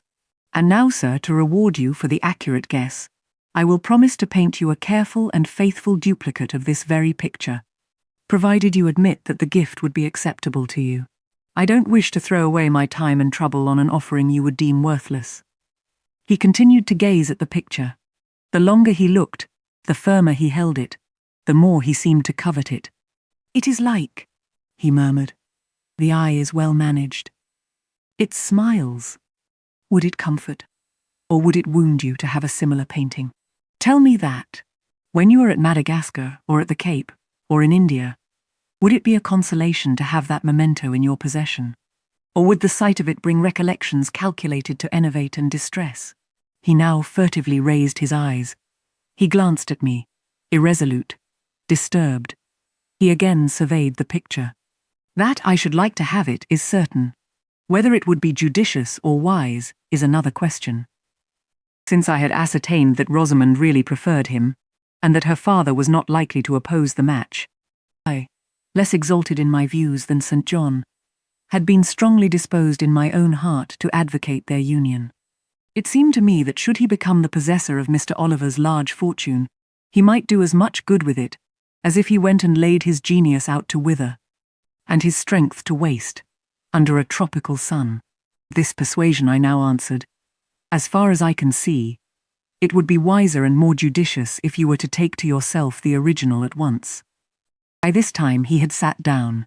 He had laid the picture on the table before him, and with his brow supported on both hands, hung fondly over it. I discerned he was now neither angry nor shocked at my audacity. I saw even that to be thus frankly addressed on a subject he had deemed unapproachable, to hear it thus freely handled, was beginning to be felt by him as a new pleasure, an unhoped-for relief. Reserved people often really need the frank discussion of their sentiments and griefs more than the expansive. The sternest-seeming stoic is human after all, and to burst, with boldness and goodwill, into the silent sea of their souls is often to confer on them the first of obligations. "She likes you, I am sure," said I, as I stood behind his chair, "and her father respects you. Moreover, she is a sweet girl, rather thoughtless, but you would have sufficient thought for both yourself and her. You ought to marry her." "Does she like me?" he asked. "Certainly, better than she likes anyone else. She talks of you continually. There is no subject she enjoys so much, or touches upon so often." "It is very pleasant to hear this," he said. "Very. Go on for another quarter of an hour." And he actually took out his watch, and laid it upon the table, to measure the time. "But where is the use of going on," I asked, "when you are probably preparing some iron blow of contradiction, or forging a fresh chain to fetter your heart? Don't imagine such hard things. Fancy me yielding and melting as I am doing, human love rising like a freshly opened fountain in my mind, and overflowing with sweet inundation, all the field I have so carefully, and with such labour prepared, so assiduously sown with the seeds of good intentions, of self-denying plans. And now it is deluged with a nectarous flood, the young germs swamped, delicious poison cankering them. Now I see myself stretched on an ottoman in the drawing-room at Vale Hall at my bride Rosamond Oliver's feet, gazing down on me with her sweet voice, gazing down on me with those eyes your skilful hand has copied so well, smiling at me with these coral lips. She is mine. I am hers. This present life and passing world suffice to me. Hush! Say nothing. My heart is full of delight. My senses are entranced. Let the time I marked pass in peace. I humoured him. The watch ticked on. He breathed fast and low. I stood silent. Amidst this hush, the quartet sped. He replaced the watch, laid the picture down, rose, and stood on the hearth. "Now," said he, "that little space was given to delirium and delusion." I rested my temples on the breast of temptation and put my neck voluntarily under her yoke of flowers. I tasted her cup. The pillow was burning. There is an asp in the garland. The wine has a bitter taste. Her promises are hollow, her offers false. I see and know all this. I gazed at him in wonder. "It is strange," pursued he, "that while I love Rosamond Oliver so wildly, with all the intensity, indeed, of a first passion, the object of which is exquisitely beautiful, graceful, fascinating, I experience at the same time a calm, unwarped consciousness that she would not make me a good wife, that she is not the partner suited to me, that I should discover this within a year after marriage, and that to 12 months' rapture would succeed a lifetime of regret. This I know." "Strange indeed," I could not help ejaculating. "While something in me," he went on, "is acutely sensible to her charms, something else is as deeply impressed with her defects. They are such that she could sympathize in nothing I aspired to, cooperate in nothing I undertook. Rosamond a sufferer, a laborer, a female apostle? Rosamond a missionary's wife? No, but you need not be a missionary. You might relinquish that scheme." Relinquish? What? My vocation? My great work? My foundation laid on earth for a mansion in heaven? My hopes of being numbered in the band who have merged all ambitions in the glorious one of bettering their race, of carrying knowledge into the realms of ignorance, of substituting peace for war, freedom for bondage, religion for superstition, the hope of heaven for the fear of hell? Must I relinquish that? It is dearer than the blood in my veins. It is what I have to look forward to, and to live for. After a considerable pause, I said, "Are her disappointment and sorrow of no interest to you? Miss Oliver is ever surrounded by suitors and flatterers. In less than a month, my image will be effaced from her heart. She will forget me, and will marry, probably, someone who will make her far happier than I should do. You speak coolly enough, but you suffer in the conflict. You are wasting away. No, if I get a little thin, it is with anxiety about my prospects, yet unsettled, my departure, continually procrastinated. Only this morning I received intelligence that the successor, whose arrival I have been so long expecting, cannot be ready to replace me for 3 months to come yet, and perhaps the 3 months may extend to 6. You tremble and become flushed whenever Miss Oliver enters the schoolroom. Again, the surprised expression crossed his face. He had not imagined that a woman would dare to speak so to a man. For me, I felt at home in this sort of discourse. I could never rest in communication with strong, discreet, and refined minds, whether male or female, till I had passed the outworks of conventional reserve and crossed the threshold of confidence and won a place by their heart's very hearthstone. "You are original," said he, "and not timid. There is something brave in your spirit, as well as penetrating in your eye. But allow me to assure you that you partially misinterpret my emotions. You think them more profound and potent than they are. You give me a larger allowance of sympathy than I have a just claim to. When I colour, and when I shake before Miss Oliver, I do not pity myself. I scorn the weakness. I know it is ignoble, a mere fever of the flesh, not, I declare, the convulsion of the soul. That is just as fixed as a rock, firm set in the depths of a restless sea. Know me to be what I am, a cold, hard man." I smiled incredulously. "You have taken my confidence by storm," he continued, "and now it is much at your service. I am simply, in my original state, stripped of that blood-bleached robe with which Christianity covers human deformity. A cold, hard, natural affection only, of all the sentiments, has permanent power over me. Reason, and not feeling, is my guide. My ambition is unlimited. My desire to rise higher, to do more than others, insatiable. I honor endurance, perseverance, industry, talent, because these are the means by which men achieve great ends and mount to lofty eminence. I watch your career with interest, because I consider you a specimen of a diligent, orderly, energetic woman, not because I deeply compassionate what you have gone through or what you still suffer. You would describe yourself as a mere pagan philosopher, I said. No, there is this difference between me and deistic philosophers. I believe, and I believe the gospel. You missed your epithet. I am not a pagan, but a Christian philosopher. As his disciple, I adopt his pure, his merciful, his benignant doctrines. I advocate them. I am sworn to spread them. One in youth to religion, she has cultivated my original qualities thus. From the minute germ, natural affection, she has developed the overshadowing tree, philanthropy. From the wild, stringy root of human uprightness, she has reared a due sense of the divine justice. The ambition to win power and renown for my wretched self, she has formed the ambition to spread my master's kingdom, to achieve victories for the standard of the cross. So much has religion done for me, turning the original materials to the best account, pruning and training nature. But she could not eradicate nature, nor will it be eradicated till this mortal shall put on immortality. Having said this, he took his hat, which lay on the table beside my pallet. Once more he looked at the portrait. She is lovely, he murmured. She is well named the Rose of the World, indeed. And may I not paint one like it for you? Cui bono? No. He drew over the picture the sheet of thin paper on which I was accustomed to rest my hand in painting, to prevent the cardboard from being sullied.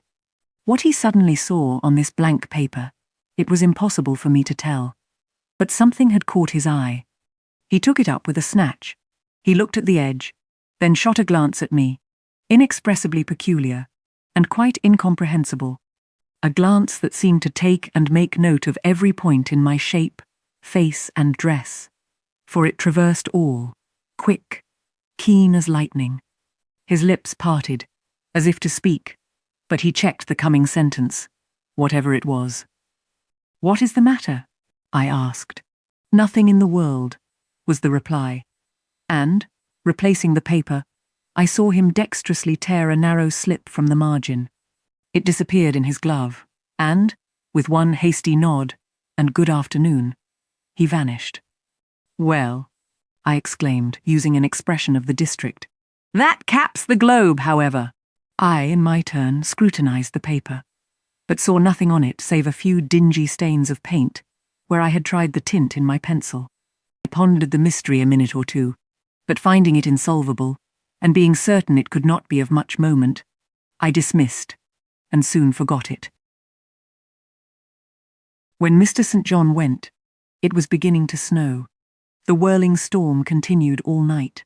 The next day, a keen wind brought fresh and blinding falls. By twilight, the valley was drifted up and almost impassable. I had closed my shutter, laid a mat to the door to prevent the snow from blowing in under it, trimmed my fire, and after sitting nearly an hour on the hearth listening to the muffled fury of the tempest, I lit a candle, took down Marmion, and beginning, day set on Norham's castled steep, and Tweed's fair river broad and deep, and Cheviot's mountains lone, the massive towers, the donjon keep, the flanking walls that round them sweep, in yellow lustre shone. I heard a noise. The wind, I thought, shook the door. No, it was St. John Rivers, who, lifting the latch, came in out of the frozen hurricane, the howling darkness, and stood before me, the cloak that covered his tall figure, all white as a glacier. I was almost in consternation. So little had I expected any guest from the blocked-up vale that night.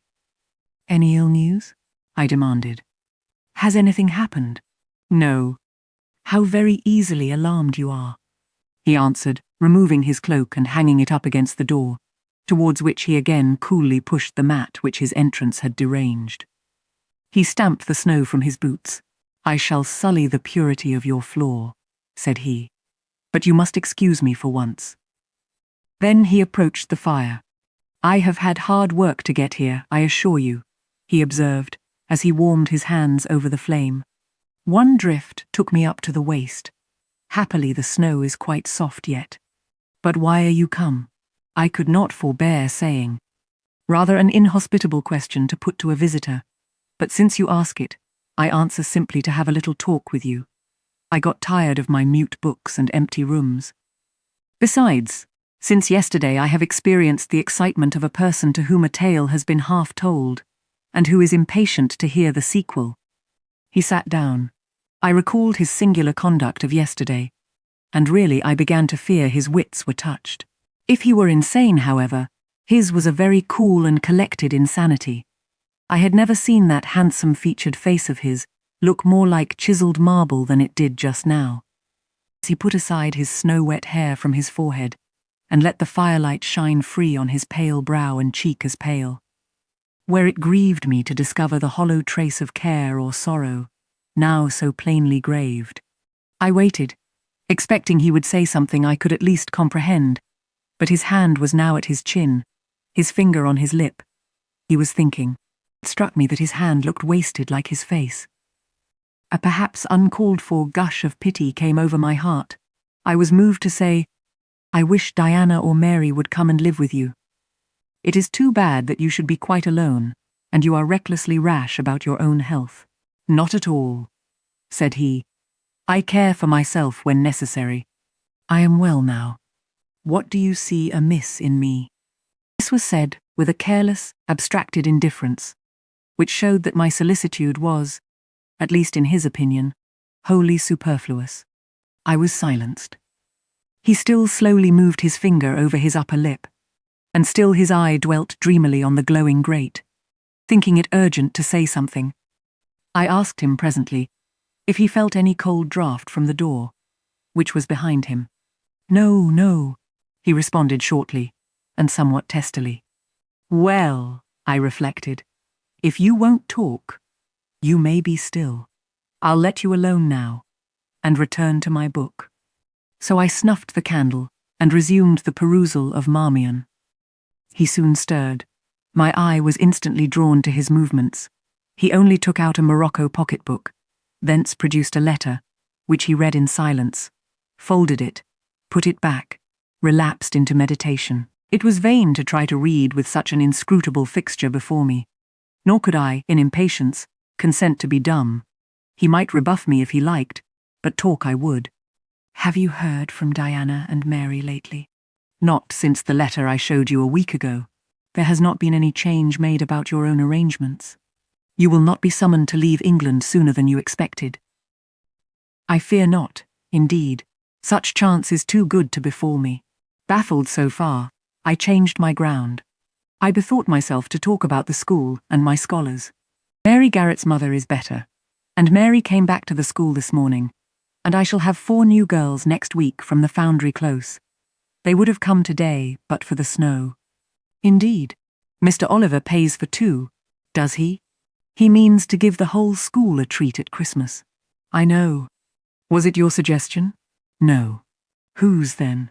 "His daughter's, I think. It is like her. She is so good-natured." "Yes." Again came the blank of a pause. The clock struck 8 strokes.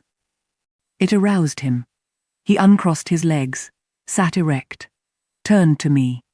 "Leave your book a moment and come a little nearer the fire," he said. Wondering, and of my wonder finding no end, I complied. "Half an hour ago," he pursued, "I spoke of my impatience to hear the sequel of a tale.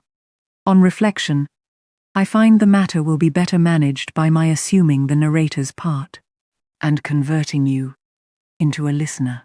Before commencing, it is but fair to warn you that the story will sound somewhat hackneyed in your ears, but stale details often regain a degree of freshness when they pass through new lips. For the rest, whether trite or novel, it is short. 20 years ago, a poor curate, never mind his name at this moment, fell in love with a rich man's daughter. She fell in love with him, and married him, against the advice of all her friends, who consequently disowned her immediately after the wedding. Before 2 years passed, the rash pair were both dead, and laid quietly side by side under one slab. I have seen their grave. It formed part of the pavement of a huge churchyard surrounding the grim, soot-black old cathedral of an overgrown manufacturing town in Shire. They left a daughter, which at its very birth Charity received in her lap. Cold as that of the snowdrift I almost stuck fast in tonight. Charity carried the friendless thing to the house of its rich maternal relations. It was reared by an aunt-in-law, called, I come to names now, Mrs. Reed of Gateshead. You start, did you hear a noise? I dare say it is only a rat scrambling along the rafters of the adjoining schoolroom. It was a barn before I had it repaired and altered, and barns are generally haunted by rats. To proceed, Mrs. Reed kept the orphan 10 years. Whether it was happy or not with her, I cannot say, never having been told. But at the end of that time she transferred it to a place you know, being no other than Lowood School, where you so long resided yourself. It seems her career there was very honourable. From a pupil she became a teacher, like yourself. Really it strikes me there are parallel points in her history and yours. She left it to be a governess. There again your fates were analogous. She undertook the education of the ward of a certain Mr. Rochester. Mr. Rivers! I interrupted. I can guess your feelings, he said. But restrain them for a while. I have nearly finished. Hear me to the end. Of Mr. Rochester's character I know nothing, but the one fact that he professed to offer honourable marriage to this young girl, and that at the very altar she discovered he had a wife yet alive, though a lunatic. What his subsequent conduct and proposals were, is a matter of pure conjecture, but when an event transpired, which rendered inquiry after the governess necessary, it was discovered she was gone. No one could tell when. Where? She had left Thornfield Hall in the night. Every research after her course had been vain. The country had been scoured far and wide.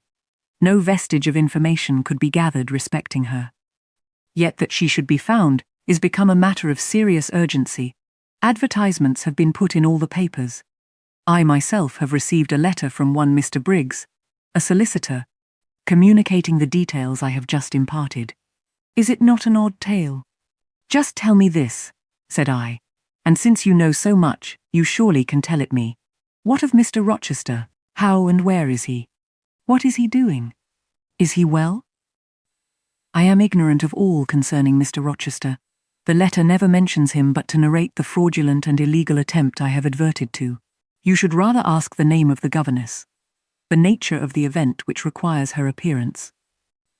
Did no one go to Thornfield Hall then? Did no one see Mr. Rochester? I suppose not. But they wrote to him, of course. And what did he say? Who has his letters? Mr. Briggs intimates that the answer to his application was not from Mr. Rochester, but from a lady. It is signed, Alice Fairfax. I felt cold and dismayed. My worst fears then were probably true. He had, in all probability, left England and rushed in reckless desperation to some former haunt on the continent. And what opiate for his severe sufferings, what object for his strong passions, had he sought there? I dared not answer the question. Oh, my poor master, once almost my husband, whom I had often called my dear Edward. He must have been a bad man, observed Mr. Rivers. You don't know him. Don't pronounce an opinion upon him, I said, with warmth. Very well, he answered quietly. And indeed my head is otherwise occupied than with him. I have my tale to finish. Since you won't ask the governess's name, I must tell it of my own accord. Stay, I have it here. It is always more satisfactory to see important points written down, fairly committed to black and white. And the pocketbook was again deliberately produced, opened, sought through. From one of its compartments was extracted a shabby slip of paper, hastily torn off. I recognized in its texture and its stains of ultramarine, and lake, and vermilion. He got up, held it close to my eyes, and I read, traced in Indian ink, in my own handwriting, the words, Jane Eyre, the work doubtless of some moment of abstraction. Briggs wrote to me of a Jane Eyre. He said, the advertisements demanded a Jane Eyre. I knew a Jane Elliot. But it was only yesterday afternoon. They were at once resolved into certainty. You own the name and renounce the alias? Yes. Yes. He perhaps knows more of Mr. Rochester than you do. Briggs is in London. I should doubt his knowing anything at all about Mr. Rochester. It is not in Mr. Rochester he is interested. Meantime, you forget essential points in pursuing trifles. You do not inquire why Mr. Briggs sought after you, what he wanted with you. Well, what did he want? Merely to tell you that your uncle, Mr. Eyre of Madeira, is dead, that he has left you all his property, and that you are now rich. Merely that. Nothing more. I? Rich? Yes, you, rich. Quite an heiress. Silence succeeded. You must prove your identity, of course, resumed St. John presently.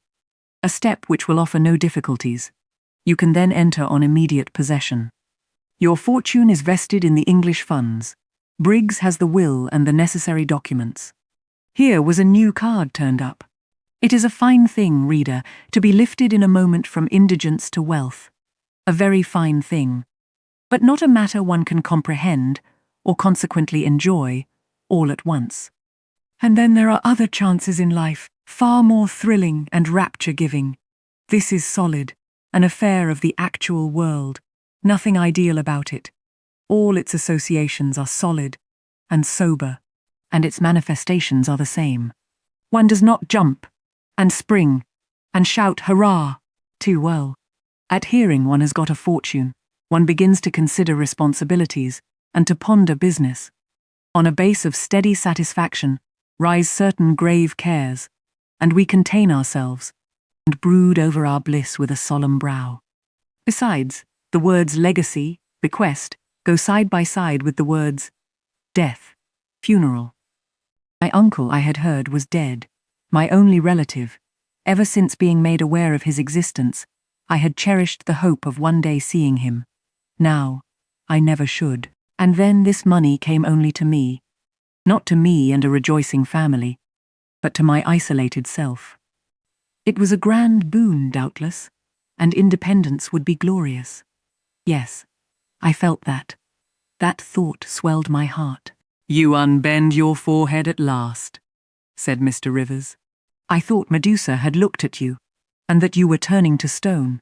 Perhaps now you will ask how much you are worth. How much am I worth?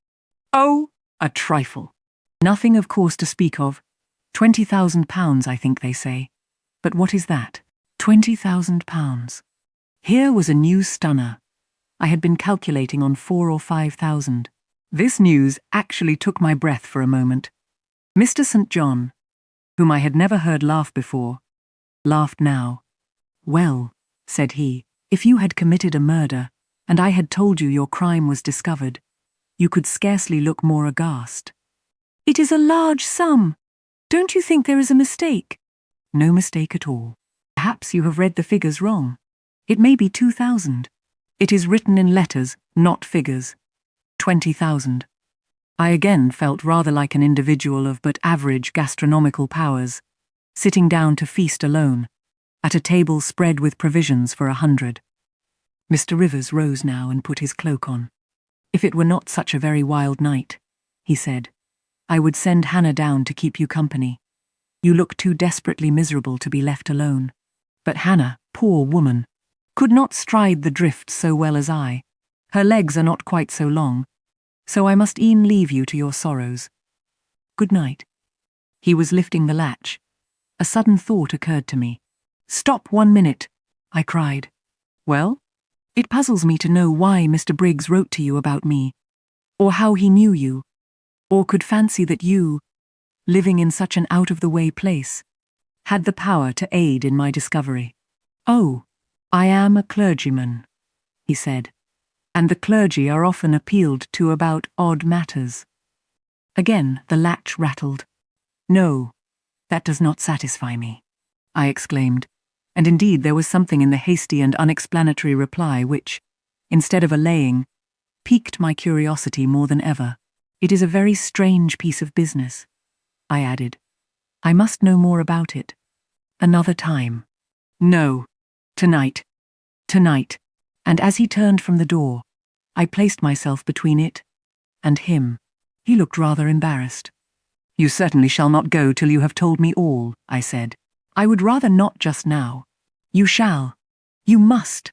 I would rather Diana or Mary informed you. Of course these objections wrought my eagerness to a climax. Gratified it must be, and that without delay, and I told him so. But I apprised you that I was a hard man, said he, difficult to persuade. And I am a hard woman, impossible to put off. And I am a hard woman, impossible to put off. And then, he pursued, I am cold, no fervour infects me, whereas I am hot, and fire dissolves ice. The blaze there has thawed all the snow from your cloak. By the same token, it has streamed onto my floor, and made it like a trampled street. As you hope ever to be forgiven, Mr. Rivers, the high crime and misdemeanour of spoiling a sanded kitchen, tell me what I wish to know. Well then, he said, I yield, if not to your earnestness, to your perseverance, as stone is worn by continual dropping. Besides, you must know some day, as well now as later. Your name is Jane Eyre. Of course, that was all settled before. You are not, perhaps, aware that I am your namesake, that I was christened St. John Eyre Rivers. No, indeed! I remember now seeing the letter E, comprised in your initials written in books you have at different times lent me, but I never asked for what name it stood. But what then? Surely. I stopped. I could not trust myself to entertain, much less to express, the thought that rushed upon me, that embodied itself, that in a second stood out a strong, solid probability. Circumstances knit themselves, fitted themselves, shot into order. The chain that had been lying hitherto a formless lump of links was drawn out straight. Every ring was perfect, the connection complete. I knew, by instinct, how the matter stood, before St. John had said another word. But I cannot expect the reader to have the same intuitive perception, so I must repeat his explanation. My mother's name was Eyre. She had 2 brothers, one a clergyman, who married Miss Jane Reed, of Gateshead, the other, John Eyre, Esquire, merchant, late of Funchal, Madeira. Mr. Briggs, being Mr. Eyre's solicitor, wrote to us last August to inform us of our uncle's death, and to say that he had left his property to his brother the clergyman's orphan daughter, overlooking us, in consequence of a quarrel, never forgiven, between him and my father. He wrote again a few weeks since, to intimate that the heiress was lost, and asking if we knew anything of her. A name casually written on a slip of paper has enabled me to find her out. You know the rest. Again he was going, but I set my back against the door. Do let me speak, I said. Let me have one moment to draw breath and reflect. I paused.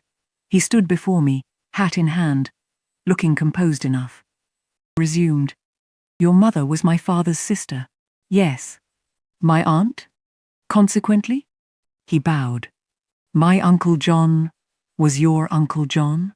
You, Diana, and Mary are his sister's children, as I am his brother's child? Undeniably. You 3, then, are my cousins. Half our blood on each side flows from the same source. We are cousins. Yes. I surveyed him. It seemed I had found a brother, one I could be proud of, one I could love, and 2 sisters, whose qualities were such that, when I knew them but as mere strangers, they had inspired me with genuine affection and admiration. 2 girls, on whom, kneeling down on the wet ground, and looking through the low latticed window of Moor House kitchen, I had gazed with so bitter a mixture of interest and despair, were my near kinswomen, and the young and stately gentleman who had found me almost dying at his threshold was my blood relation. Glorious discovery to a lonely wretch! This was wealth indeed, wealth to the heart, a mine of pure genial affections. This was a blessing, bright, vivid, and exhilarating, not like the ponderous gift of gold, rich and welcome enough in its way, but sobering from its weight. I now clapped my hands in sudden joy. My pulse bounded. My veins thrilled. "Oh, I am glad! I am glad!" I exclaimed. St. John smiled. "Did I not say you neglected essential points to pursue trifles?" He asked. "You were serious when I told you you had got a fortune, and now, for a matter of no moment, you are excited. What can you mean? It may be of no moment to you. You have sisters and don't care for a cousin. But I had nobody. If you don't choose to be counted, are born into my world full grown. I say again, I am glad." I walked fast through the room. I stopped, half suffocated with the thoughts that rose faster than I could receive, comprehend, settle them. Thoughts of what might, could, would, and should be, and that ere long. I looked at the blank wall. It seemed a sky thick with ascending stars. Everyone lit me to a purpose or delight. Those who had saved my life, whom till this hour I had loved barrenly, I could now benefit. They were under a yoke. I could free them. They were scattered. I could reunite them. The independence, the affluence which was mine, might be theirs too. Were we not four? £20,000 shared equally would be 5,000 each. Justice enough and to spare. Justice would be done. Mutual happiness secured. Now the wealth did not weigh on me. Now it was not a mere bequest of coin. It was a legacy of life, hope, enjoyment. How I looked while these ideas were taking my spirit by storm, I cannot tell.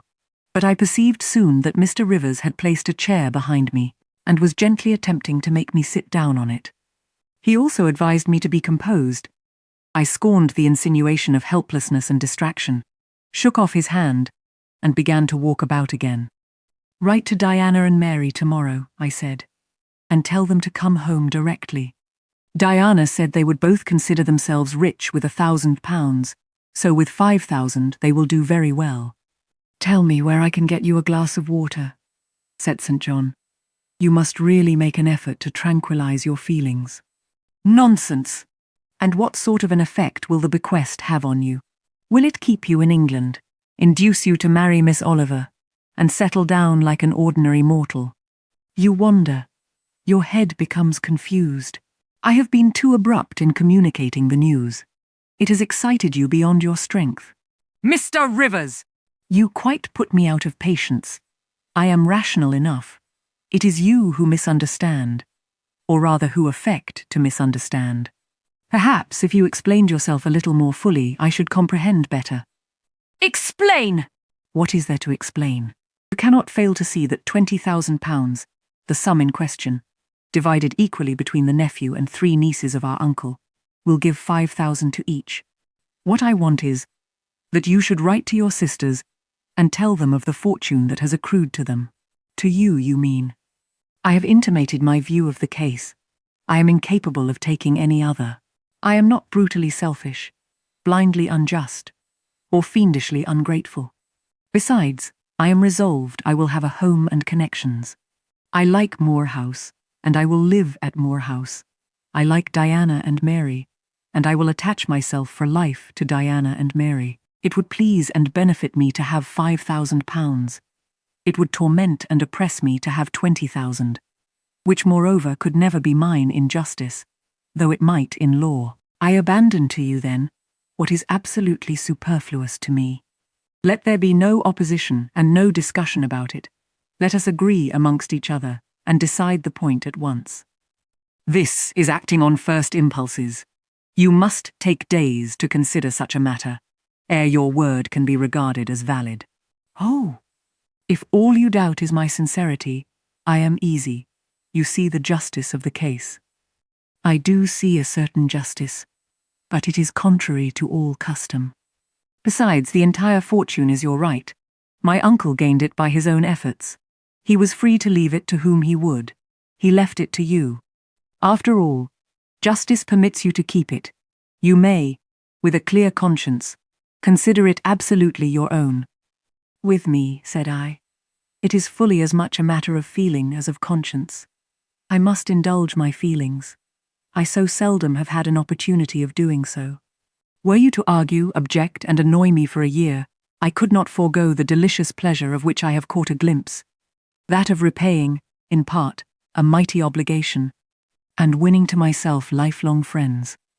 You think so now, rejoined St. John, because you do not know what it is to possess, nor consequently to enjoy wealth. You cannot form a notion of the importance £20,000 would give you, of the place it would enable you to take in society, of the prospects it would open to you. You cannot, and you, I interrupted, cannot at all imagine the craving I have for fraternal and sisterly love. I never had a home. I never had brothers or sisters. I must and will have them now. You are not reluctant to admit me and own me, are you? Jane, I will be your brother. My sisters will be your sisters, without stipulating for this sacrifice of your just rights. Brother! Yes, at the distance of 1,000 leagues. Sisters? Yes, slaving amongst strangers. I, wealthy, gorged with gold I never earned and do not merit. You, famous equality and fraternization, close union, intimate attachment. But, Jane, your aspirations after family ties and domestic happiness may be realized otherwise than by the means you contemplate. You may marry. Nonsense again. Marry. I don't want to marry, and never shall marry. That is saying too much. Such hazardous affirmations are a proof of the excitement under which you labor. It is not saying too much. I know what I feel, and how averse are my inclinations to the bare thought of marriage. No one would take me for love, and I will not be regarded in the light of a mere money speculation. And I do not want a stranger, unsympathizing, alien, different from me. I want my kindred, those with whom I have full fellow feeling. Say again you will be my brother. When you uttered the words I was satisfied, happy. Repeat them, if you can. Repeat them sincerely. I think I can. I know I have always loved my own sisters, and I know on what my affection for them is grounded: respect for their worth, and admiration of their talents. You too have principle and mind. Your tastes and habits resemble Diana's and Mary's. Your presence is always agreeable to me. In your conversation, I have already for some time found a salutary solace. I feel I can easily and naturally make room in my heart for you, as my third and youngest sister. Thank you. That contents me for tonight. Now you had better go, for if you stay longer, you will perhaps irritate me afresh by some mistrustful scruple. And the school, Miss Eyre? It must now be shut up, I suppose. No, I will retain my post of mistress till you get a substitute. He smiled approbation. We shook hands, and he took leave. I need not narrate in detail the further struggles I had, and arguments I used, to get matters regarding the legacy settled as I wished. My task was a very hard one. But, as I was absolutely resolved, as my cousins saw at length that my mind was really and immutably fixed on making a just division of the property, as they must in their own hearts have felt the toint equity of the intention, and must, besides, have been innately conscious that in my place they would have done precisely what I wished to do. They yielded at length, so far as to consent to put the affair to arbitration. The judges chosen were Mr. Oliver and an able lawyer. Both coincided in my opinion. I carried my point. The instruments of transfer were drawn out. St. John, Diana, Mary and I, each became possessed of a competency. It was near Christmas by the time all was settled. The season of general holiday approached. I now closed Morton School, taking care that the parting should not be barren on my side. Good fortune opens the hand as well as the heart wonderfully, and to give somewhat when we have largely received, is but to afford a vent to the unusual ebullition of the sensations. I had long felt with pleasure that many of my rustic scholars liked me, and when we parted, that consciousness was confirmed. They manifested their affection plainly and strongly. Deep was my gratification to find I had really a place in their unsophisticated hearts. I promised them that never a week should pass in future that I did not visit them, and give them an hour's teaching in their school. Mr. Rivers came up as, having seen the classes, now numbering 60 girls, file out before me, and locked the door. I stood with the key in my hand, exchanging a few words of special farewell with some half-dozen of my best scholars, as decent, respectable, modest, and well-informed young women as could be found in the ranks of the British peasantry. And that is saying a great deal, for after all, the British peasantry are the best taught, best mannered, most self-respecting of any in Europe. Since those days I have seen paysans and boyarinnen, and the best of them seem to me ignorant, coarse, and besotted, compared with my Morton girls. Do you consider you have got your reward for a season of exertion? Asked Mr. Rivers, when they were gone. Does not the consciousness of having done some real good in your day and generation give pleasure? Doubtless. And you have only toiled a few months. Would not a life devoted to the task of regenerating your race be well spent? Yes, I said, but I could not go on for ever so. I want to enjoy my own faculties, as well as to cultivate those of other people. I must enjoy them now. Don't recall either my mind or body to the school. I am out of it and disposed for full holiday. He looked grave. What now? What sudden eagerness is this you evince? What are you going to do? To be active as I can. And first I must beg you to set Hannah at liberty and get somebody else to wait on you. Do you want her? Yes, to go with me to Moor House. Diana and Mary will be at home in a week, and I want to have everything in order against their arrival. I understand. I thought you were for flying off on some excursion. It is better so. Hannah shall go with you. Tell her to be ready by tomorrow then. And here is the schoolroom key. I will give you the key of my cottage in the morning. He took it. You give it up very gleefully, said he. I don't quite understand your light-heartedness, because I cannot tell what employment you propose to yourself as a substitute for the one you are relinquishing. What aim, what purpose, what ambition in life have you now? My first aim will be to clean down. Do you comprehend the full force of the expression? To clean down Moor House from chamber to cellar. My next to rub it up with beeswax, oil, and an indefinite number of cloths, till it glitters again. My third, to arrange every chair, table, bed, carpet, with mathematical precision. Afterwards I shall go near to ruin you in coals and peat, to keep up good fires in every room. And lastly, the 2 days preceding that on which your sisters are expected will be devoted by Hannah and me to such a beating of eggs, sorting of currants, grating of spices, compounding of Christmas cakes, chopping up of materials for mince pies, and solemnizing of other culinary rites, as words can convey but an inadequate notion of, to the uninitiated like you. My purpose, in short, is to have all things in an absolutely perfect state of readiness for Diana and Mary before next Thursday, and my ambition is to give them a beau ideal of a welcome when they come. St. John smiled slightly. Still he was dissatisfied. It is all very well for the present, said he, but seriously, I trust that when the first flush of vivacity is over, you will look a little higher than domestic endearments and household joys, the best things the world has. I interrupted. No, Jane. No. This world is not the scene of fruition. Do not attempt to make it so. Nor of rest. Do not turn slothful. I mean, on the contrary, to be busy. Jane, I excuse you for the present. 2 months' grace I allow you for the full enjoyment of your new position, and for pleasing yourself with this late-found charm of relationship. But then, I hope you will begin to look beyond Moor House and Morton, and sisterly society, and the selfish calm and sensual comfort of civilized affluence. I hope your energies will then once more trouble you with their strength. I looked at him with surprise.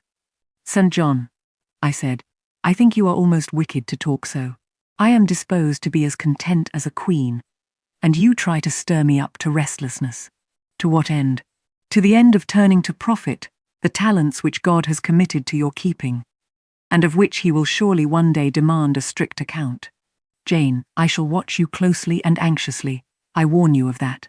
And try to restrain the disproportionate fervour with which you throw yourself into commonplace home pleasures. Don't cling so tenaciously to ties of the flesh. Save your constancy and ardor for an adequate cause. Forbear to waste them on trite, transient objects. Do you hear, Jane? Yes. Just as if you were speaking Greek. I feel I have adequate cause to be happy, and I will be happy. Goodbye. Happy at Moor House I was, and hard I worked. And so did Hannah. She was charmed to see how jovial I could be, amidst the bustle of a house turned topsy-turvy. How I could brush, and dust, and clean, and cook. And really, after a day or two of confusion worse confounded, it was delightful by degrees to invoke order from the chaos ourselves had made.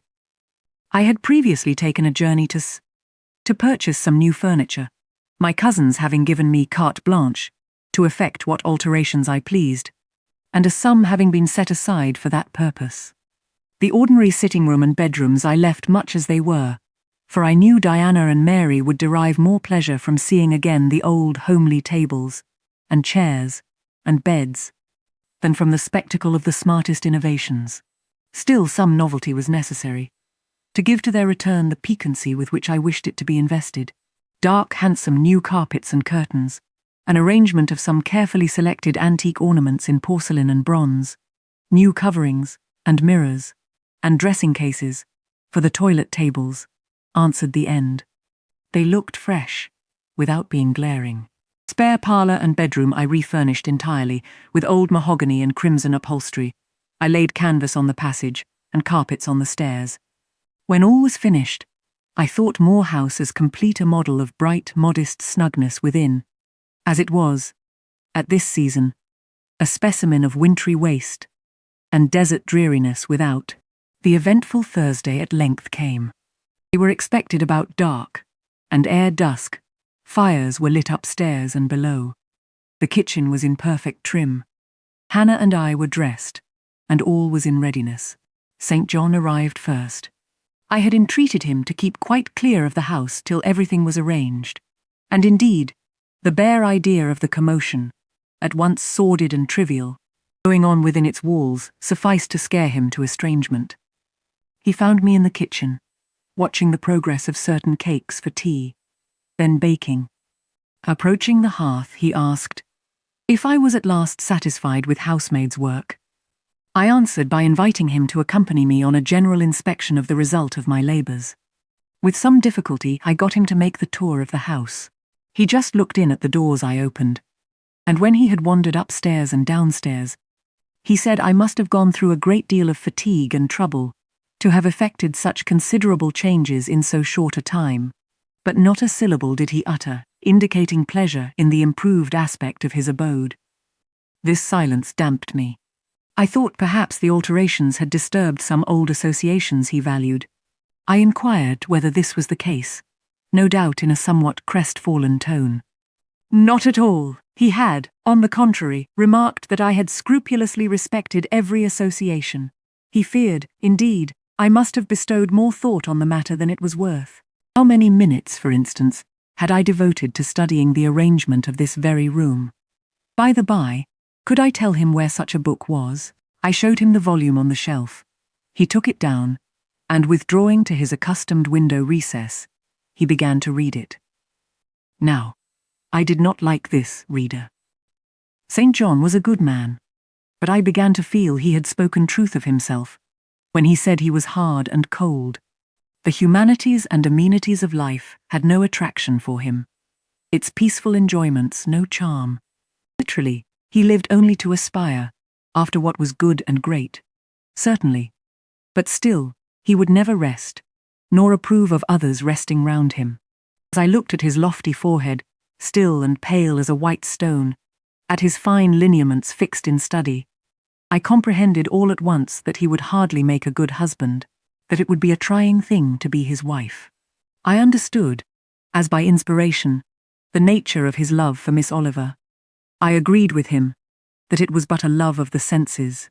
I comprehended how he should despise himself for the feverish influence it exercised over him, how he should wish to stifle and destroy it, how he should mistrust its ever conducting permanently to his happiness or hers.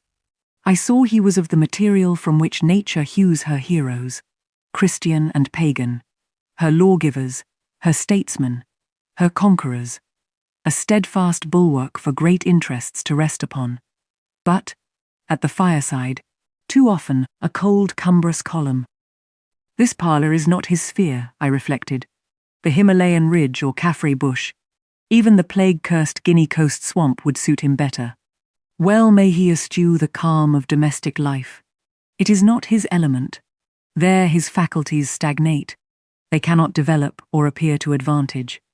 It is in scenes of strife and danger, where courage is proved, and energy exercised, and fortitude tasked, that he will speak and move, the leader and superior. A merry child would have the advantage of him on this hearth. He is right to choose a missionary's career. I see it now. They are coming. They are coming, cried Hannah, throwing open the parlour door. At the same moment, old Carlo barked joyfully. Out I ran. It was now dark, but a rumbling of wheels was audible. Hannah soon had a lantern lit. The vehicle had stopped at the wicket. The driver opened the door, first one well-known form, then another, stepped out. In a minute I had my face under their bonnets, in contact first with Mary's soft cheek, then with Diana's flowing curls. They laughed, kissed me. Then Hannah patted Carlo, who was half wild with delight, asked eagerly if all was well, and being assured in the affirmative, hastened into the house. They were stiff with their long and jolting drive from Whitcross, and chilled with the frosty night air, but their pleasant countenances expanded to the cheerful firelight. While the driver and Hannah brought in the boxes, they demanded St. John. At this moment he advanced from the parlour. They both threw their arms round his neck at once. He gave each one quiet kiss, said in a low tone a few words of welcome, stood a while to be talked to, and then, intimating that he supposed they would soon rejoin him in the parlour, withdrew there as to a place of refuge. I had lit their candles to go upstairs, but Diana had first to give hospitable orders respecting the driver. This done, both followed me. They were delighted with the renovation and decorations of their rooms, with the new drapery, and fresh carpets, and rich tinted china vases. They expressed their gratification, ungrudgingly. I had the pleasure of feeling that my arrangements met their wishes exactly, and that what I had done added a vivid charm to their joyous return home. Sweet was that evening. My cousins, full of exhilaration, were so eloquent in narrative and comment that their fluency covered St. John's taciturnity. He was sincerely glad to see his sisters, but in their glow of fervour and flow of joy, he could not sympathise. The event of the day, that is, the return of Diana and Mary, pleased him, but the accompaniments of that event, the glad tumult, the garrulous glee of reception, irked him. I saw he wished the calmer morrow was come. In the very meridian of the night's enjoyment, about an hour after tea, a rap was heard at the door. Hannah entered with the intimation that a poor lad was come, at that unlikely time, to fetch Mr. Rivers to see his mother, who was drawing away. Where does she live, Hannah? Clear up at Whitcross Brow, almost 4 miles off, and moor and moss, all the way. Tell him I will go. I'm sure, sir, you had better not. It's the worst road to travel after dark that can be. There's no track at all over the bog. And then it is such a bitter night, the keenest wind you ever felt. You had better send word, sir, that you will be there in the morning. But he was already in the passage, putting on his cloak, and without one objection, one murmur, he departed. It was then 9 o'clock. He did not return till midnight. Starved and tired enough he was, but he looked happier than when he set out. He had performed an act of duty, made an exertion, felt his own strength to do and deny, and was on better terms with himself. I am afraid the whole of the ensuing week tried his patience. It was Christmas week. We took to no settled employment, but spent it in a sort of merry domestic dissipation. The air of the moors, the freedom of home, the dawn of prosperity, acted on Diana and Mary's spirits like some life-giving elixir. They were gay from morning till noon, and from noon till night. They could always talk, and their discourse, witty, pithy, original, had such charms for me, that I preferred listening to, and sharing in it, to doing anything else. St. John did not rebuke our vivacity, but he escaped from it. He was seldom in the house. His parish was large, the population scattered, and he found daily business in visiting the sick and poor in its different districts. One morning at breakfast, Diana, after looking a little pensive for some minutes, asked him if his plans were yet unchanged. Unchanged and unchangeable, was the reply. He proceeded to inform us that his departure from England was now definitively fixed for the ensuing year. "And Rosamond Oliver?" suggested Mary, the words seeming to escape her lips involuntarily, for no sooner had she uttered them than she made a gesture as if wishing to recall them. St. John had a book in his hand.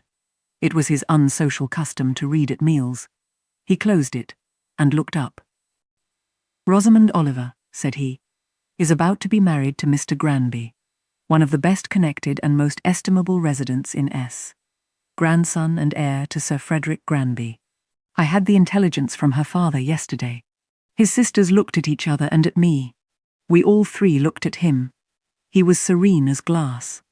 "The match must have been got up hastily," said Diana. "They cannot have known each other long." "But 2 months. They met in October at the county ball at Cess. But where there are no obstacles to a union, as in the present case, where the connection is in every point desirable, delays are unnecessary. They will be married as soon as S. place, which Sir Frederick gives up to them, can be refitted for their reception."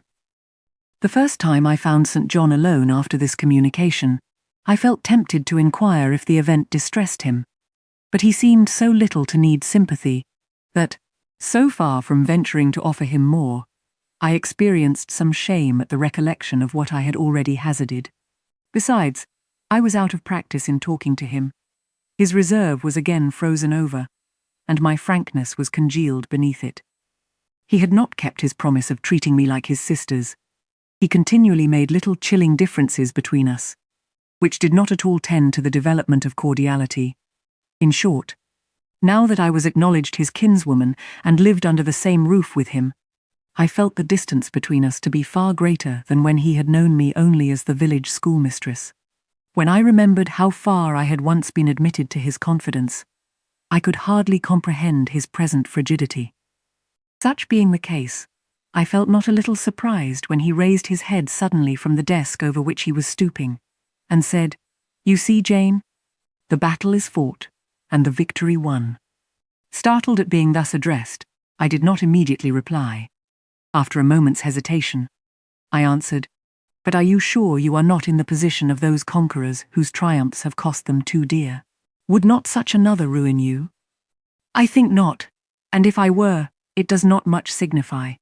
I shall never be called upon to contend for such another. The event of the conflict is decisive. My way is now clear. I thank God for it." So saying, he returned to his papers and his silence. As our mutual happiness, i.e. Diana's, Mary's and mine, settled into a quieter character, and we resumed our usual habits and regular studies, St. John stayed more at home. He sat with us in the same room, sometimes for hours together. While Mary drew, Diana pursued a course of encyclopedic reading she had, to my awe and amazement, undertaken, and I fagged away at German. He pondered a mystic lore of his own, that of some Eastern tongue, the acquisition of which he thought necessary to his plans. Thus engaged, he appeared, sitting in his own recess, quiet and absorbed enough, but that blue eye of his had a habit of leaving the outlandish-looking grammar, and wandering over, and sometimes fixing upon us, his fellow students, with a curious intensity of observation. If caught, it would be instantly withdrawn, yet ever and anon, it returned searchingly to our table. I wondered what it meant. I wondered, too, at the punctual satisfaction he never failed to exhibit on an occasion that seemed to me of small moment, namely, my weekly visit to Morton School. And still more was I puzzled when, if the day was unfavourable, if there was snow or rain or high wind, and his sisters urged me not to go, he would invariably make light of their solicitude and encourage me to accomplish the task without regard to the elements. "Jane is not such a weakling as you would make her," he would say. "She can bear a mountain blast, or a shower, or a few flakes of snow, as well as any of us. Her constitution is both sound and elastic, better calculated to endure variations of climate than many more robust." And when I returned, sometimes a good deal tired, and not a little weather-beaten, I never dared complain, because I saw that to murmur would be to vex him. On all occasions fortitude pleased him. The reverse was a special annoyance. One afternoon, however, I got leave to stay at home, because I really had a cold. His sisters were gone to Morton in my stead. I sat reading Schiller, he deciphering his crabbed oriental scrolls. As I exchanged a translation for an exercise, I happened to look his way. There I found myself under the influence of the ever-watchful blue eye. How long it had been searching me through, and over, I cannot tell. So keen was it, and yet so cold. I felt for the moment superstitious, as if I were sitting in the room with something uncanny. "Jane, learning German. I want you to give up German and learn Hindostani. You are not in earnest?" "In such earnest that I must have it so, and I will tell you why." He then went on to explain that Hindostani was the language he was himself at present studying, that as he advanced, he was apt to forget the commencement, that it would assist him greatly to have a pupil with whom he might again and again go over the elements, and so fix them thoroughly in his mind. His choice had hovered for some time between me and his sisters, but that he had fixed on me because he saw I could sit at a task the longest of the three. Would I do him this favour? I should not perhaps have to make the sacrifice long, as it wanted now barely 3 months to his departure. St. John was not a man to be lightly refused. You felt that every impression made on him, either for pain or pleasure, was deep-graved and permanent. I consented. When Diana and Mary returned, the former found her scholar transferred from her to her brother. She laughed, and both she and Mary agreed that St. John should never have persuaded them to such a step. He answered quietly, "I found him a very patient, very forbearing, and yet an exacting master. He expected me to do a great deal, and when I fulfilled his expectations, he, in his own way, fully testified his approbation. By degrees, he acquired a certain influence over me that took away my liberty of mind. His praise and notice were more restraining than his indifference. I could no longer talk or laugh freely when he was by, because a tiresomely importunate instinct reminded me that vivacity, at least in me, was distasteful to him. I was so fully aware that only serious moods and occupations were acceptable, that in his presence, every effort to sustain or follow any other became vain. I fell under a freezing spell. When he said, "Go," I went, "Come." But I did not love my servitude. I wished, many a time, he had continued to neglect me. One evening when, at bedtime, his sisters and I stood round him, bidding him good night, he kissed each of them, as was his custom, and, as was equally his custom, he gave me his hand. Diana, who chanced to be in a frolicsome humour, she was not painfully controlled by his will, for hers, in another way, was as strong, exclaimed, "St. John, you used to call Jane your third sister, but you don't treat her as such. You should kiss her too." She pushed me towards him. I thought Diana very provoking, and felt uncomfortably confused, and while I was thus thinking and feeling, St. John bent his head. His Greek face was brought to a level with mine. His eyes questioned my eyes piercingly. He kissed me. There are no such things as marble kisses or ice kisses, or I should say my ecclesiastical cousin's salute belonged to one of these classes. But there may be experiment kisses, and his was an experiment kiss. When given, he viewed me to learn the result. It was not striking. I am sure I did not blush. Perhaps I might have turned a little pale, for I felt as if this kiss were a seal affixed to my fetters. He never omitted the ceremony afterwards, and the gravity and quiescence with which I underwent it seemed to invest it for him with a certain charm. As for me, I daily wished more to please him, but to do so, I felt daily more and more that I must disown half my nature, stifle half my faculties, wrest my tastes from their original bent, force myself to the adoption of pursuits for which I had no natural vocation. He wanted to train me to an elevation I could never reach. It racked me hourly to aspire to the standard he uplifted. The thing was as impossible as to mould my irregular features to his correct and classic pattern, to give to my changeable green eyes the sea-blue tint and solemn lustre of his own. Not his ascendancy alone, however, held me in thrall at present. Of late, it had been easy enough for me to look sad. A cankering evil sat at my heart and drained my happiness at its source. The evil of suspense. Perhaps you think I had forgotten Mr. Rochester. Reader, amidst these changes of place and fortune, not for a moment. His idea was still with me, because it was not a vapour sunshine could disperse, nor a sand-traced effigy storms could wash away. It was a name, graven on a tablet, fated to last as long as the marble it inscribed. The craving to know what had become of him followed me everywhere. When I was at Morton, I re-entered my cottage every evening to think of that, and now at Moor House, I sought my bedroom each night to brood over it.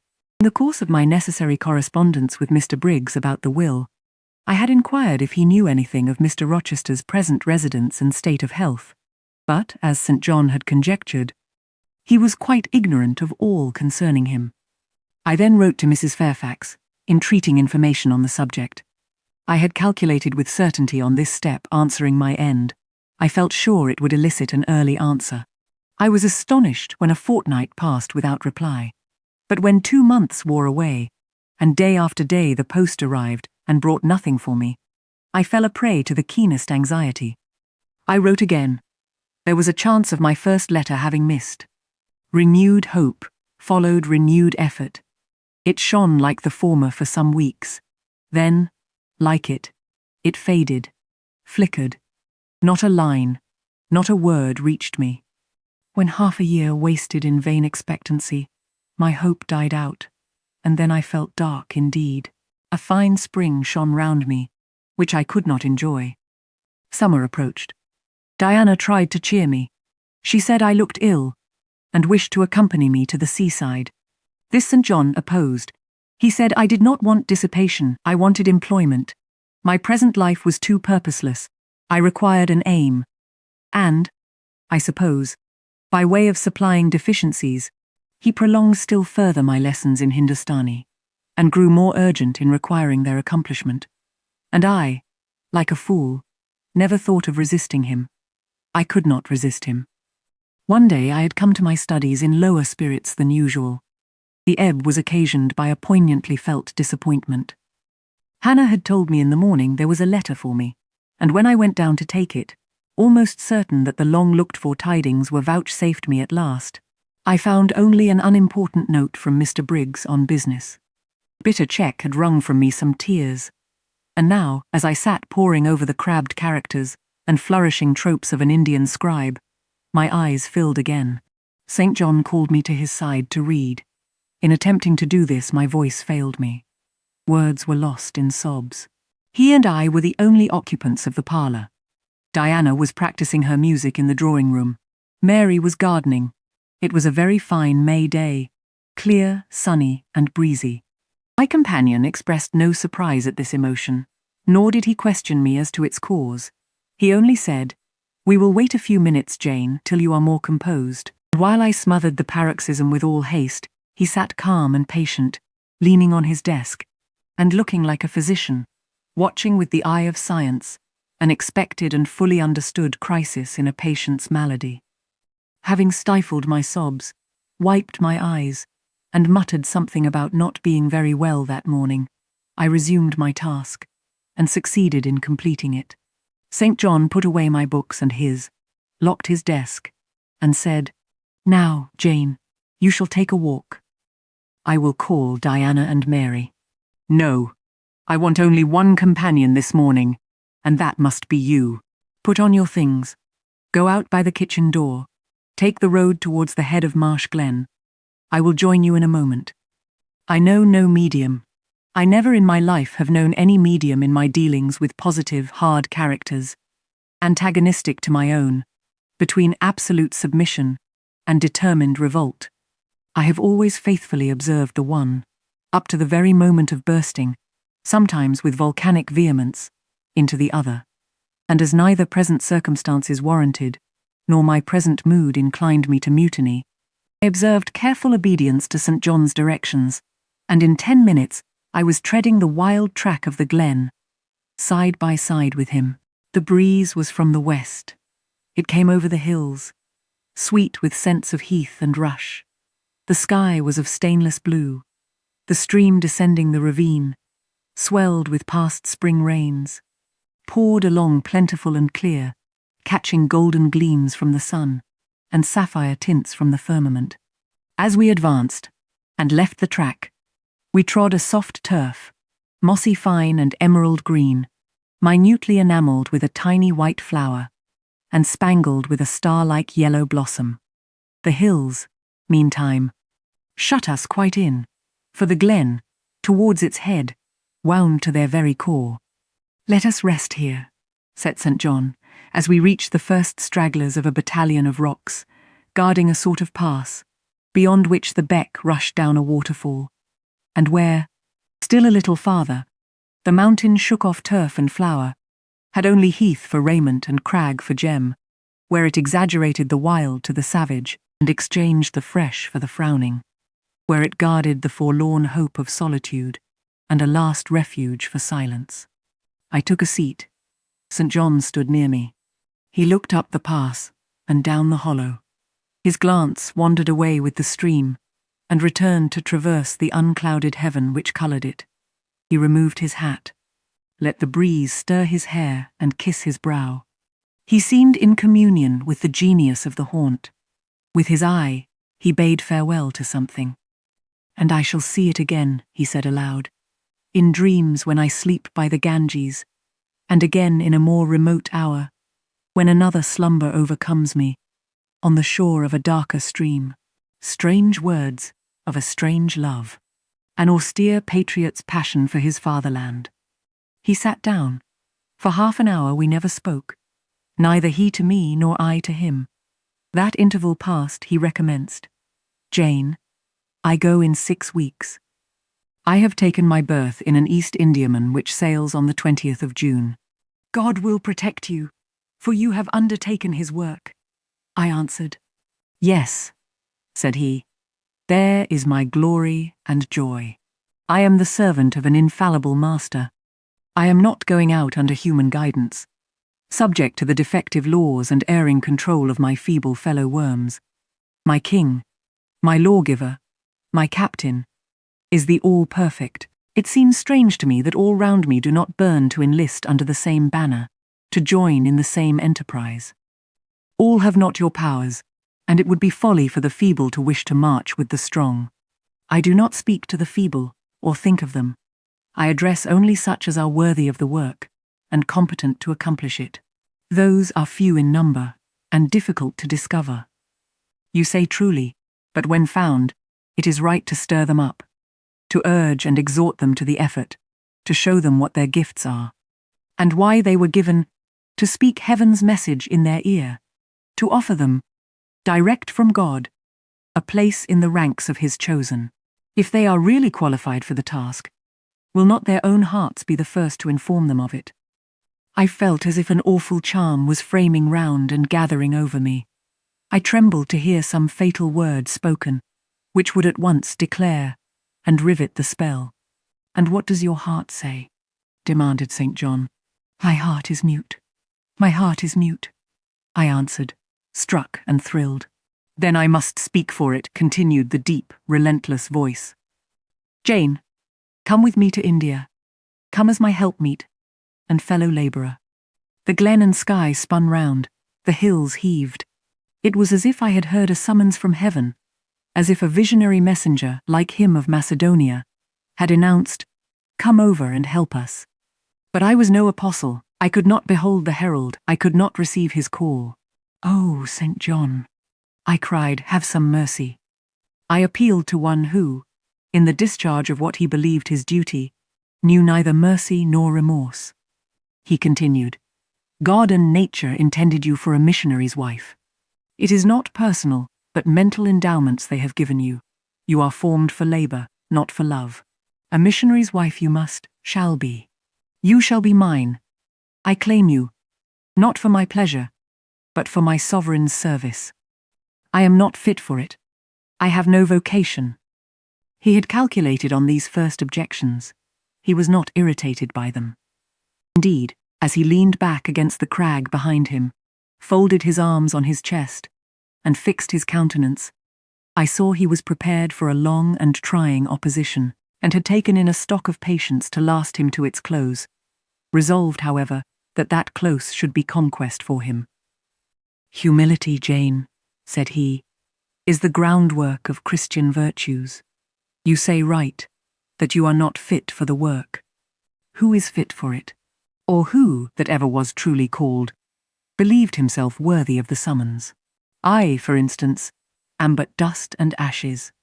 With St. Paul I acknowledge myself the chiefest of sinners. But I do not suffer this sense of my personal vileness to daunt me. I know my leader, that he is just as well as mighty, and while he has chosen a feeble instrument to perform a great task, he will, from the boundless stores of his providence, supply the inadequacy of the means to the end. Think like me, Jane. Trust like me. It is the rock of ages I ask you to lean on. Do not doubt, but it will bear the weight of your human weakness.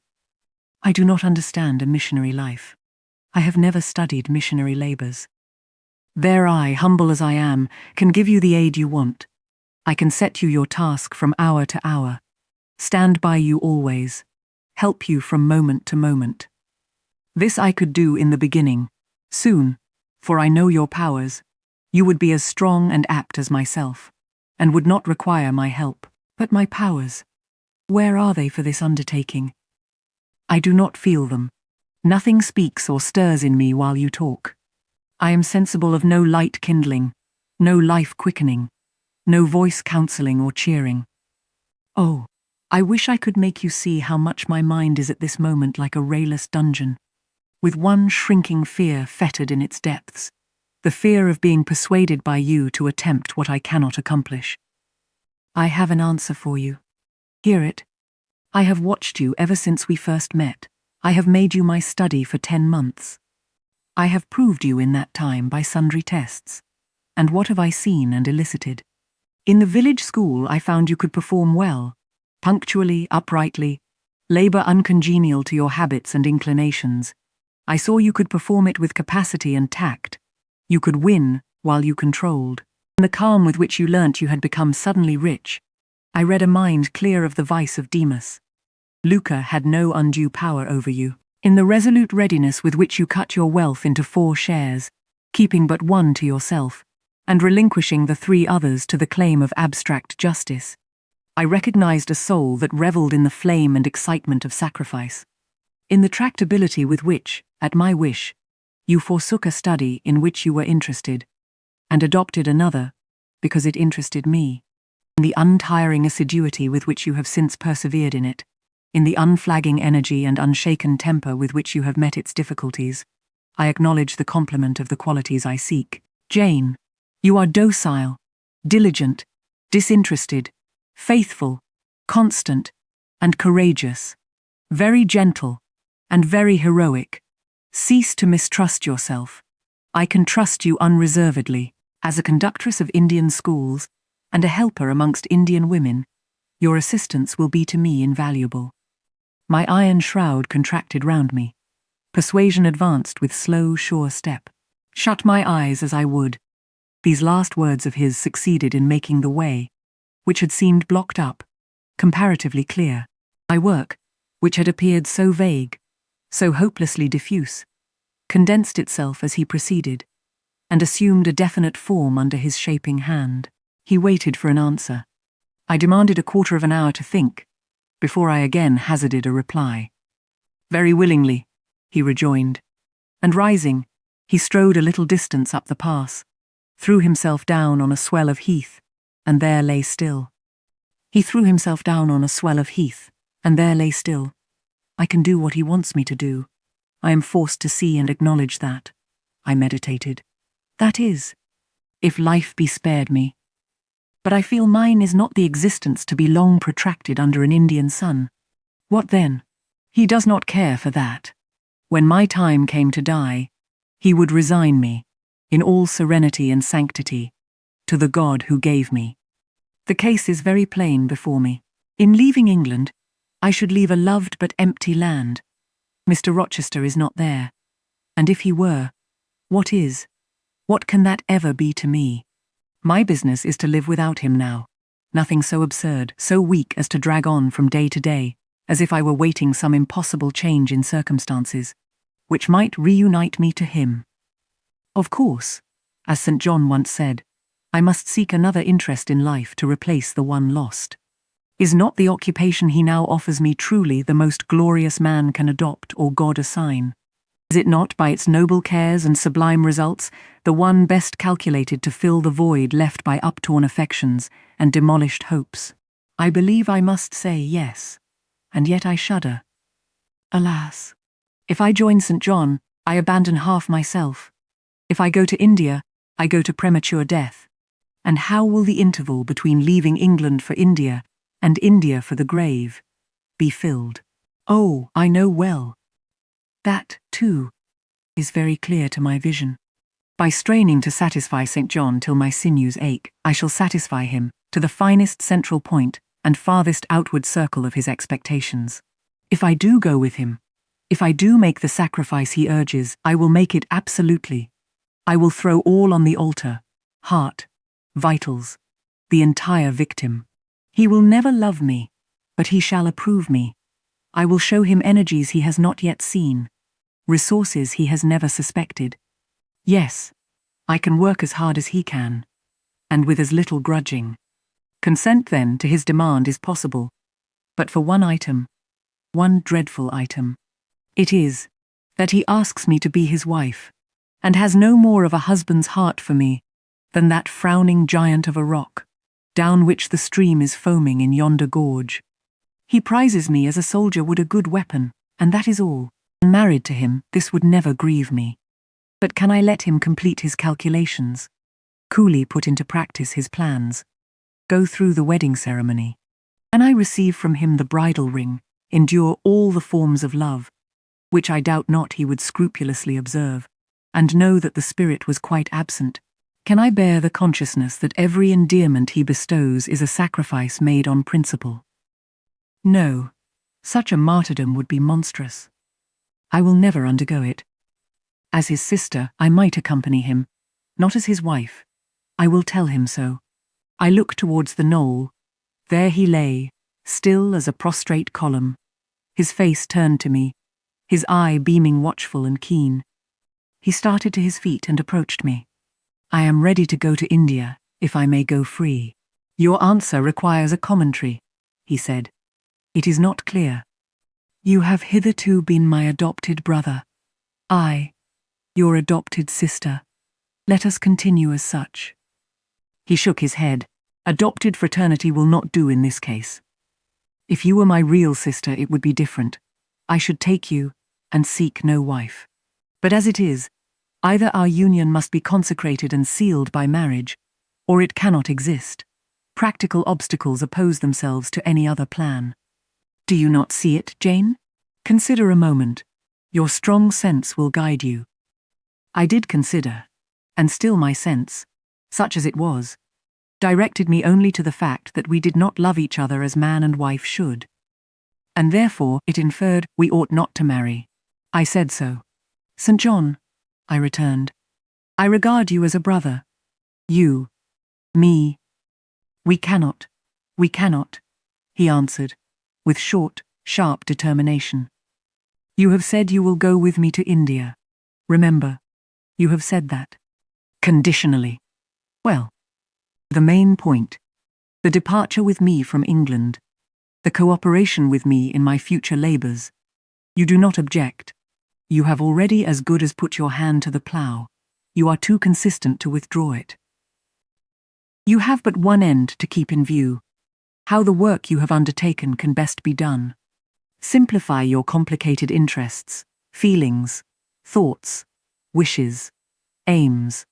Merge all considerations in one purpose, that of fulfilling with effect, with power, the mission of your great master. To do so, you must have a coadjutor, not a brother, that is a loose tie, but a husband. I too do not want a sister. A sister might any day be taken from me. I want a wife, the sole helpmeet I can influence efficiently in life, and retain absolutely till death. I shuddered as he spoke. I felt his influence in my marrow, his hold on my limbs. Seek one elsewhere than in me, St. John. Seek one fitted to you. One fitted to my purpose, you mean? Fitted to my vocation. Again, I tell you, it is not the insignificant private individual, the mere man, with the man's selfish senses, I wish to mate. It is the missionary, and I will give the missionary my energies. It is all he wants, but not myself. That would be only adding the husk and shell to the kernel. For them he has no use. You cannot. You ought not. Do you think God will be satisfied with half an oblation? Will he accept a mutilated sacrifice? It is the cause of God I advocate. It is under his standard I enlist you. I cannot accept on his behalf a divided allegiance. It must be entire. Oh, I will give my heart to God, I said. You do not want it. I will not swear, reader, that there was not something of repressed sarcasm, both in the tone in which I uttered this sentence and in the feeling that accompanied it. I had silently feared St. John till now, because I had not understood him. He had held me in awe, because he had held me in doubt. How much of him was saint, how much mortal, I could not heretofore tell, but revelations were being made in this conference. The analysis of his nature was proceeding before my eyes. I saw his fallibilities. I comprehended them. I understood that, sitting there where I did, on the bank of heath, and with that handsome form before me, I sat at the feet of a man, erring as I. The veil fell from his hardness and despotism. Having felt in him the presence of these qualities, I felt his imperfection and took courage. I was with an equal, one with whom I might argue, one whom, if I saw good, I might resist. He was silent after I had uttered the last sentence, and I presently risked an upward glance at his countenance. His eye, bent on me, expressed at once stern surprise and keen inquiry. Is she sarcastic, and sarcastic to me? It seemed to say. What does this signify? Do not let us forget that this is a solemn matter, he said ere long, one of which we may neither think nor talk lightly without sin. I trust, Jane, you are in earnest when you say you will serve your heart to God. It is all I want. Once wrench your heart from man, and fix it on your Maker. The advancement of that Maker's spiritual kingdom on earth will be your chief delight and endeavor. You will be ready to do at once whatever furthers that end. You will see what impetus would be given to your efforts and mine by our physical and mental union in marriage. The only union that gives a character of permanent conformity to the destinies and designs of human beings. And, passing over all minor caprices, all trivial difficulties and delicacies of feeling, all scruple about the degree, kind, strength or tenderness of mere personal inclination, you will hasten to enter into that union at once. Shall I? I said briefly, and I looked at his features, beautiful in their harmony, but strangely formidable in their still severity, at his brow, commanding but not open, at his eyes, bright and deep and searching, but never soft, at his tall, imposing figure, and fancied myself in idea his wife. Oh, it would never do. As his curate, his comrade, all would be right. I would cross oceans with him in that capacity, toil under eastern suns, in Asian deserts with him in that office, admire and emulate his courage and devotion and vigor, accommodate quietly to his masterhood, smile undisturbed at his ineradicable ambition, discriminate the Christian from the man, profoundly esteem the one, and freely forgive the other. I should suffer often, no doubt, attached to him only in this capacity. My body would be under rather a stringent yoke, but my heart and mind would be free. I should still have my unblighted self to turn to, my natural unenslaved feelings with which to communicate in moments of loneliness. There would be recesses in my mind which would be only mine, to which he never came, and sentiments growing there fresh and sheltered, which his austerity could never blight, nor his measured warrior march trample down.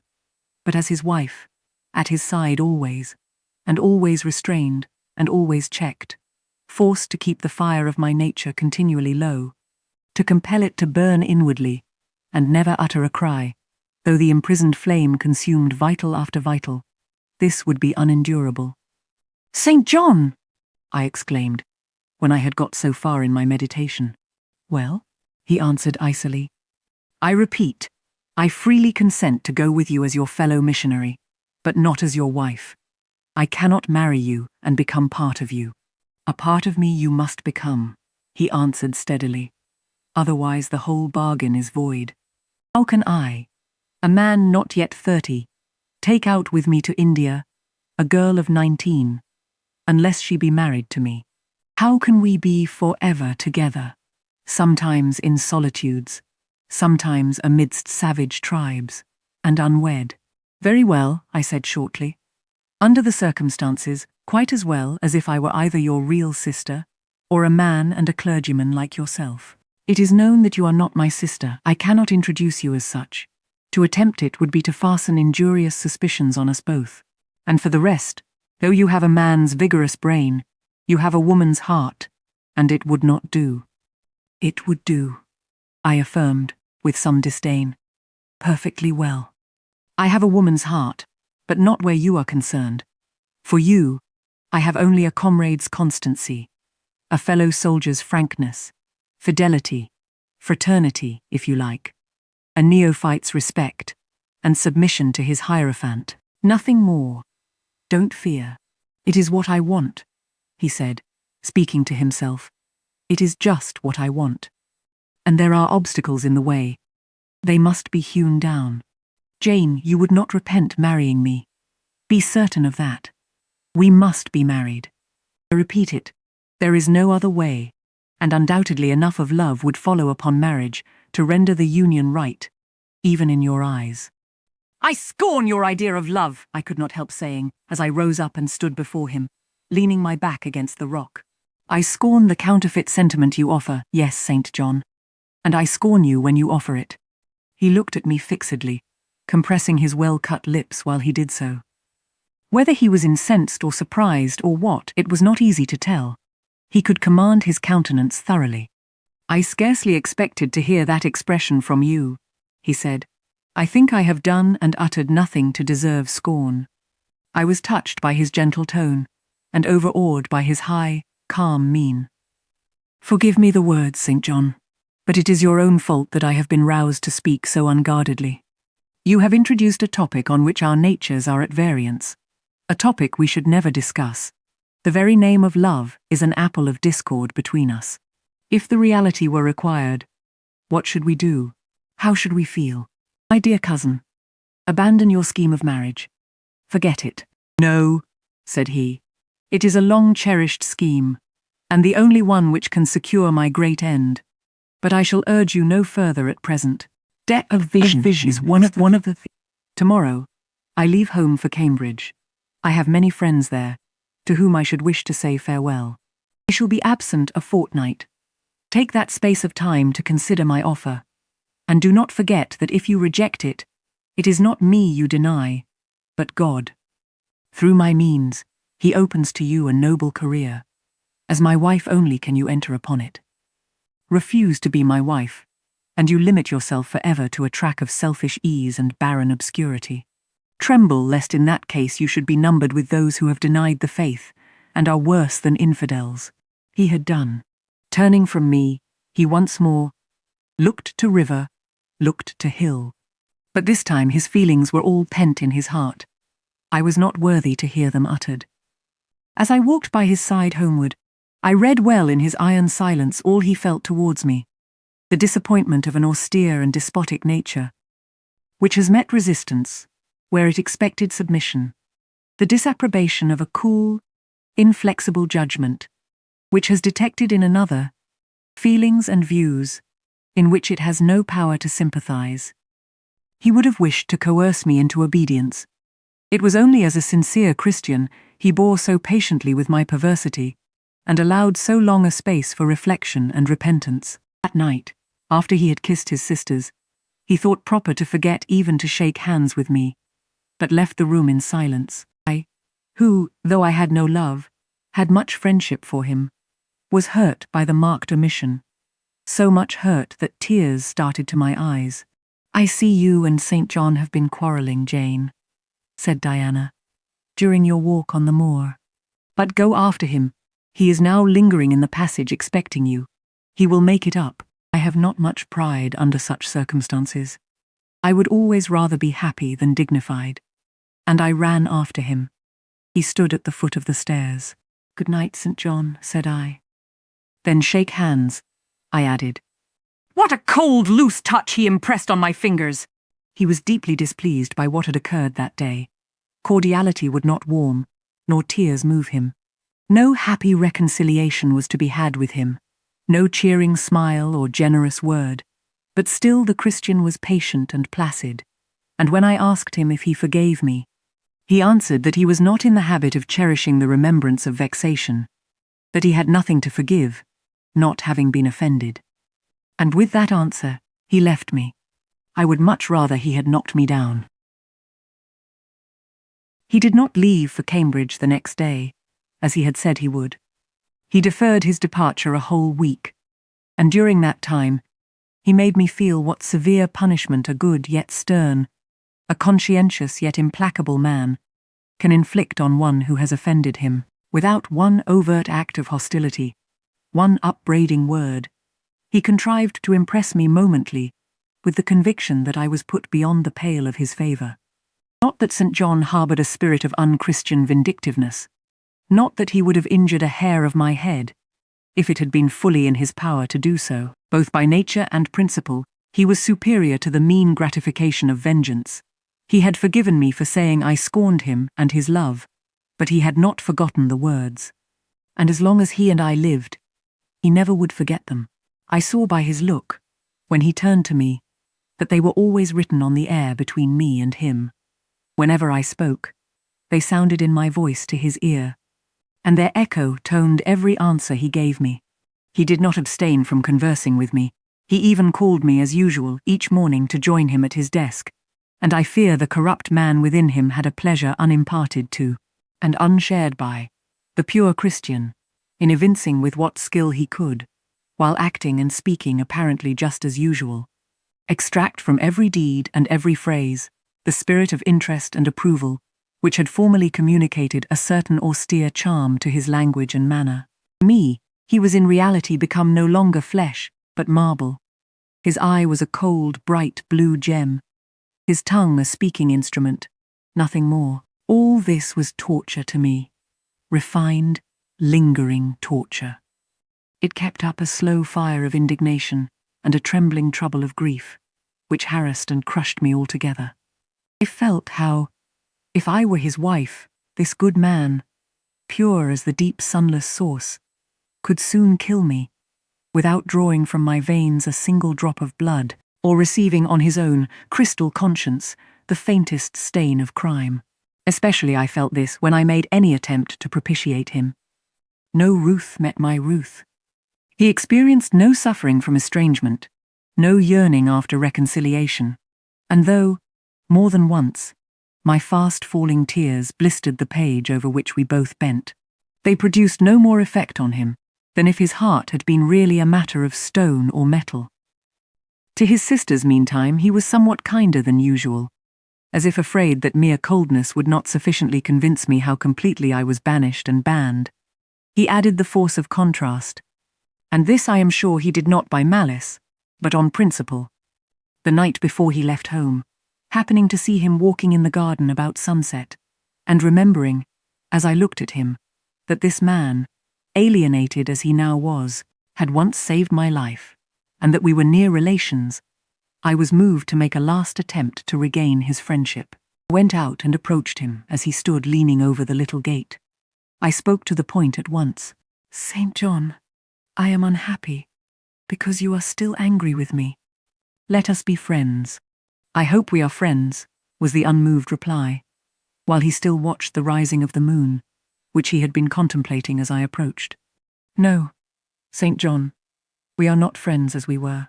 You know that. Are we not? That is wrong.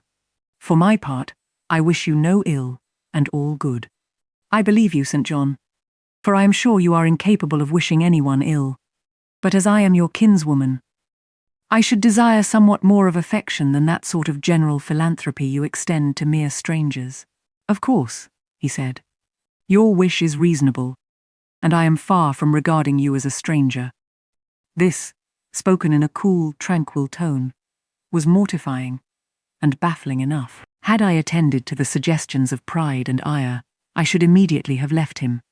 But something worked within me more strongly than those feelings could. I deeply venerated my cousin's talent and principle.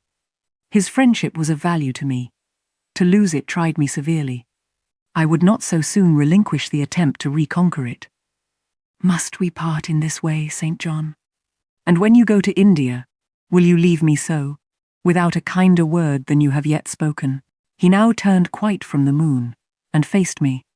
When I go to India, Jane, will I leave you? What? Do you not go to India? You said I could not unless I married you. And you will not marry me. You adhere to that resolution. Reader, do you know, as I do, what terror those cold people can put into the ice of their questions? How much of the fall of the avalanche is in their anger? Of the breaking up of the frozen sea in their displeasure? No. St. John, I will not marry you. I adhere to my resolution. The avalanche had shaken and slid a little forward, but it did not yet crash down. Once more, why this refusal? He asked. Formerly, I answered, because you did not love me.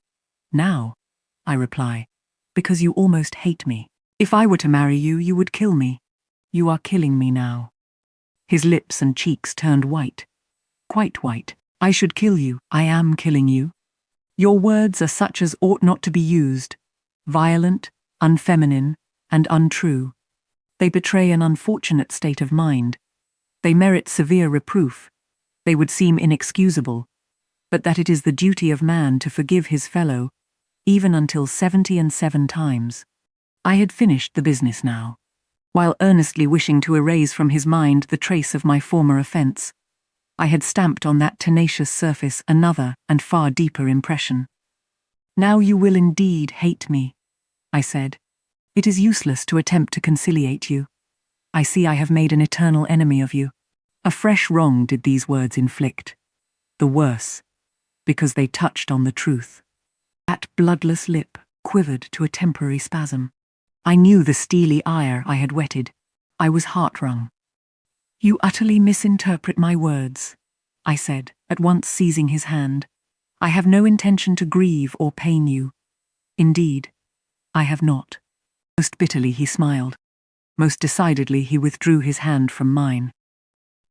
And now you recall your promise, and will not go to India at all, I presume, said he, after a considerable pause.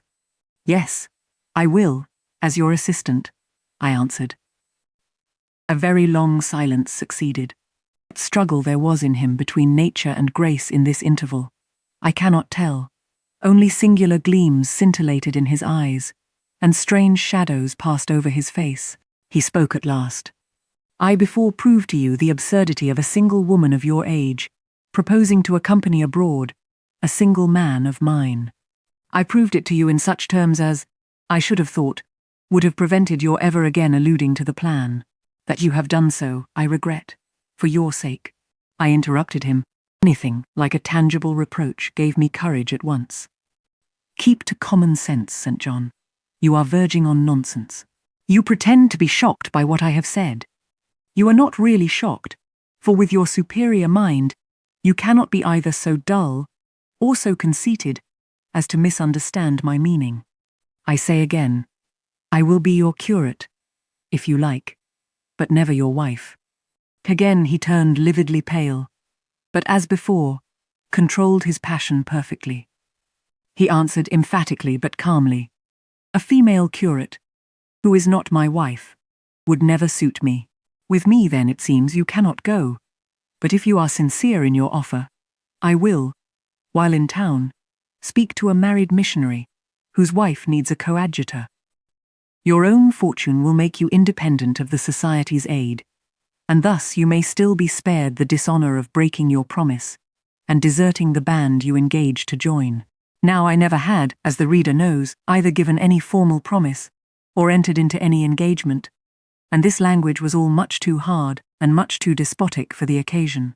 I replied, there is no dishonor, no breach of promise, no desertion in the case. I am not under the slightest obligation to go to India, especially with strangers.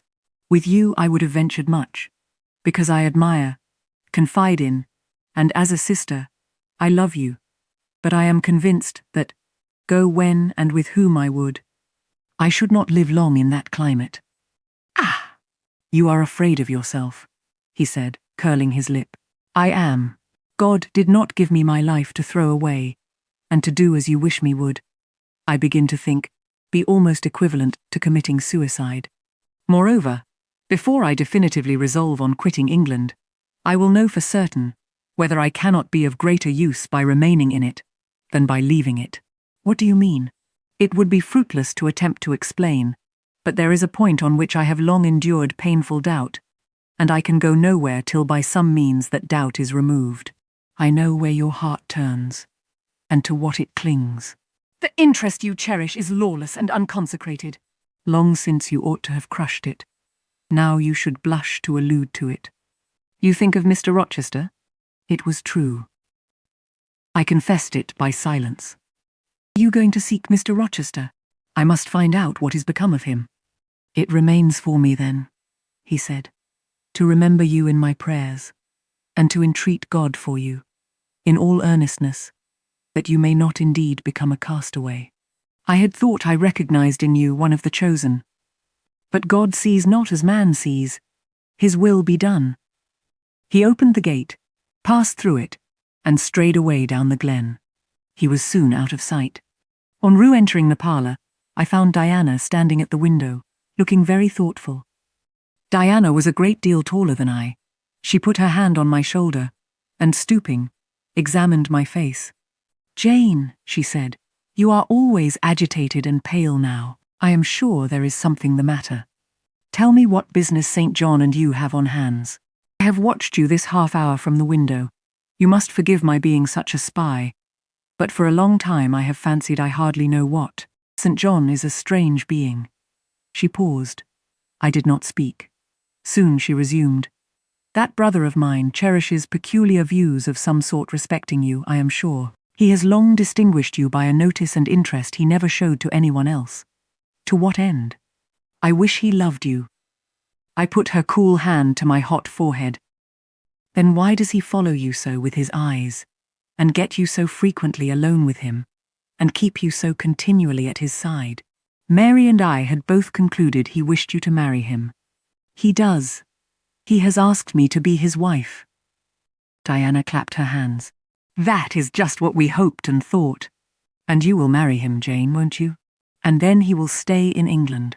Far from that, Diana. His sole idea in proposing to me is to procure a fitting fellow labourer in his Indian toils. What? He wishes you to go to India. Madness, she exclaimed. You would not live 3 months there, I am certain. You never shall go. You have not consented, have you, Jane? I have refused to marry him, she suggested. Deeply. He will never forgive me, I fear. Yet I offered to accompany him as his sister. It was frantic folly to do so, Jane.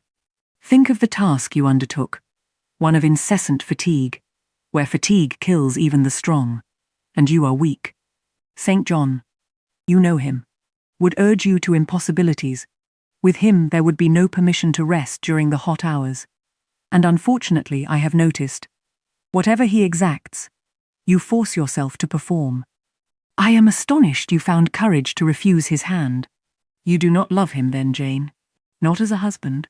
Yet he is a handsome fellow. And I am so plain, you see, Di. We should never suit. Plain. You? Not at all. You are much too pretty, as well as too good, to be grilled alive in Calcutta. And again she earnestly conjured me to give up all thoughts of going out with her brother. I must indeed, I said, for when just now I repeated the offer of serving him for a deacon, he expressed himself shocked at my want of decency. He seemed to think I had committed an impropriety in proposing to accompany him unmarried, as if I had not from the first hoped to find in him a brother, and habitually regarded him as such. What makes you say he does not love you, Jane? You should hear himself on the subject. He has again and again explained that it is not himself, but his office he wishes to mate. He has told me I am formed for labour, not for love, which is true, no doubt. But, in my opinion, if I am not formed for love, it follows that I am not formed for marriage. Would it not be strange, Di, to be chained for life to a man who regarded one but as a useful tool? Insupportable, unnatural, out of the question. And then, I continued, though I have only sisterly affection for him now, yet, if forced to be his wife, I can imagine the possibility of conceiving an inevitable, strange, torturing kind of love for him, because he is so talented, and there is often a certain heroic grandeur in his look, manner, and conversation. In that case, my lot would become unspeakably wretched. He would not want me to love him, and if I showed the feeling, he would make me sensible that it was a superfluity, unrequired by him, unbecoming in me. I know he would. And yet St. John is a good man, said Diana. He is a good and a great man, but he forgets, pitilessly, the feelings and claims of little people, in pursuing his own large views. It is better, therefore, for the insignificant to keep out of his way, lest, in his progress, he should trample them down. Here he comes. I will leave you, Diana. And I hastened upstairs as I saw him entering the garden. But I was forced to meet him again at supper. During that meal he appeared just as composed as usual. I had thought he would hardly speak to me, and I was certain he had given up the pursuit of his matrimonial scheme. The sequel showed I was mistaken on both points. He addressed me precisely in his ordinary manner, or what had, of late, been his ordinary manner, one scrupulously polite. No doubt he had invoked the help of the Holy Spirit to subdue the anger I had roused in him, and now believed he had forgiven me once more. For the evening reading before prayers, he selected the 21st chapter of Revelation. It was at all times pleasant to listen, while from his lips fell the words of the Bible. Never did his fine voice sound at once so sweet and full. Never did his manner become so impressive in its noble simplicity as when he delivered the oracles of God. And tonight, that voice took a more solemn tone, that manner a more thrilling meaning, as he sat in the midst of his household circle, the May moon shining in through the uncurtained window, and rendering almost unnecessary the light of the candle on the table.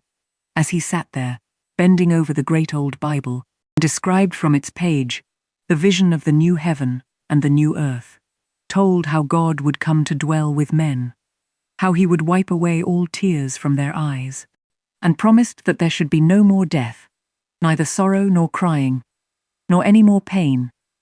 Succeeding words thrilled me strangely as he spoke them, especially as I felt by the slight indescribable alteration in sound, that in uttering them, his eye had turned on me. He that overcometh shall inherit all things, and I will be his God, and he shall be my son. But, was slowly, distinctly read, the fearful, the unbelieving, etc., shall have their part in the lake which burneth with fire and brimstone, which is the second death. Henceforward I knew what fate St. John feared for me. A calm, subdued triumph, blent with a longing earnestness, marked his enunciation of the last glorious verses of that chapter. The reader believed his name was already written in the Lamb's book of life, and he yearned after the hour which should admit him to the city to which the kings of the earth bring their glory and honor, which has no need of sun or moon to shine in it, because the glory of God lightens it, and the Lamb is the light thereof. In the prayer following the chapter, all his energy gathered, all his stern zeal woke. He was in deep earnest, wrestling with God, and resolved on a conquest. He supplicated strength for the weak-hearted, guidance for wanderers from the fold, a return, even at the 11th hour. For those whom the temptations of the world and the flesh were luring from the narrow path, he asked, he urged, he claimed the boon of a brand snatched from the burning. Earnestness is ever deeply solemn. First, as I listened to that prayer, I wondered at his. Then, when it continued and rose, I was touched by it, and at last awed. He felt the greatness and goodness of his purpose so sincerely.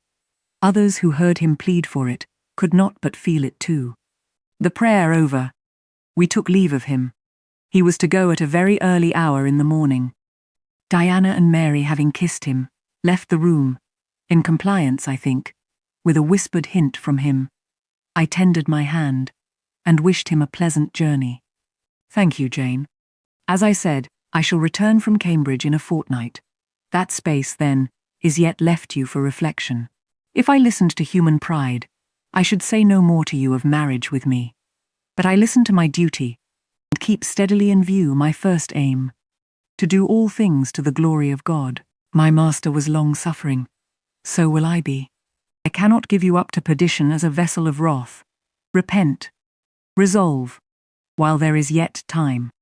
Remember, we are bid to work while it is day, warned that the night cometh when no man shall work.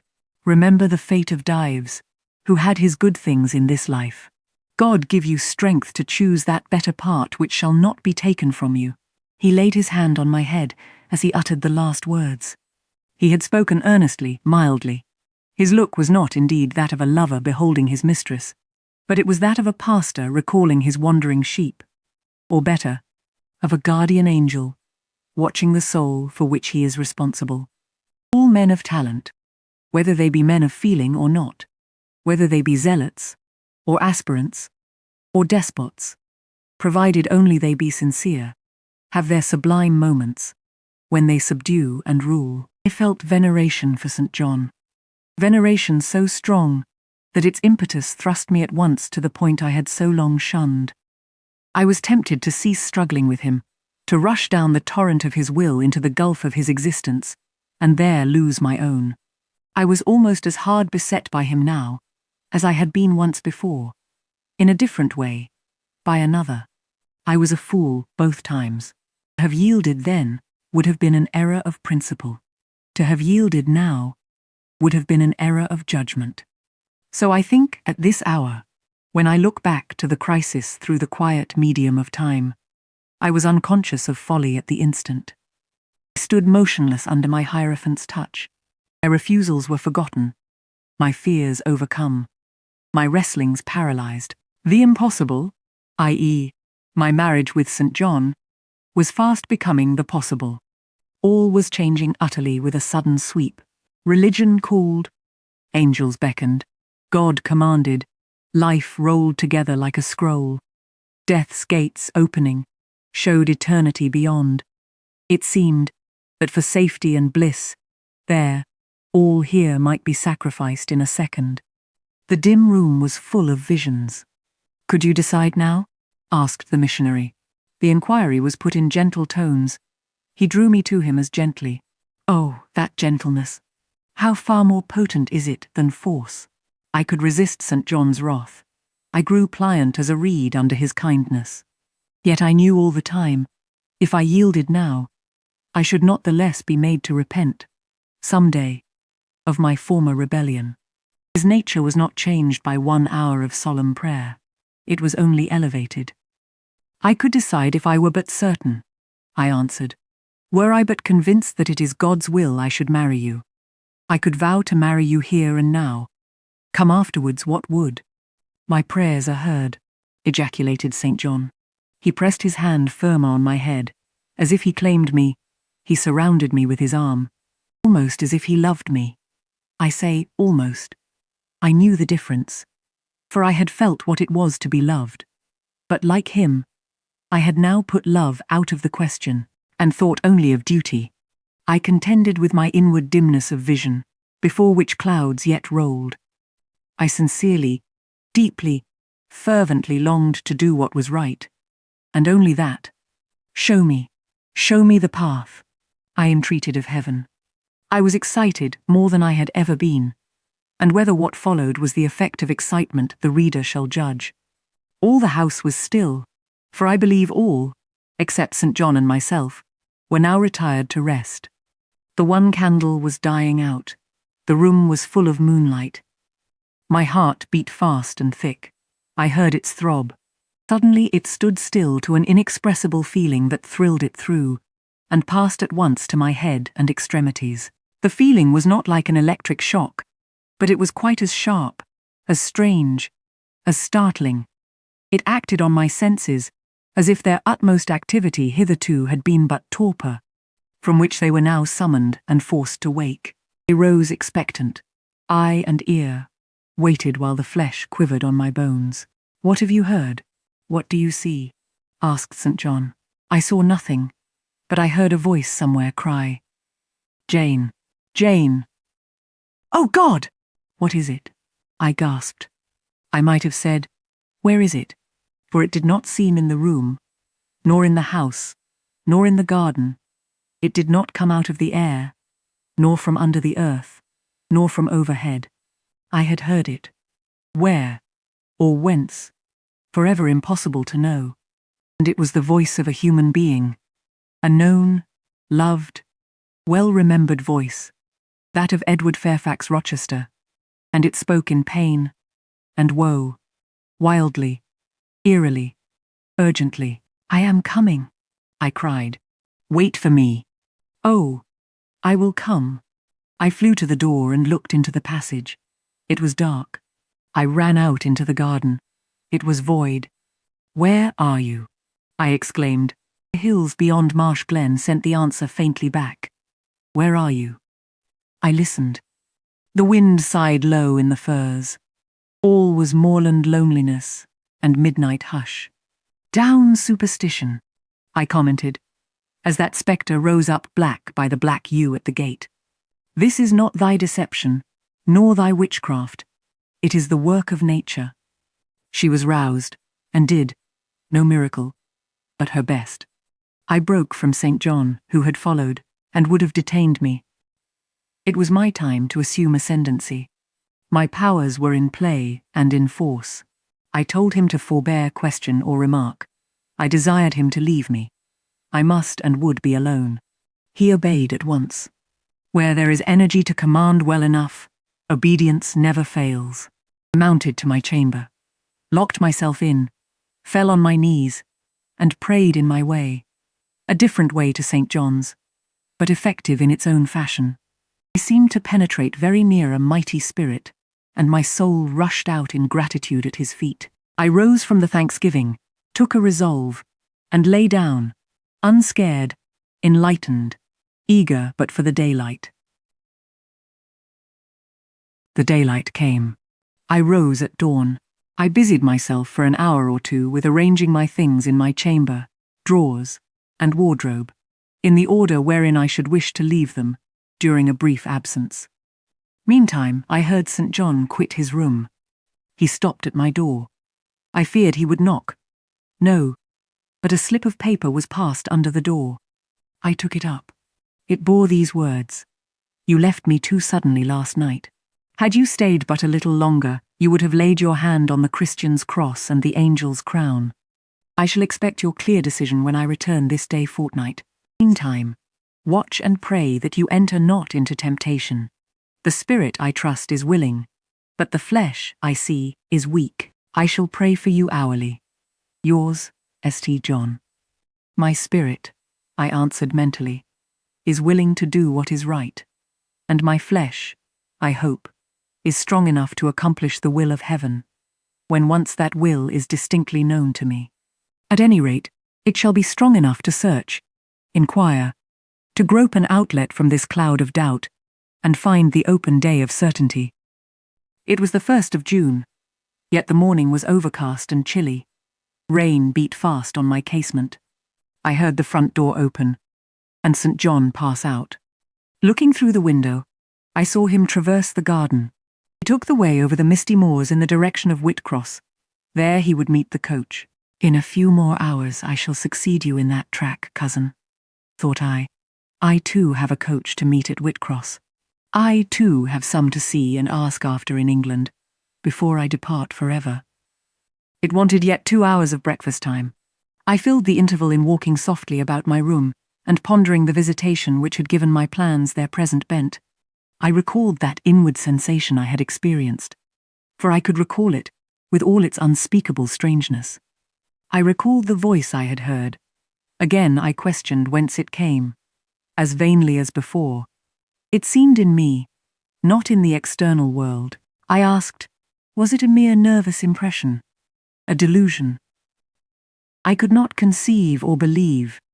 It was more like an inspiration. The wondrous shock of feeling had come like the earthquake, which shook the foundations of Paul and Silas's prison. It had opened the doors of the soul's cell and loosed its bands. It had wakened it out of its sleep, whence it sprang trembling, listening, aghast. Then vibrated thrice a cry on my startled ear, and in my quaking heart and through my spirit, which neither feared nor shook, but exulted as if in joy, over the success of one effort it had been privileged to make, independent of the cumbrous body. "Ere many days," I said, as I terminated my musings, "I will know something of him, whose voice seemed last night to summon me. Letters have proved of no avail. Personal inquiry shall replace them." At breakfast, I announced to Diana and Mary that I was going a journey, and should be absent at least 4 days. "Alone, Jane?" they asked.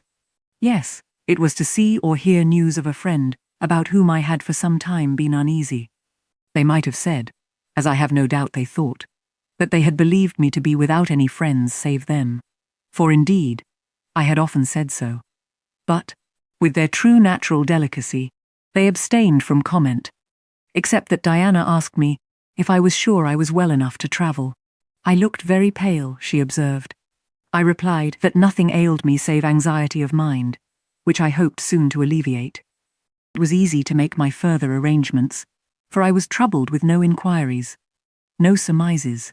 Having once explained to them that I could not now be explicit about my plans, they kindly and wisely acquiesced in the silence with which I pursued them. According to me, the privilege of free action I should under similar circumstances have accorded them. I left Moor House at 3:00 p.m., and soon after 4, I stood at the foot of the signpost of Whitcross, waiting the arrival of the coach, which was to take me to distant Thornfield. Amidst the silence of those solitary roads and desert hills, I heard it approach from a great distance. It was the same vehicle whence, a year ago, I had alighted one summer evening on this very spot. How desolate, and hopeless, and objectless. It stopped as I beckoned. I entered, not now obliged to part with my whole fortune as the price of its accommodation. Once more on the road to Thornfield, I felt like the messenger pigeon flying home. It was a journey of 36 hours. I had set out from Whitcross on a Tuesday afternoon, and early on the succeeding Thursday morning, the coach stopped to water the horses at a wayside inn, situated in the midst of scenery whose green hedges and large fields and low pastoral hills, how mild of feature and verdant of hue compared with the stern North Midland moors of Morton, met my eye like the lineaments of a once familiar face.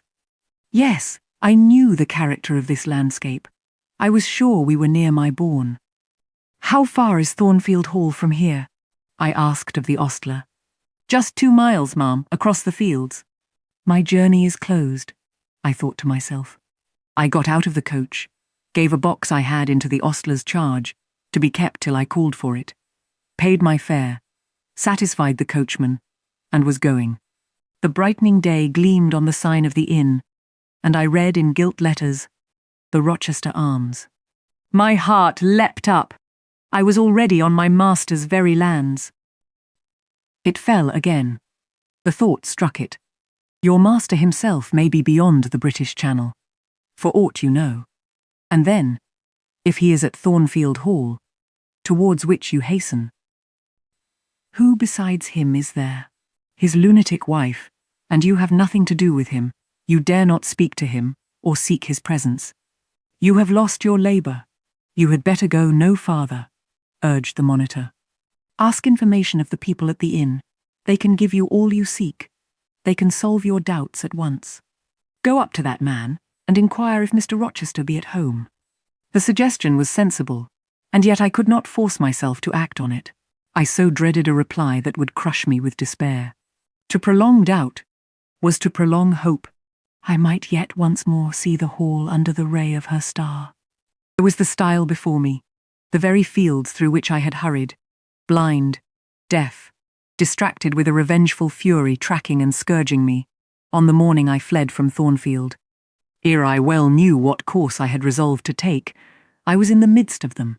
How fast I walked, how I ran sometimes, how I looked forward to catch the first view of the well-known woods, with what feelings I welcomed single trees I knew, and familiar glimpses of meadow and hill between them.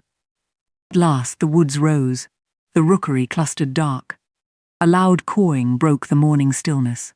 Strange delight inspired me, on I hastened. Another field crossed, a lane threaded, and there were the courtyard walls, the back offices, the house itself, the rookery still hid.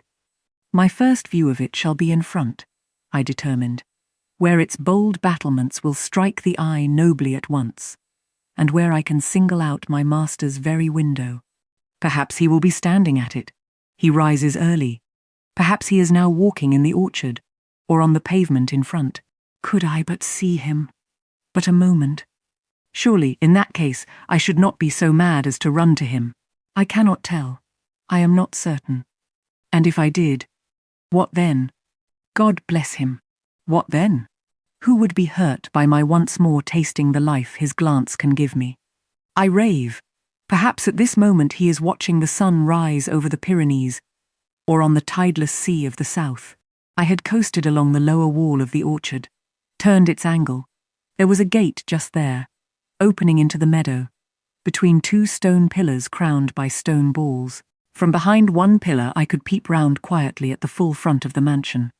I advanced my head with precaution, desirous to ascertain if any bedroom window blinds were yet drawn up. Battlements, windows, long front, all from this sheltered station, were at my command. The crows sailing overhead perhaps watched me while I took this survey. I wonder what they thought. They must have considered I was very careful and timid at first, and that gradually I grew very bold and reckless. A peep, and then a long stare, and then a departure from my niche, and a straying out into the meadow, and a sudden stop, full in front of the great mansion, and a protracted, hardy gaze towards it. What affectation of diffidence was this at first? They might have demanded, what stupid regardlessness now? Here an illustration, reader. A lover finds his mistress asleep on a mossy bank. He wishes to catch a glimpse of her fair face without waking her. He steals softly over the grass, careful to make no sound. He pauses, fancying she has stirred. He withdraws. Not for worlds would he be seen. All is still. He again advances. He bends above her. A light veil rests on her features. He lifts it, bends lower. Now his eyes anticipate the vision of beauty, warm and blooming and lovely, in rest. How hurried was their first glance, but how they fix. How he starts. How he suddenly and vehemently clasps in both arms the form he dared not, a moment since, touch with his finger. How he calls aloud a name, and drops his burden, and gazes on it wildly. He thus grasps and cries, and gazes, because he no longer fears to waken by any sound he can utter, by any movement he can make. He thought his love slept sweetly. He finds she is stone dead. I looked with timorous joy towards a stately house. I saw a blackened ruin.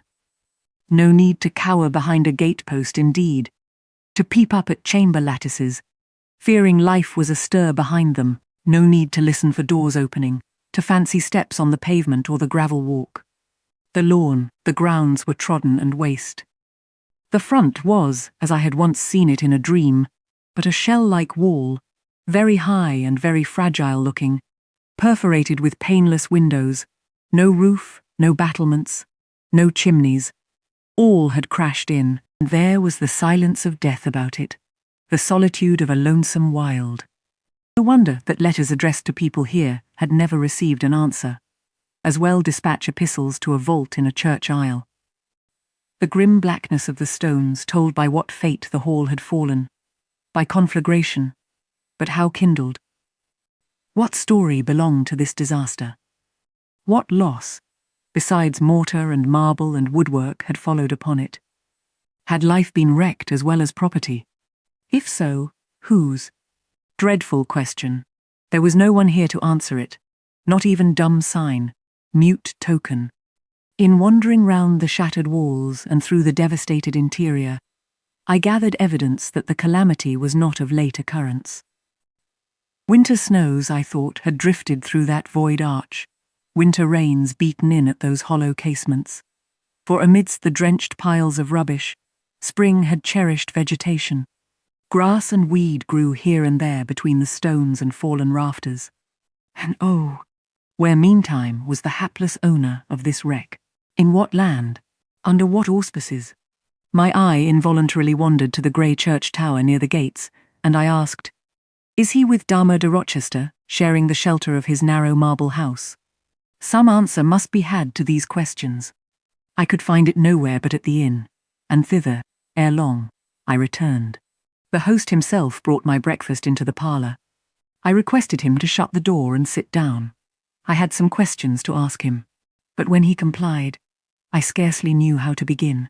Such horror had I of the possible answers. And yet the spectacle of desolation I had just left prepared me in a measure for a tale of misery. The host was a respectable-looking middle-aged man. "You know Thornfield Hall, of course," I managed to say at last. "Yes, ma'am." "Did you?" "Not in my time," I thought. "You are a stranger to me. I was the late Mr. Rochester's butler," he added. The late. I seemed to have received, with full force, the blow I had been trying to evade. "The late," I gasped. "Is he dead?" "I mean the present gentleman, Mr. Edward's father," he explained. I breathed again. My blood resumed its flow. Fully assured by these words that Mr. Edward, my Mr. Rochester, God bless him, wherever he was at least alive, was, in short, the present gentleman. Gladdening words. It seemed I could hear all that was to come, whatever the disclosures might be, with comparative tranquillity. Since he was not in the grave, I could bear, I thought, to learn that he was at the Antipodes. "Is Mr. Rochester living at Thornfield Hall now?" I asked, knowing, of course, what the answer would be, but yet desirous of deferring the direct question as to where he really was. "No, ma'am, oh no! No one is living there. I suppose you are a stranger in these parts, or you would have heard what happened last autumn. Thornfield Hall is quite a ruin. It was burnt down just about harvest time. A dreadful calamity, such an immense quantity of valuable property destroyed. Hardly any of the furniture could be saved. The fire broke out at dead of night, and before the engines arrived from Millcote, the building was one mass of flame. It was a terrible spectacle. I witnessed it myself. At dead of night, I muttered. Yes, that was ever the hour of fatality at Thornfield. Was it known how it originated? I demanded. They guessed, ma'am, they guessed. Indeed, I should say it was ascertained beyond a doubt. You are not perhaps aware, he continued, edging his chair a little nearer the table, and speaking low, that there was a lady, a lunatic, kept in the house. I have heard something of it. She was kept in very close confinement, ma'am. People even for some years was not absolutely certain of her existence. No one saw her. They only knew by rumour that such a person was at the hall, and who or what she was, it was difficult to conjecture. They said Mr. Edward had brought her from abroad, and some believed she had been his mistress. But a queer thing happened a year since. A very queer thing. I feared now to hear my own story. I endeavoured to recall him to the main fact. And this lady? This lady, ma'am, he answered, turned out to be Mr. Rochester's wife. The discovery was brought about in the strangest way. There was a young lady, a governess at the hall, that Mr. Rochester fell in. But the fire, I suggested. I'm coming to that, ma'am, that Mr. Edward fell in love with. The servants say they never saw anybody so much in love as he was. He was after her continually. They used to watch him. Servants will, you know, ma'am. And he set store on her past everything. For all, nobody but him thought her so very handsome. She was a little small thing, they say, almost like a child. I never saw her myself, but I've heard Leah, the housemaid, tell of her. Leah liked her well enough. Mr. Rochester was about 40, and this governess not 20, and you see, when gentlemen of his age fall in love with girls, they are often like as if they were bewitched. Well, he would marry her. You shall tell me this part of the story another time, I said. But now, I have a particular reason for wishing to hear all about the fire. Was it suspected that this lunatic, Mrs. Rochester, had any hand in it? You've hit it, ma'am. It's quite certain that it was her, and nobody but her, that set it going. She had a woman to take care of her, called Mrs. Poole, an able woman in her line, and very trustworthy. But for one fault, a fault common to a deal of them nurses and matrons, she kept a private bottle of gin by her, and now and then took a drop overmuch. It is excusable, for she had a hard life of it, but still it was dangerous. For when Mrs. Poole was fast asleep after the gin and water, the mad lady, who was as cunning as a witch, would take the keys out of her pocket, let herself out of her chamber, and go roaming about the house, doing any wild mischief that came into her head. They say she had nearly burnt her husband in his bed once, but I don't know about that. However, on this night, she set fire first to the hangings of the room next her own, and then she got down to a lower story, and made her way to the chamber that had been the governess's. She was like as if she knew somehow how matters had gone on, and had a spite at her, and she kindled the bed there. But there was nobody sleeping in it, fortunately. The governess had run away 2 months before, and for all Mr. Rochester sought her as if she had been the most precious thing he had in the world. He never could hear a word of her, and he grew savage, quite savage on his disappointment. He never was a wild man, but he got dangerous after he lost her. He would be alone, too. He sent Mrs. Fairfax, the housekeeper, away to her friends at a distance, but he did it handsomely, for he settled an annuity on her for life. And she deserved it. She was a very good woman. Miss Adele, a ward he had, was put to school. He broke off acquaintance with all the gentry, and shut himself up like a hermit at the Hall. What? Did he not leave England? Leave England? Bless you, no. He would not cross the doorstones of the house, except at night, when he walked just like a ghost about the grounds and in the orchard, as if he had lost his senses, which it is my opinion he had, for a more spirited, bolder, keener gentleman than he was before that midge of a governess crossed him. You never saw, ma'am. He was not a man given to wine, or cards, or racing, as some are, and he was not so very handsome. But he had a courage and a will of his own, if ever man had. I knew him from a boy, you see, and for my part, I have often wished that Miss Eyre had been sunk in the sea before she came to Thornfield Hall. Then Mr. Rochester was at home when the fire broke out? Yes, indeed was he.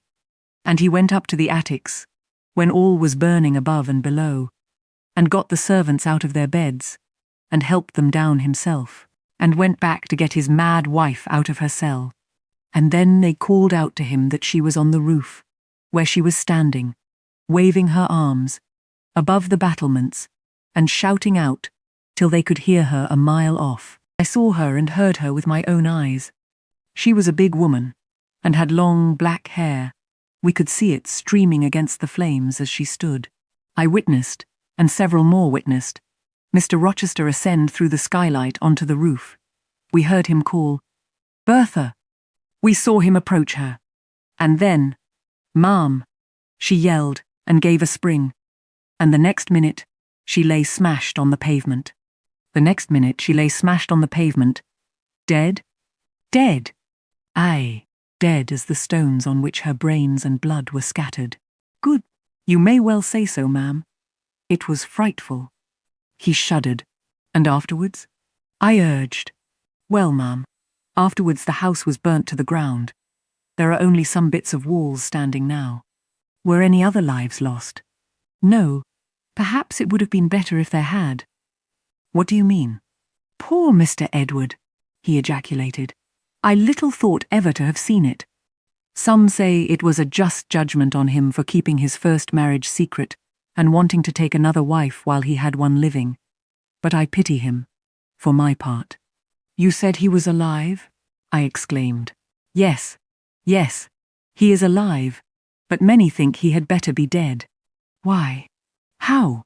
My blood was again running cold. Where is he? I demanded. Is he in England? Aye, he's in England. He can't get out of England, I fancy. He's a fixture now. What agony was this? And the man seemed resolved to protract it. He is stone blind, he said at last. Yes, he is stone blind, is Mr. Edward. I had dreaded worse. I had dreaded he was mad. I summoned strength to ask what had caused this calamity. It was all his own courage, and a body may say, his kindness. In a way, ma'am. He wouldn't leave the house till everyone else was out before him. As he came down the great staircase at last, after Mrs. Rochester had flung herself from the battlements, there was a great crash.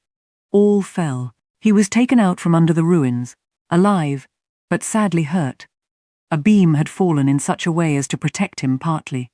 But one eye was knocked out, and one hand so crushed that Mr. Carter, the surgeon, had to amputate it directly. The other eye inflamed. He lost the sight of that also. He is now helpless, indeed. Blind and a cripple. Where is he? Where does he now live? At Ferndean, a manor house on a farm he has, about 30 miles off. Quite a desolate spot. Who is with him? Old John and his wife. He would have none else. He is quite broken down, they say. Have you any sort of conveyance? We have a chaise, ma'am. A very handsome chaise. Let it be got ready instantly, and if your postboy can drive me to Ferndean before dark this day, I'll pay both you and him twice the hire you usually demand. The manor house of Ferndean was a building of considerable antiquity, moderate size, and no architectural pretensions, deep buried in a wood. I had heard of it before. Mr. Rochester often spoke of it, and sometimes went there. His father had purchased the estate for the sake of the game covers. He would have let the house, but could find no tenant, in consequence of its ineligible and insalubrious site.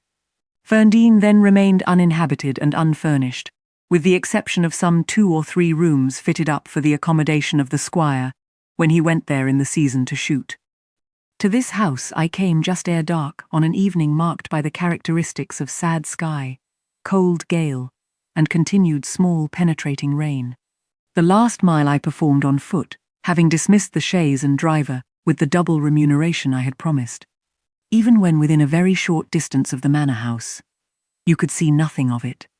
So thick and dark grew the timber of the gloomy wood about it. Iron gates between granite pillars showed me where to enter, and passing through them, I found myself at once in the twilight of close-ranked trees. There was a grass-grown track descending the forest aisle between hoar and knotty shafts, and under branched arches. I followed it, expecting soon to reach the dwelling, but it stretched on and on. It wound far and farther. No sign of habitation or grounds was visible. I thought I had taken a wrong direction and lost my way. The darkness of natural, as well as of sylvan dusk, gathered over me. I looked round in search of another road. There was none. All was interwoven stem, columnar trunk, dense summer foliage. No opening anywhere. I proceeded. At last my way opened. The trees thinned a little. Presently I beheld a railing, then the house, scarce by this dim light, distinguishable from the trees, so dank and green were its decaying walls. Entering a portal, fastened only by a latch, I stood amidst a space of enclosed ground, from which the wood swept away in a semicircle. There were no flowers, no garden beds, only a broad gravel walk girdling a grass plat, and this set in the heavy frame of the forest. The house presented 2 pointed gables in its front. The windows were latticed and narrow. The front door was narrow too. 1 step led up to it. The whole looked, as the host of the Rochester Arms had said, quite a desolate spot. It was as still as a church on a weekday. The pattering rain on the forest leaves was the only sound audible in its vicinage. "Can there be life here?" I asked. Yes, life of some kind there was, for I heard a movement. That narrow front door was unclosing, and some shape was about to issue from the grange. It opened slowly. A figure came out into the twilight and stood on the step. A man without a hat. He stretched forth his hand, as if to feel whether it rained. Dusk as it was, I had recognized him. It was my master, Edward Fairfax Rochester. I stayed my step, almost my breath, and stood to watch him, to examine him, myself unseen, and alas, to him invisible. It was a sudden meeting, and one in which rapture was kept well in check by pain. I had no difficulty in restraining my voice from exclamation, my step from hasty advance. His form was of the same strong and stalwart contour as ever. His port was still erect, his hair was still raven black, nor were his features altered or sunk. Not in 1 year's space, by any sorrow, could his athletic strength be quelled, or his vigorous prime blighted. But in his countenance, I saw a change that looked desperate and brooding, that reminded me of some wronged and fettered wild beast or bird, dangerous to approach in his sullen woe. The caged eagle whose gold-ringed eyes cruelty has extinguished might look as looked that sightless Samson. And reader, do you think I feared him in his blind ferocity? If you do, you little know me. A soft hope blent with my sorrow that soon I should dare to drop a kiss on that brow of rock, and on those lips so sternly sealed beneath it. But not yet. I would not accost him yet. He descended the one step and advanced slowly and gropingly towards the grass plat. Where was his daring stride now? Then he paused, as if he knew not which way to turn. He lifted his hand and opened his eyelids, gazed blank, and with a straining effort, on the sky, and toward the amphitheatre of trees. One saw that all to him was void darkness. He stretched his right hand, the left arm, the mutilated one. He kept hidden in his bosom. He seemed to wish by touch to gain an idea of what lay around him. He met but vacancy still, for the trees were some yards off where he stood. He relinquished the endeavour, folded his arms, and stood quiet and mute in the rain, now falling fast on his uncovered head. At this moment John approached him from some quarter. "Will you take my arm, sir?" he said. "There is a heavy shower coming on. Had you not better go in?" "Let me alone," was the answer. John withdrew, without having observed me. Mr. Rochester now tried to walk about, vainly. All was too uncertain.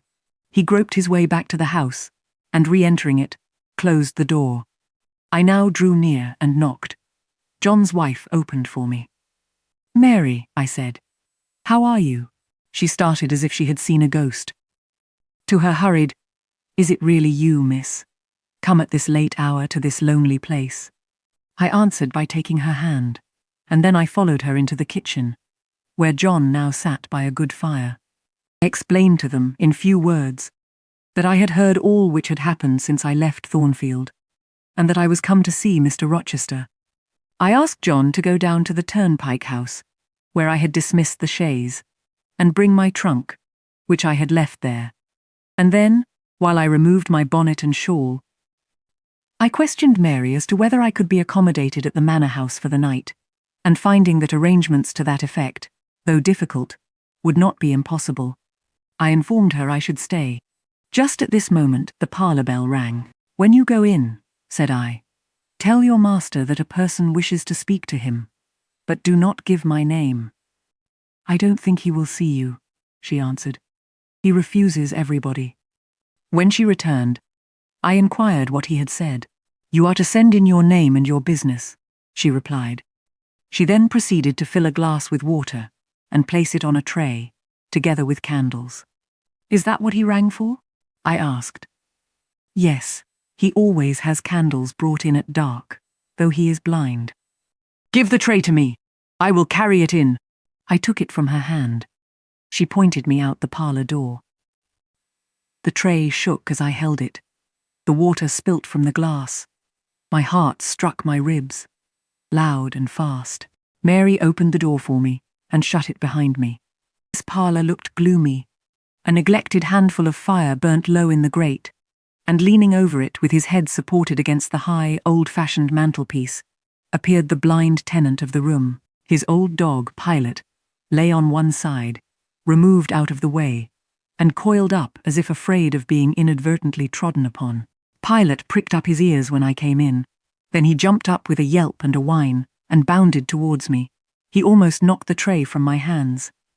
I set it on the table, then patted him, and said softly. Mr. Rochester turned mechanically to see what the commotion was, but as he saw nothing, he returned and sighed. "Give me the water, Mary," he said. I approached him with the now only half-filled glass. Pilot followed me. "What is the matter?" he inquired. "Down, Pilot," I again said. He checked the water on its way to his lips, and seemed to listen. He drank, and put the glass down. "This is you, Mary, is it not?" "Mary is in the kitchen," I answered. He put out his hand with a quick gesture, but not seeing where I stood, he did not touch me. "Who is this? Who is this?" he demanded, trying, as it seemed, to see with those sightless eyes. "Answer me. Speak again," he ordered, imperiously and aloud. "Will you have a little more water, sir?" "I spilt half of what was in the glass," I said. "Who is it? What is it? Who speaks?" "Pilot knows me, and John and Mary know I am here." "I came only this evening," I answered. "Great God! What delusion has come over me? What sweet madness has seized me?" "No delusion, no madness. Your mind, sir, is too strong for delusion, your health too sound for frenzy." "And where is the speaker? Is it only a voice?" "Oh, I cannot see, but I must feel, or my heart will stop and my brain burst. Whatever, whoever you are, be perceptible to the touch, or I cannot live." He groped. I arrested his wandering hand, and prisoned it in both mine. "Her very fingers!" he cried. "Her small, slight fingers. If so, there must be more of her." The muscular hand broke from my custody. My arm was seized, my shoulder, neck, waist. "Is it Jane? What is it? This is her shape. This is her size. And this her voice," I added. "She is all here. Her heart, too. God bless you, sir. I am glad to be so near you again." Jane Eyre, was all he said. "My dear master," I answered, "I am Jane Eyre. I have found you out." "In truth? In the flesh? My living Jane?" "You touch me, sir. You hold me. And fast enough. I am not cold like a corpse." "My living darling!" "These are certainly her limbs, and these her features, but I cannot be so blessed, after all my misery. It is a dream. Such dreams as I have had at night, when I have clasped her once more to my heart, as I do now, and kissed her, as thus, and felt that she loved me, and trusted that she would not leave me. Which I never will, sir, from this day." "Never will," says the vision. I always woke and found it an empty mockery, and I was desolate and abandoned, my life dark, lonely, hopeless, my soul athirst and forbidden to drink, my heart famished and never to be fed. Gentle, soft dream, nestling in my arms now. You will fly, too, as your sisters have all fled before you. But kiss me before you go. Embrace me, Jane. There, sir, and there." I pressed my lips to his once brilliant and now rayless eyes. I swept his hair from his brow, and kissed that too. He suddenly seemed to arouse himself. The conviction of the reality of all this seized him. "It is you, is it, Jane? You are come back to me, then?" "I am." "And you do not lie dead in some ditch under some stream, and you are not a pining outcast amongst strangers?" "No, sir. I am an independent woman now." "Independent!" "What do you mean, Jane?" "My uncle in Madeira is dead, and he left me £5,000. Ah! This is practical. This is real, he cried. I should never dream that.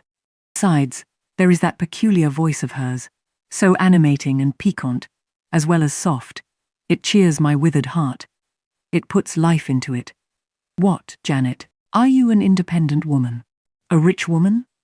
Quite rich, sir. If you won't let me live with you, I can build a house of my own close up to your door.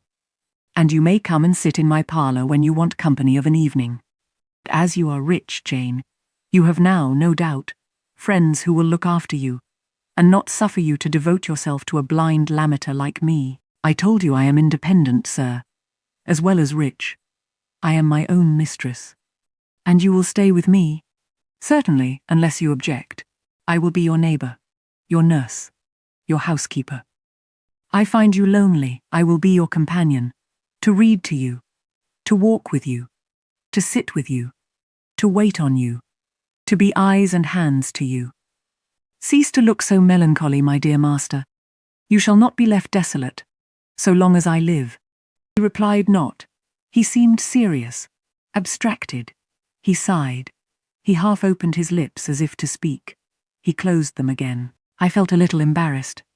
Perhaps I had too rashly overleaped conventionalities, and he, like St. John, saw impropriety in my inconsiderateness. I had indeed made my proposal from the idea that he wished and would ask me to be his wife. An expectation, not the less certain because unexpressed, had buoyed me up, that he would claim me at once. But no hint to that effect escaping him and his countenance becoming more overcast, I suddenly remembered that I might have been all wrong, and was perhaps playing the fool unwittingly, and I began gently to withdraw myself from his arms.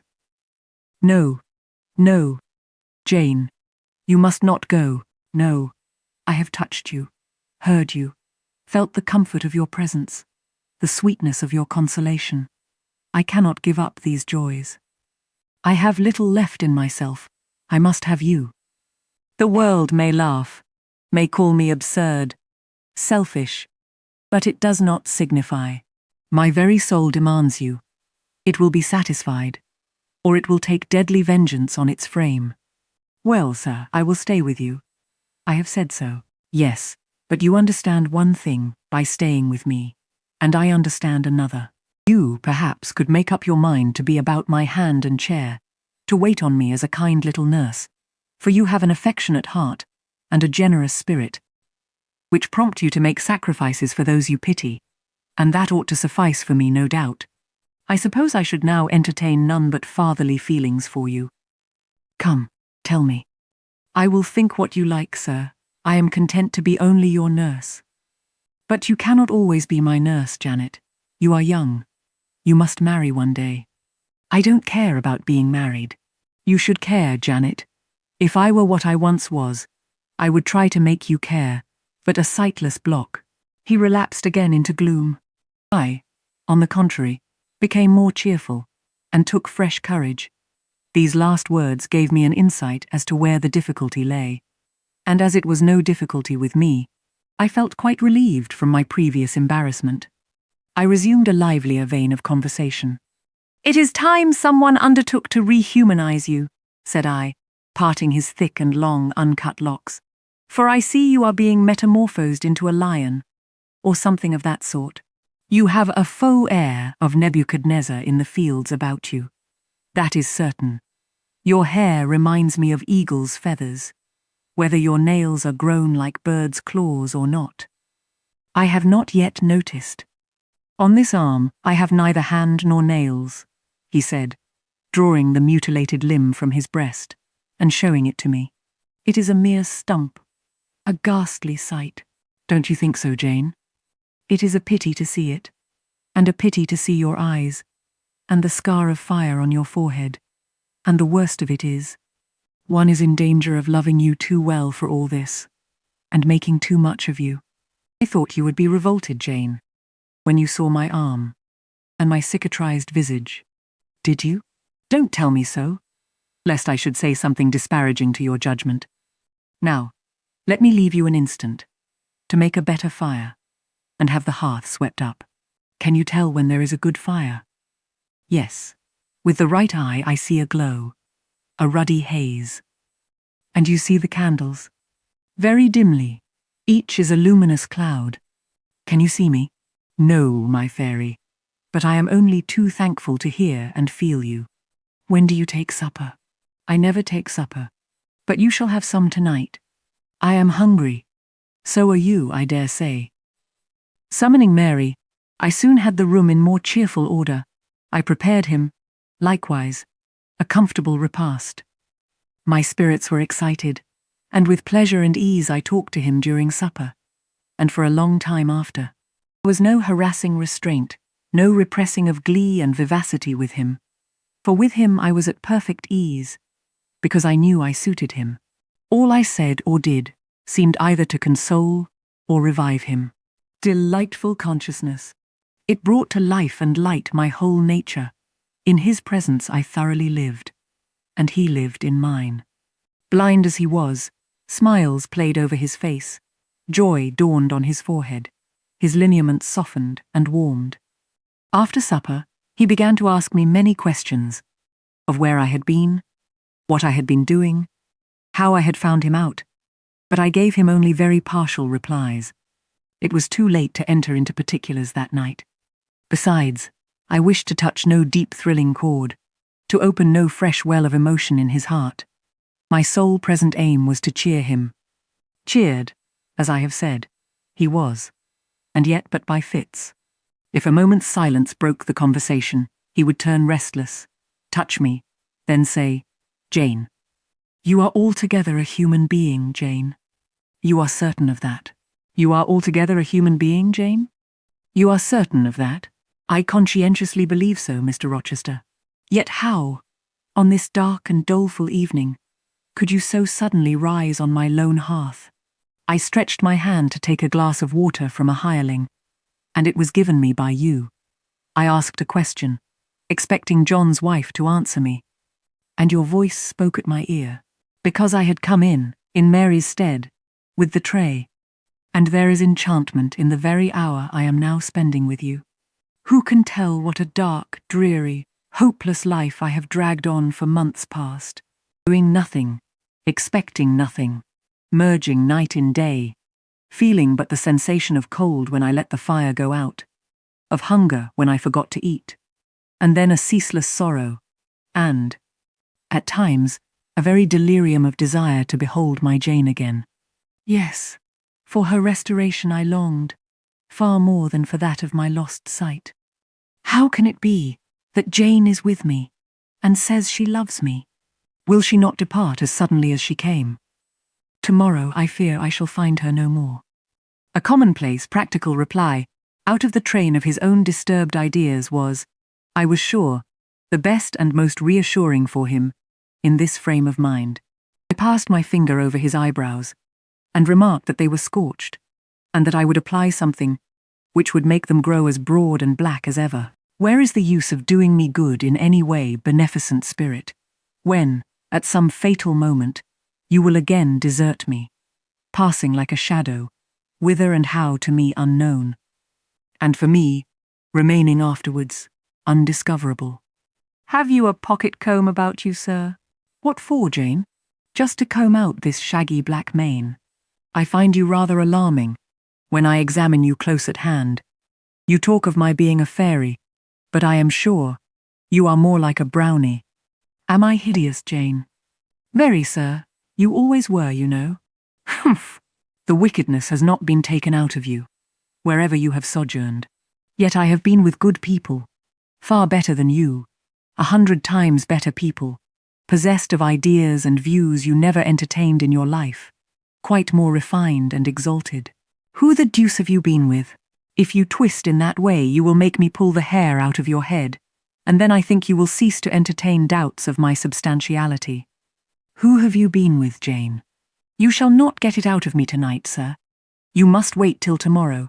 To leave my tale half told will, you know, be a sort of security that I shall appear at your breakfast table to finish it. By the by, I must mind not to rise on your hearth with only a glass of water then. I must bring an egg at the least, to say nothing of fried ham. You mocking changeling, fairy-born and human-bred, You make me feel as I have not felt these 12 months. If Saul could have had you for his David, the evil spirit would have been exorcised without the aid of the harp. There, sir, you are read up and made decent. Now I'll leave you. I have been travelling these last 3 days, and I believe I am tired. Good night. Just one word, Jane. Were there only ladies in the house where you have been? I laughed and made my escape, still laughing as I ran upstairs. A good idea, I thought with glee. I see I have the means of fretting him out of his melancholy for some time to come. Very early the next morning, I heard him up and astir, wandering from one room to another. As soon as Mary came down, I heard the question, "Is Miss Eyre here?" Then, "Which room did you put her into? Was it dry? Is she up? Go and ask if she wants anything, and when she will come down." I came down as soon as I thought there was a prospect of breakfast. Entering the room very softly, I had a view of him before he discovered my presence. It was mournful indeed to witness the subjugation of that vigorous spirit to a corporeal infirmity.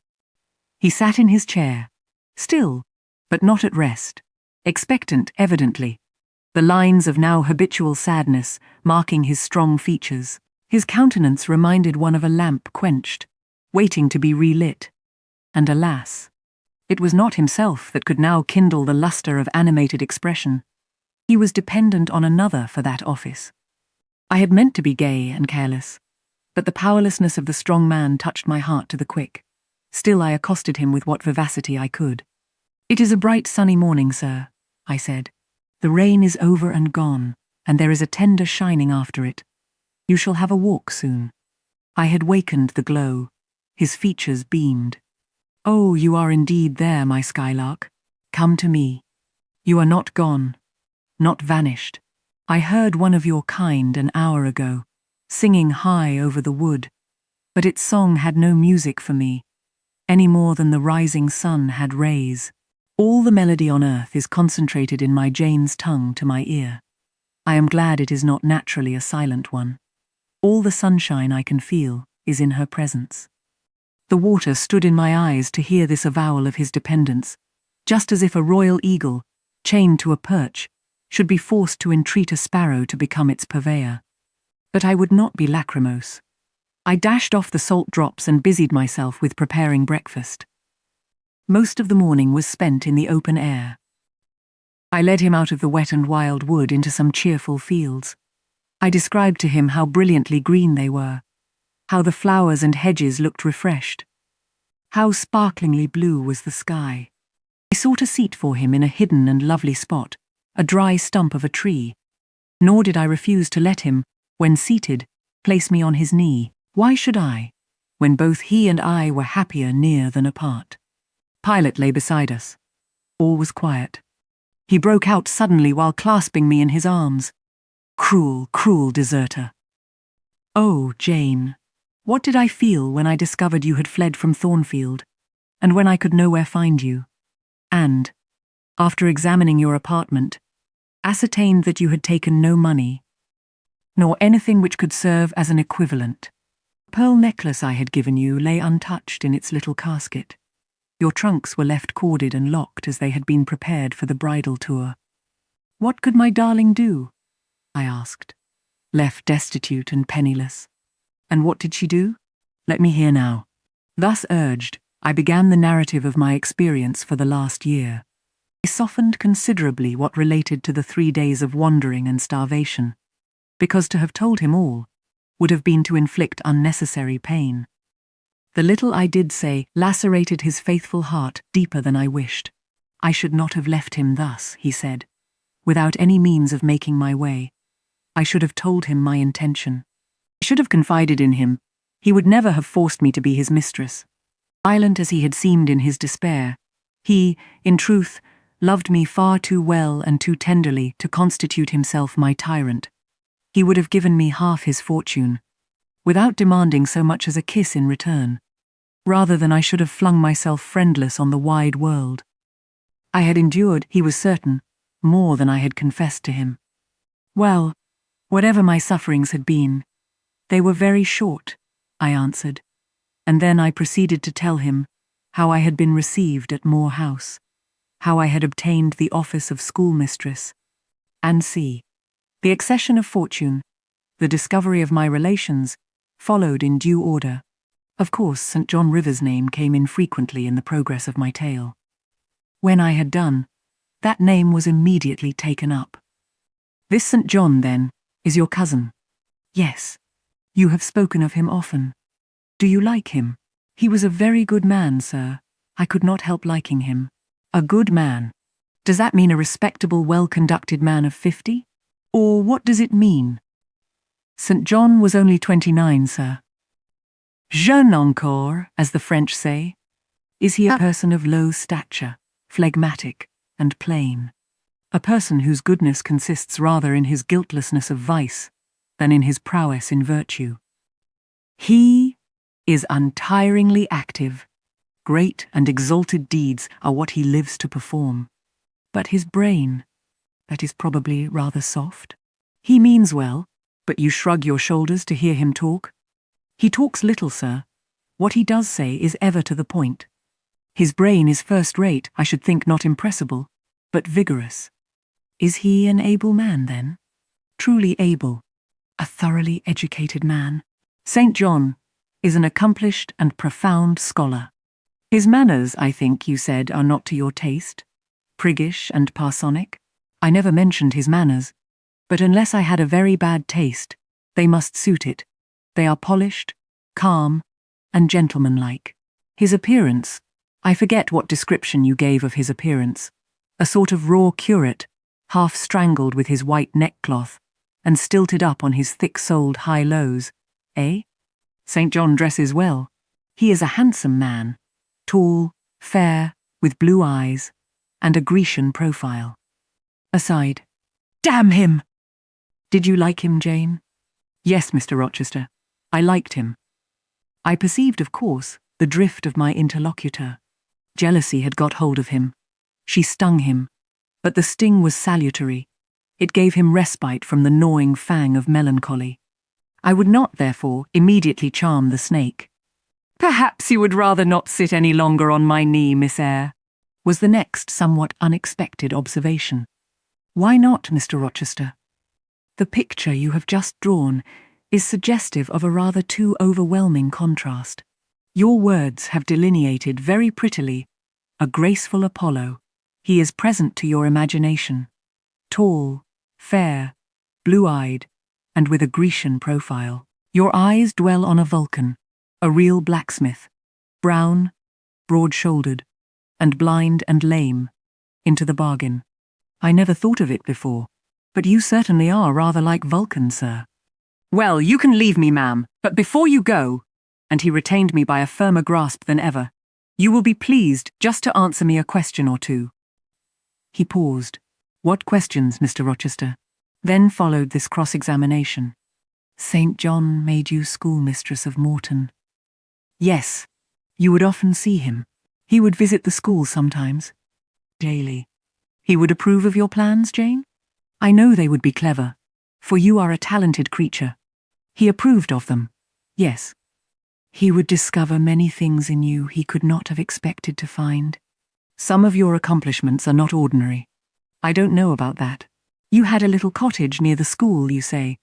Did he ever come there to see you? Now and then. Of an evening?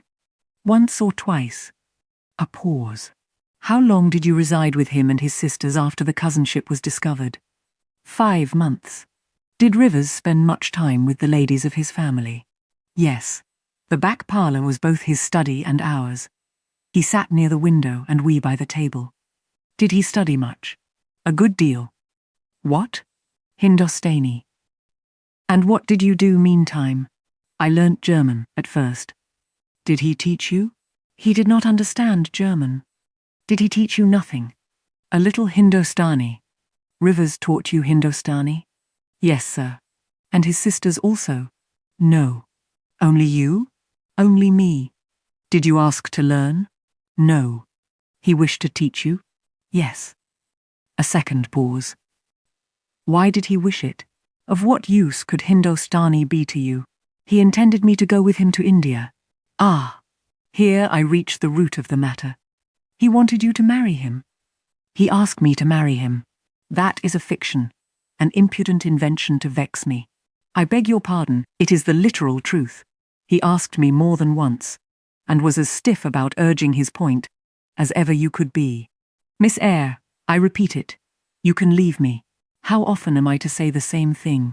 Why do you remain pertinaciously perched on my knee when I have given you notice to quit? Because I am comfortable there. No, Jane, you are not comfortable there. Because your heart is not with me. It is with this cousin, this St. John. Oh, till this moment I thought my little Jane was all mine. I had a belief she loved me even when she left me.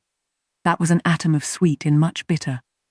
Long as we have been parted, hot tears as I have wept over our separation, I never thought that while I was mourning her, she was loving another. But it is useless grieving. Jane, leave me. Go and marry Rivers. Shake me off then, sir. Push me away, for I'll not leave you of my own accord. Jane, I ever like your tone of voice. It still renews hope. It sounds so truthful.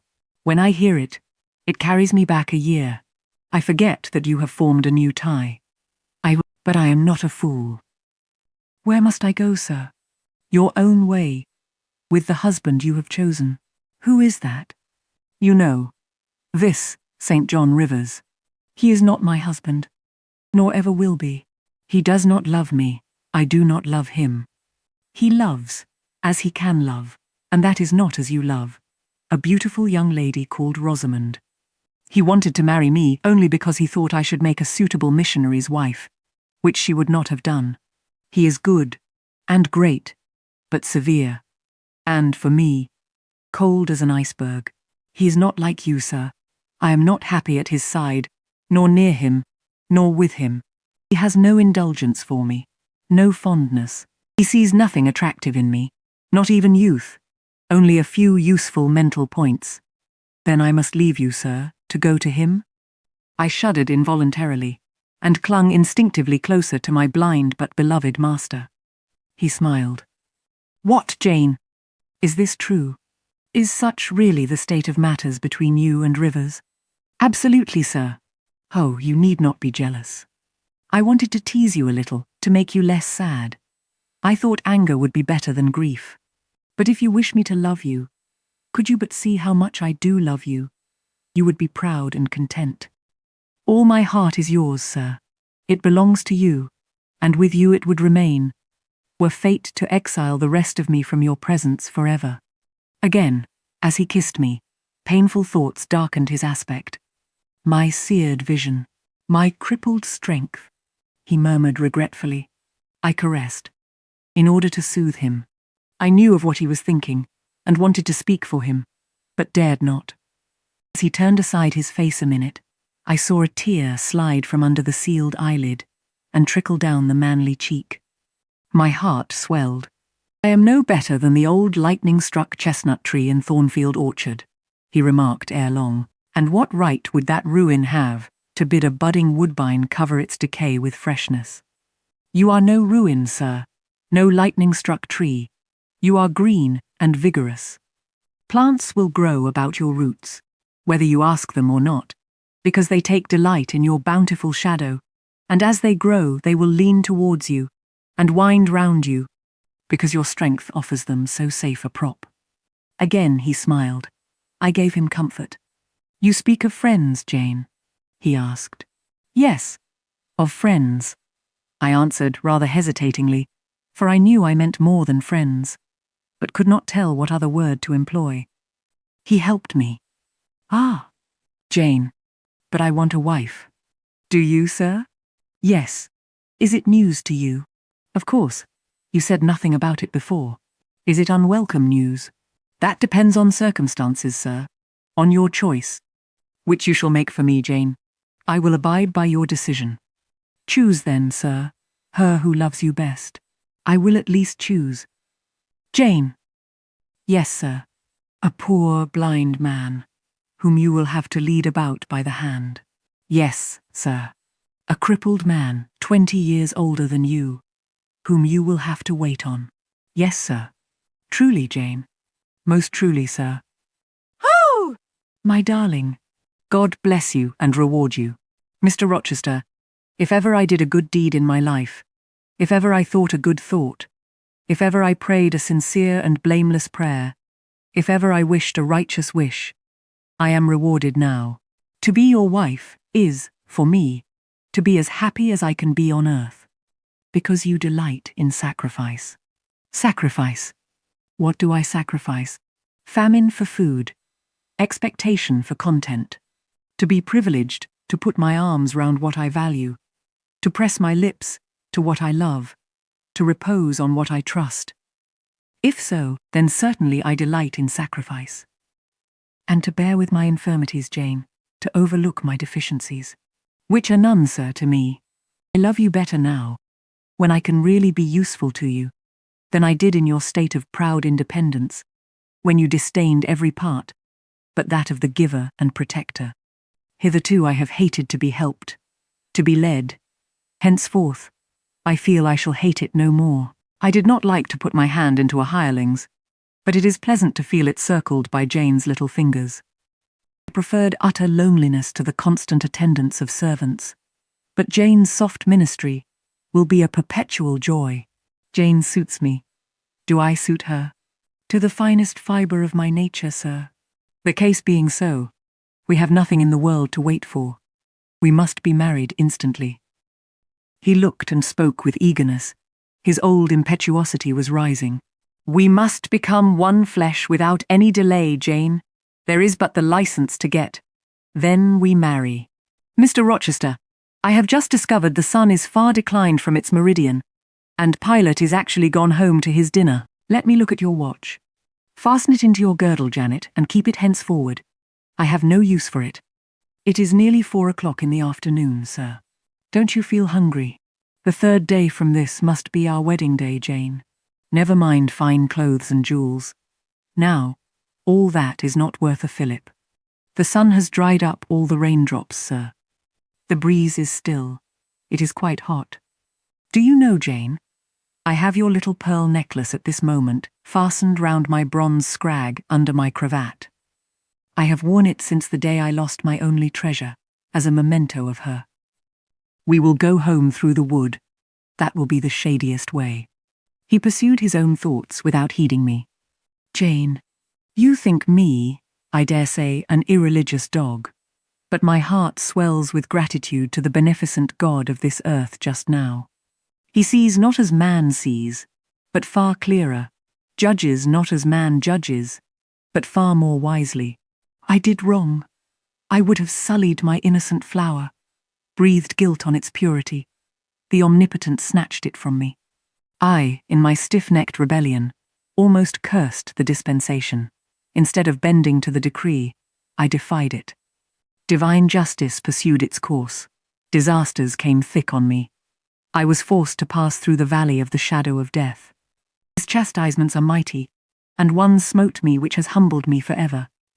You know I was proud of my strength, but what is it now, when I must give it over to foreign guidance, as a child does its weakness? Of late, Jane, only of late, I began to see and acknowledge the hand of God in my doom. I began to experience remorse, repentance, the wish for reconcilement to my Maker. I began sometimes to pray, very brief prayers they were, but very sincere. Days since, nay, I can number them. 4. It was last Monday night. A singular mood came over me, one in which grief replaced frenzy, sorrow, sullenness. I had long had the impression that since I could nowhere find you, you must be dead. Late that night, perhaps it might be between 11 and 12 o'clock, ere I retired to my dreary rest, I supplicated God that, if it seemed good to him, I might soon be taken from this life, and admitted to that world to come, where there was still hope of rejoining Jane. I was in my own room, and sitting by the window, which was open. It soothed me to feel the balmy night air, though I could see no stars, and only by a vague, luminous haze. Knew the presence of a moon. I longed for thee, Janet. Oh, I longed for thee both with soul and flesh. I asked of God, at once in anguish and humility, if I had not been long enough desolate, afflicted, tormented, and might not soon taste bliss and peace once more.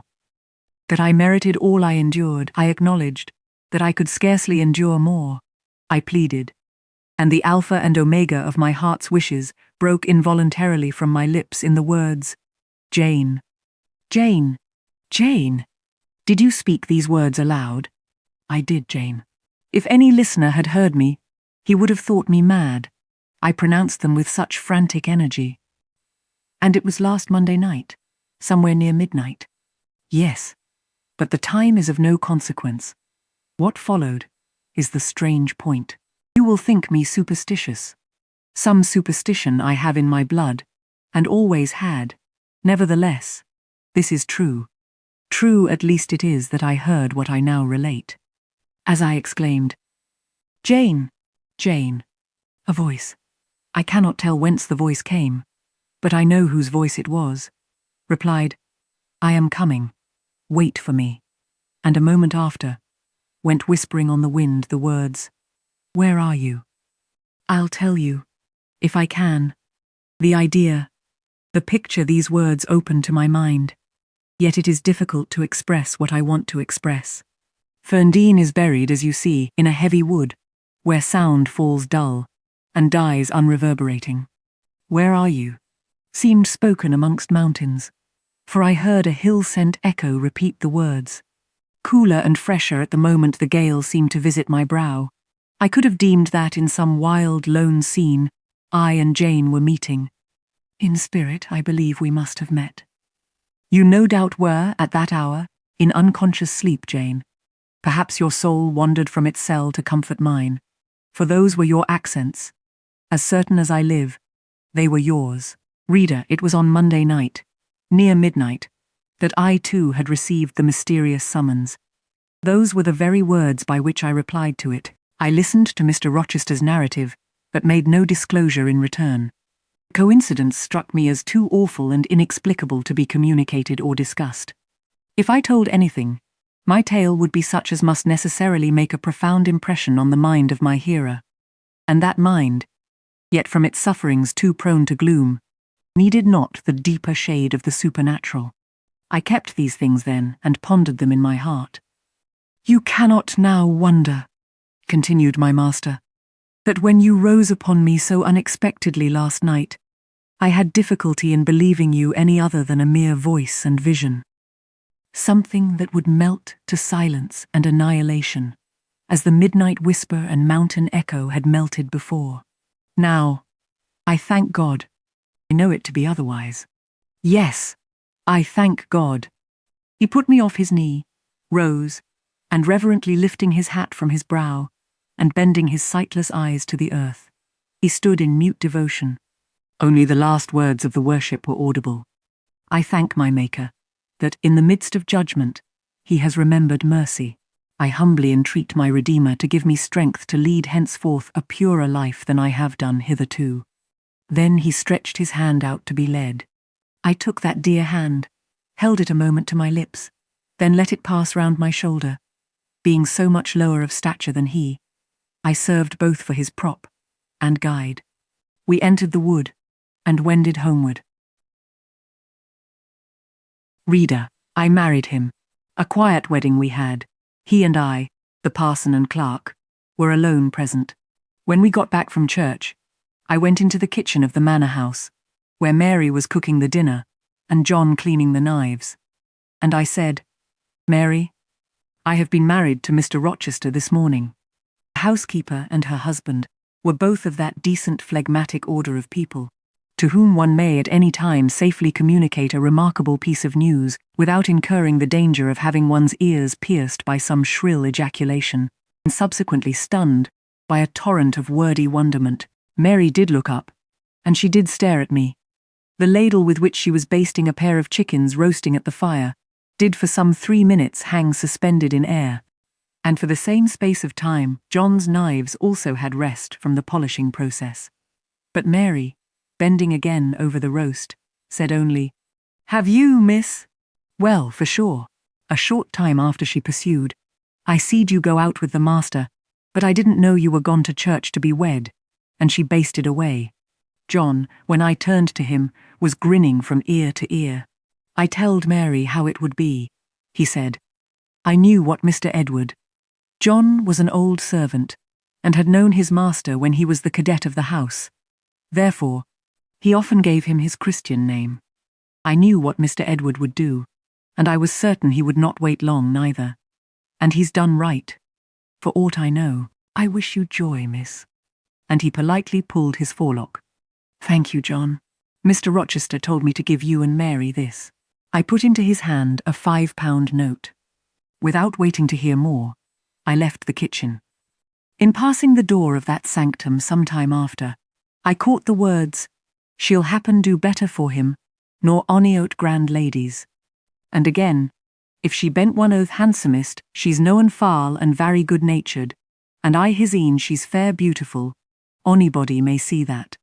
I wrote to Moor House and to Cambridge immediately to say what I had done, fully explaining also why I had thus acted. Diana and Mary approved the step unreservedly. Diana announced that she would just give me time to get over the honeymoon, and then she would come and see me.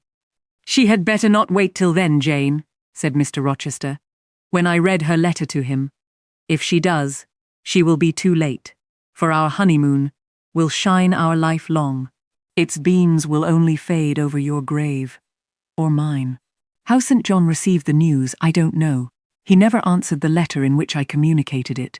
Yet 6 months after he wrote to me, without, however, mentioning Mr. Rochester's name or alluding to my marriage. His letter was then calm, and though very serious, kind. He has maintained a regular, though not frequent, correspondence ever since. He hopes I am happy, and trusts I am not of those who live without God in the world, and only mind earthly things. You have not quite forgotten little Adele, have you, reader? I had not. I soon asked and obtained leave of Mr. Rochester to go and see her at the school where he had placed her. Her frantic joy at beholding me again moved me much. She looked pale and thin. She said she was not happy. I found the rules of the establishment were too strict, its course of study too severe for a child of her age. I took her home with me. I meant to become her governess once more, but I soon found this impracticable. My time and cares were now required by another. My husband needed them all. So I sought out a school conducted on a more indulgent system, and near enough to permit of my visiting her often, and bringing her home sometimes. I took care she should never want for anything that could contribute to her comfort. She soon settled in her new abode, became very happy there, and made fair progress in her studies. As she grew up, a sound English education corrected in a great measure her French defects, and when she left school, I found in her a pleasing and obliging companion, docile, good-tempered, and well-principled. By her grateful attention to me and mine, she has long since well repaid any little kindness I ever had it in my power to offer her. My tale draws to its close. One word, respecting my experience of married life, and one brief glance at the fortunes of those whose names have most frequently recurred in this narrative. And I have done. I have now been married 10 years. I know what it is to live entirely for and with what I love best on earth. I hold myself supremely blessed, blessed beyond what language can express, because I am my husband's life as fully as he is mine. No woman was ever nearer to her mate than I am, ever more absolutely bone of his bone and flesh of his flesh. I know no weariness of my Edward's society. He knows none of mine, any more than we each do of the pulsation of the heart that beats in our separate bosoms. Consequently, we are ever together. To be together is for us to be at once as free as in solitude, as gay as in company. We talk, I believe, all day long. To talk to each other is but a more animated and an audible thinking. All my confidence is bestowed on him. All his confidence is devoted to me. We are precisely suited in character. Perfect concord is the result. Mr. Rochester continued blind the first 2 years of our union. Perhaps it was that circumstance that drew us so very near, that knit us so very close, for I was then his vision, as I am still his right hand. Literally, I was what he often called me, the apple of his eye.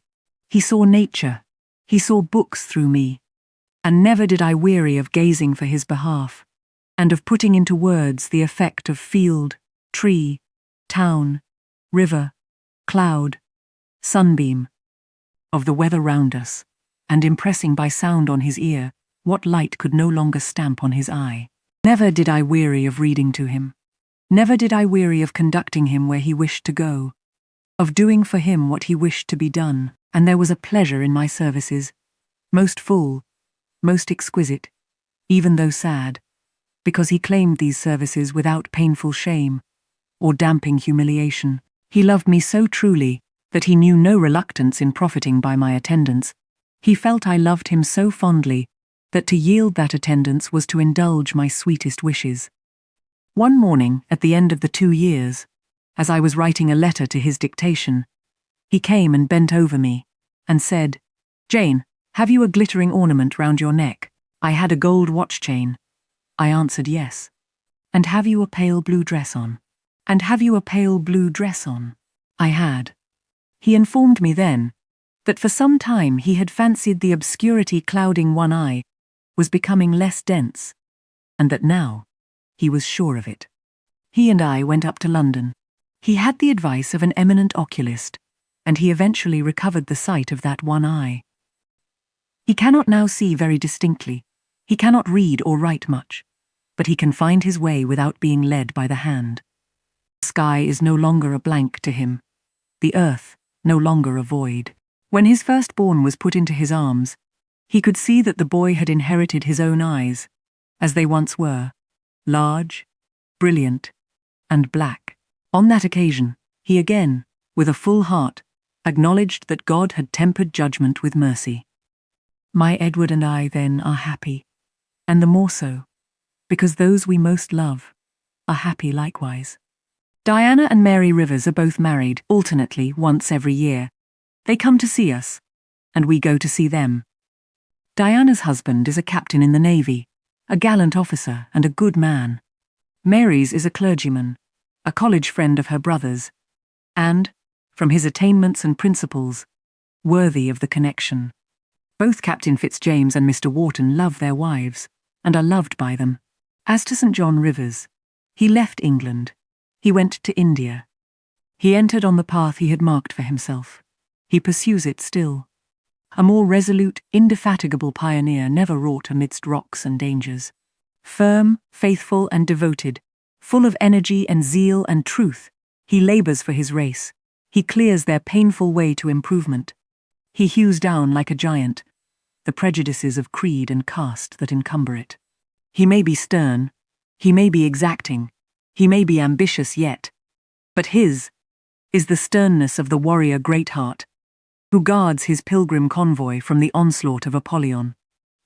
His is the exaction of the apostle, who speaks but for Christ, when he says, "Whosoever will come after me, let him deny himself, and take up his cross and follow me." His is the ambition of the high master spirit, which aims to fill a place in the first rank of those who are redeemed from the earth, who stand without fault before the throne of God, who share the last mighty victories of the Lamb, who are called and chosen and faithful.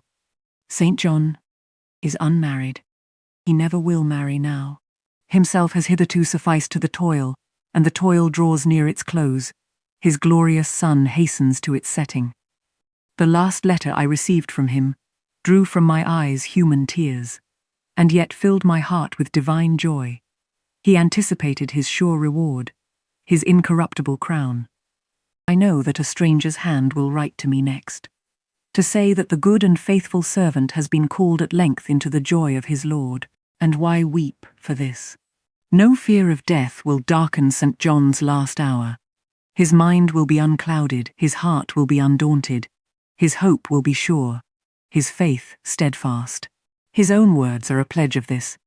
My master, he says, has forewarned me. Daily he announces more distinctly, "Surely I come quickly." And hourly I more eagerly respond, "Amen. Even so come, Lord Jesus." That concludes Jane Eyre. More illustrated classics await here.